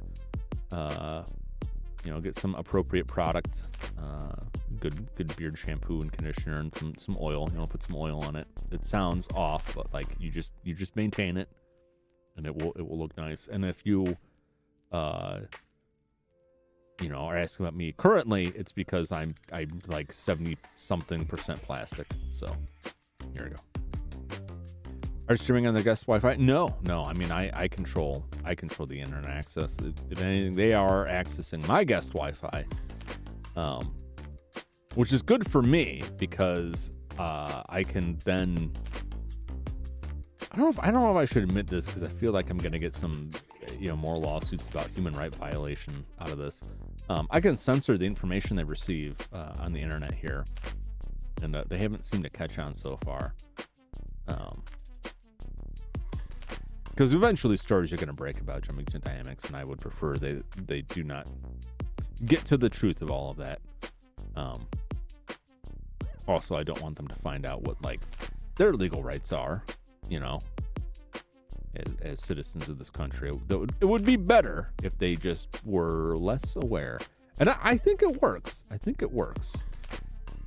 But I don't really know. Because like I said, whenever I try and communicate with them, I just get points and breathless screaming. I have tried arguing in a court of law that they are not actually living human entities. And it turns out that the court, at least I won't say all courts, but at least the court that I'm dealing with does not recognize the existence of the supernatural, ghosts, for example. So that legal strategy did not quite work out for me. I was hoping at least to get it to a trial so that someone would have to show up from the night cleaners. So that would make my case, but it never got to that point, unfortunately. Yes, ignorance will be bliss for them. That's my thinking. Others may disagree. If it was up to me, I would have kept them ignorant over the fact that they technically have legal possession of this building, and things would have been a lot easier for me. We could have avoided a lot of issues early on. And that's, I trusted that the things were going to be operating properly here for the hazardous material storage, and they weren't. So, a lot of agencies unhappy about that, and we may have reduced significantly the population of several different species of owl, moth, chipmunk. I think there's some reptiles in there too. The triple reptile. There's some turtles involved in that too. It was a lot. So I got to keep things in check here. But in the meantime, I'm going to be playing plenty of video games, playing through video games I missed out on, playing through video games I would never have had the opportunity to play. I'm very excited to check them out. So I'm like so happy that I got this game and I played through this finally. And even though I have played the remake, like I said, I had never finished this all the way through. And wow, it takes some crazy turns. I laugh at it, but like, this is good. Like, it's plain to see, like, this is what made it. This is why they stuck around. This is why this was so popular. I'm excited to get to the next one. Actually, I will go through all of them, but I'm gonna mix some other games because there's another game. I think what may replace this is possibly Alan Wake for the Xbox 360. Just because I see hearing a lot about Alan Wake too. I'm like, I never played the first one, and I have a 360. It sounds like a jet engine, but it still works, and I have Alan Wake on it. Because you can still buy games for the 360 on the marketplace, which blew my mind. Although that's only going to be good till July. Alan Wake was good. That's what I've heard. I own Control for the PS4. I got it on a super deep sale when I got the PS4. And I just never got around to playing it because the PS4 the PS4 went to my parents, and my nephew plays Gang Beasts on it, and that's like it just got stuck there. I have a PS5 now, but I don't know what's. I have to look into that stuff because it seems like even games that are like, yeah, it runs on PS4, but you can run on a PS5. I read some of that stuff, and it's like, well, yeah, maybe. We'll see, but I'll start out with Alan Wake, but don't quote me on that. We'll find out at the weekend when I put my schedule together, what I can pull off,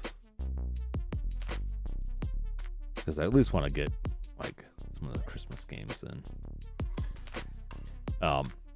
So speaking of which, tomorrow night will be the second surprise Christmas game.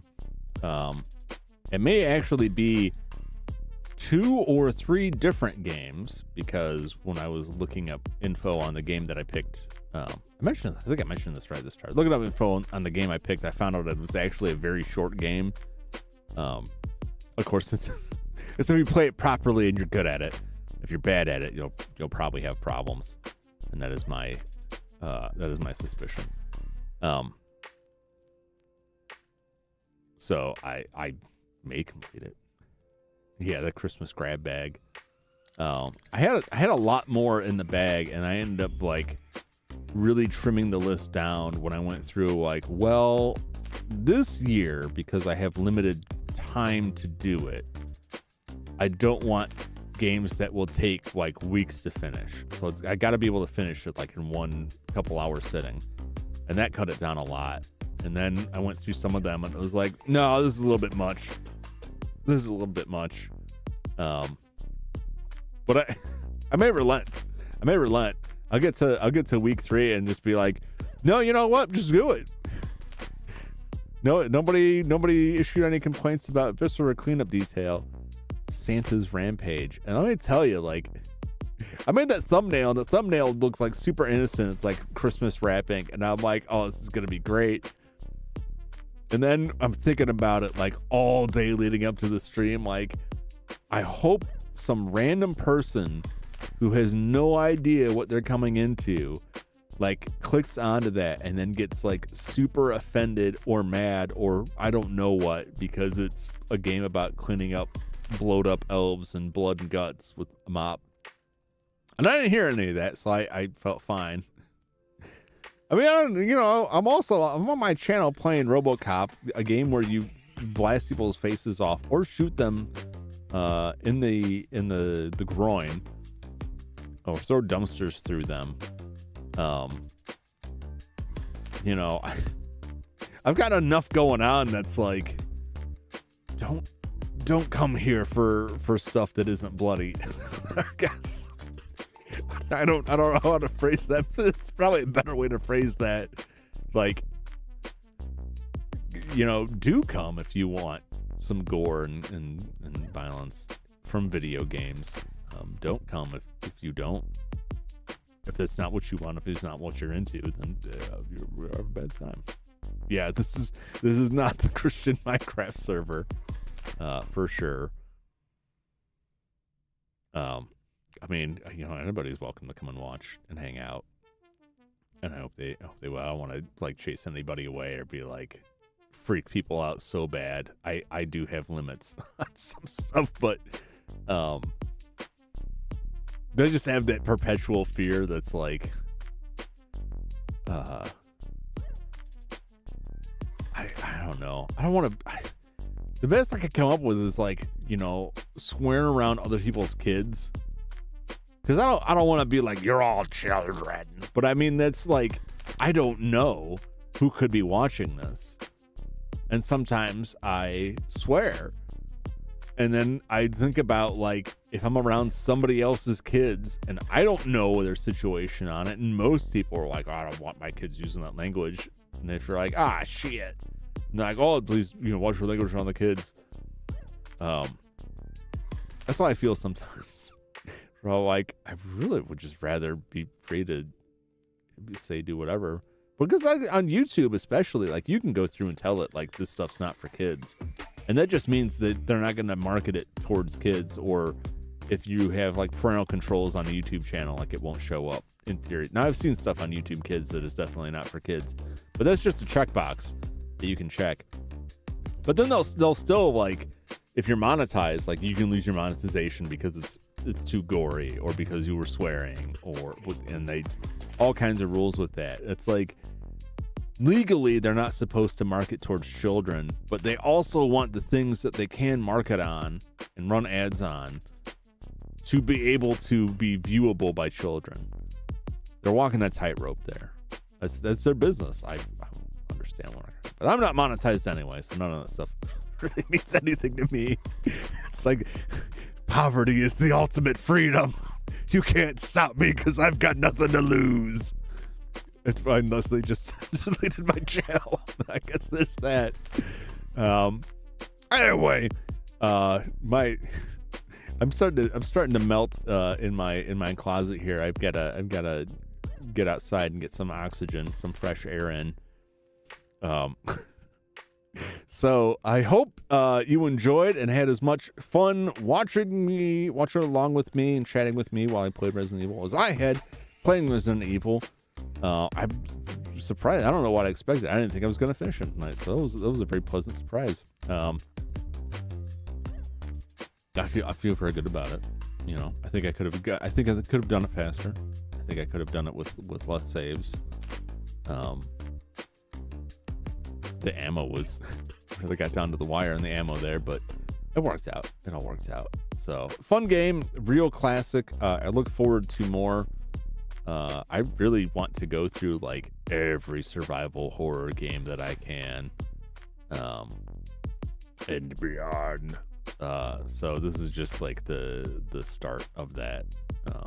Resident Evil, Silent Hill, Blue Stinger, The Ring, Terror something. That was the Ring game.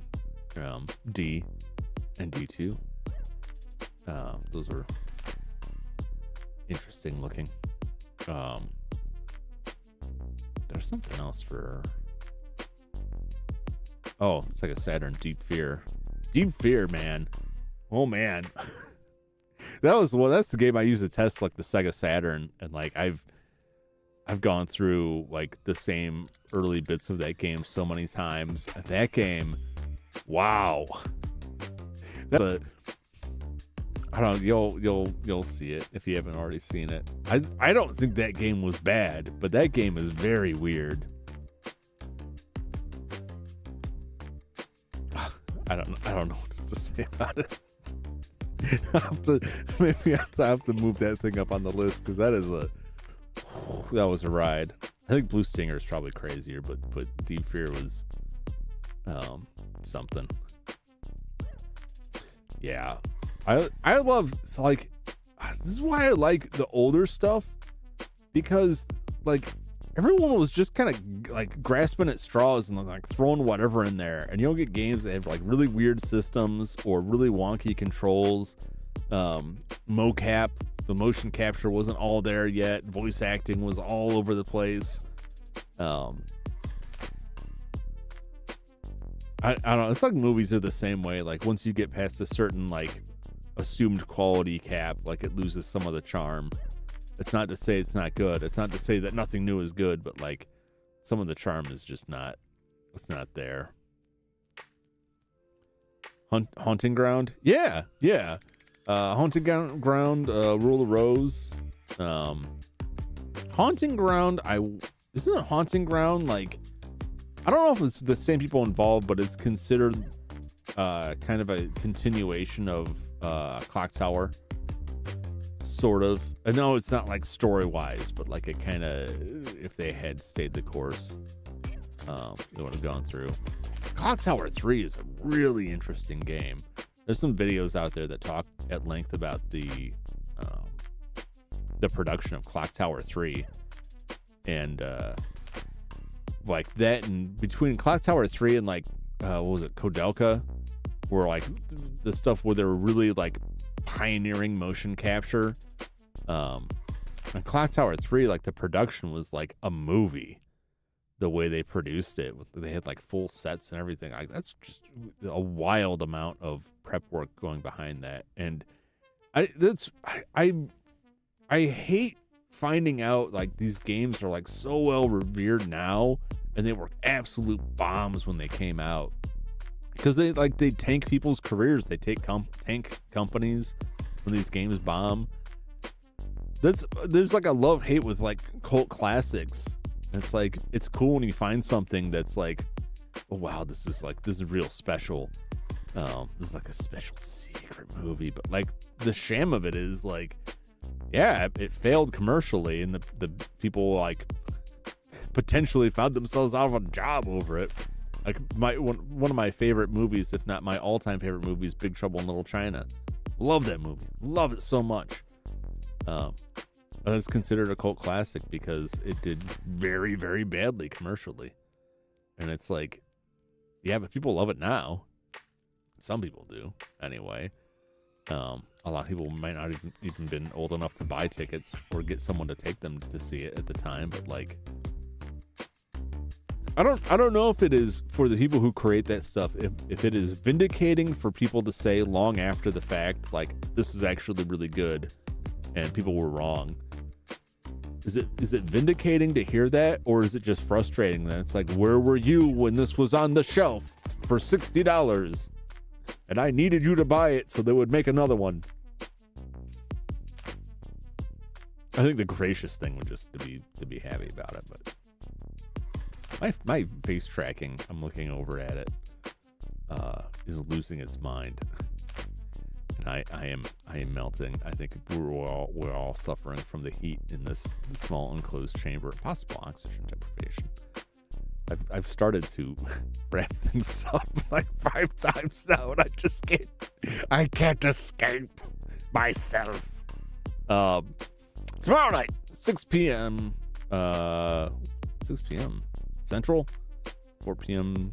Pacific, 7 p.m. Eastern. I got like, I live across 2 different time zones. Like, I'm constantly traveling back and forth to 2 time zones. And like none of them are like my native time zone. Like I'm just a drifter between time. 7 p.m. Eastern, 4 p.m. Pacific. I don't know what time zone everybody else is on. That is 6 Central. Christmas mystery game number 2.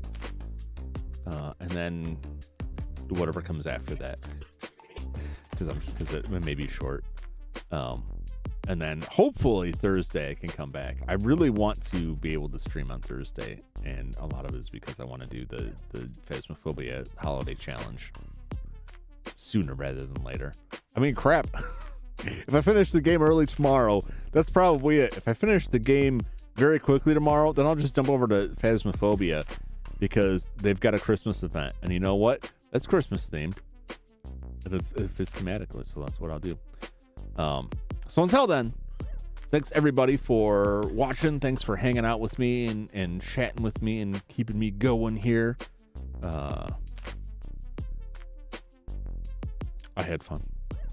I hope you have fun, and I hope you have a great rest of your evening and a good day tomorrow, and I hope to see you back here again. If not then someday. So, take care, everybody. So long.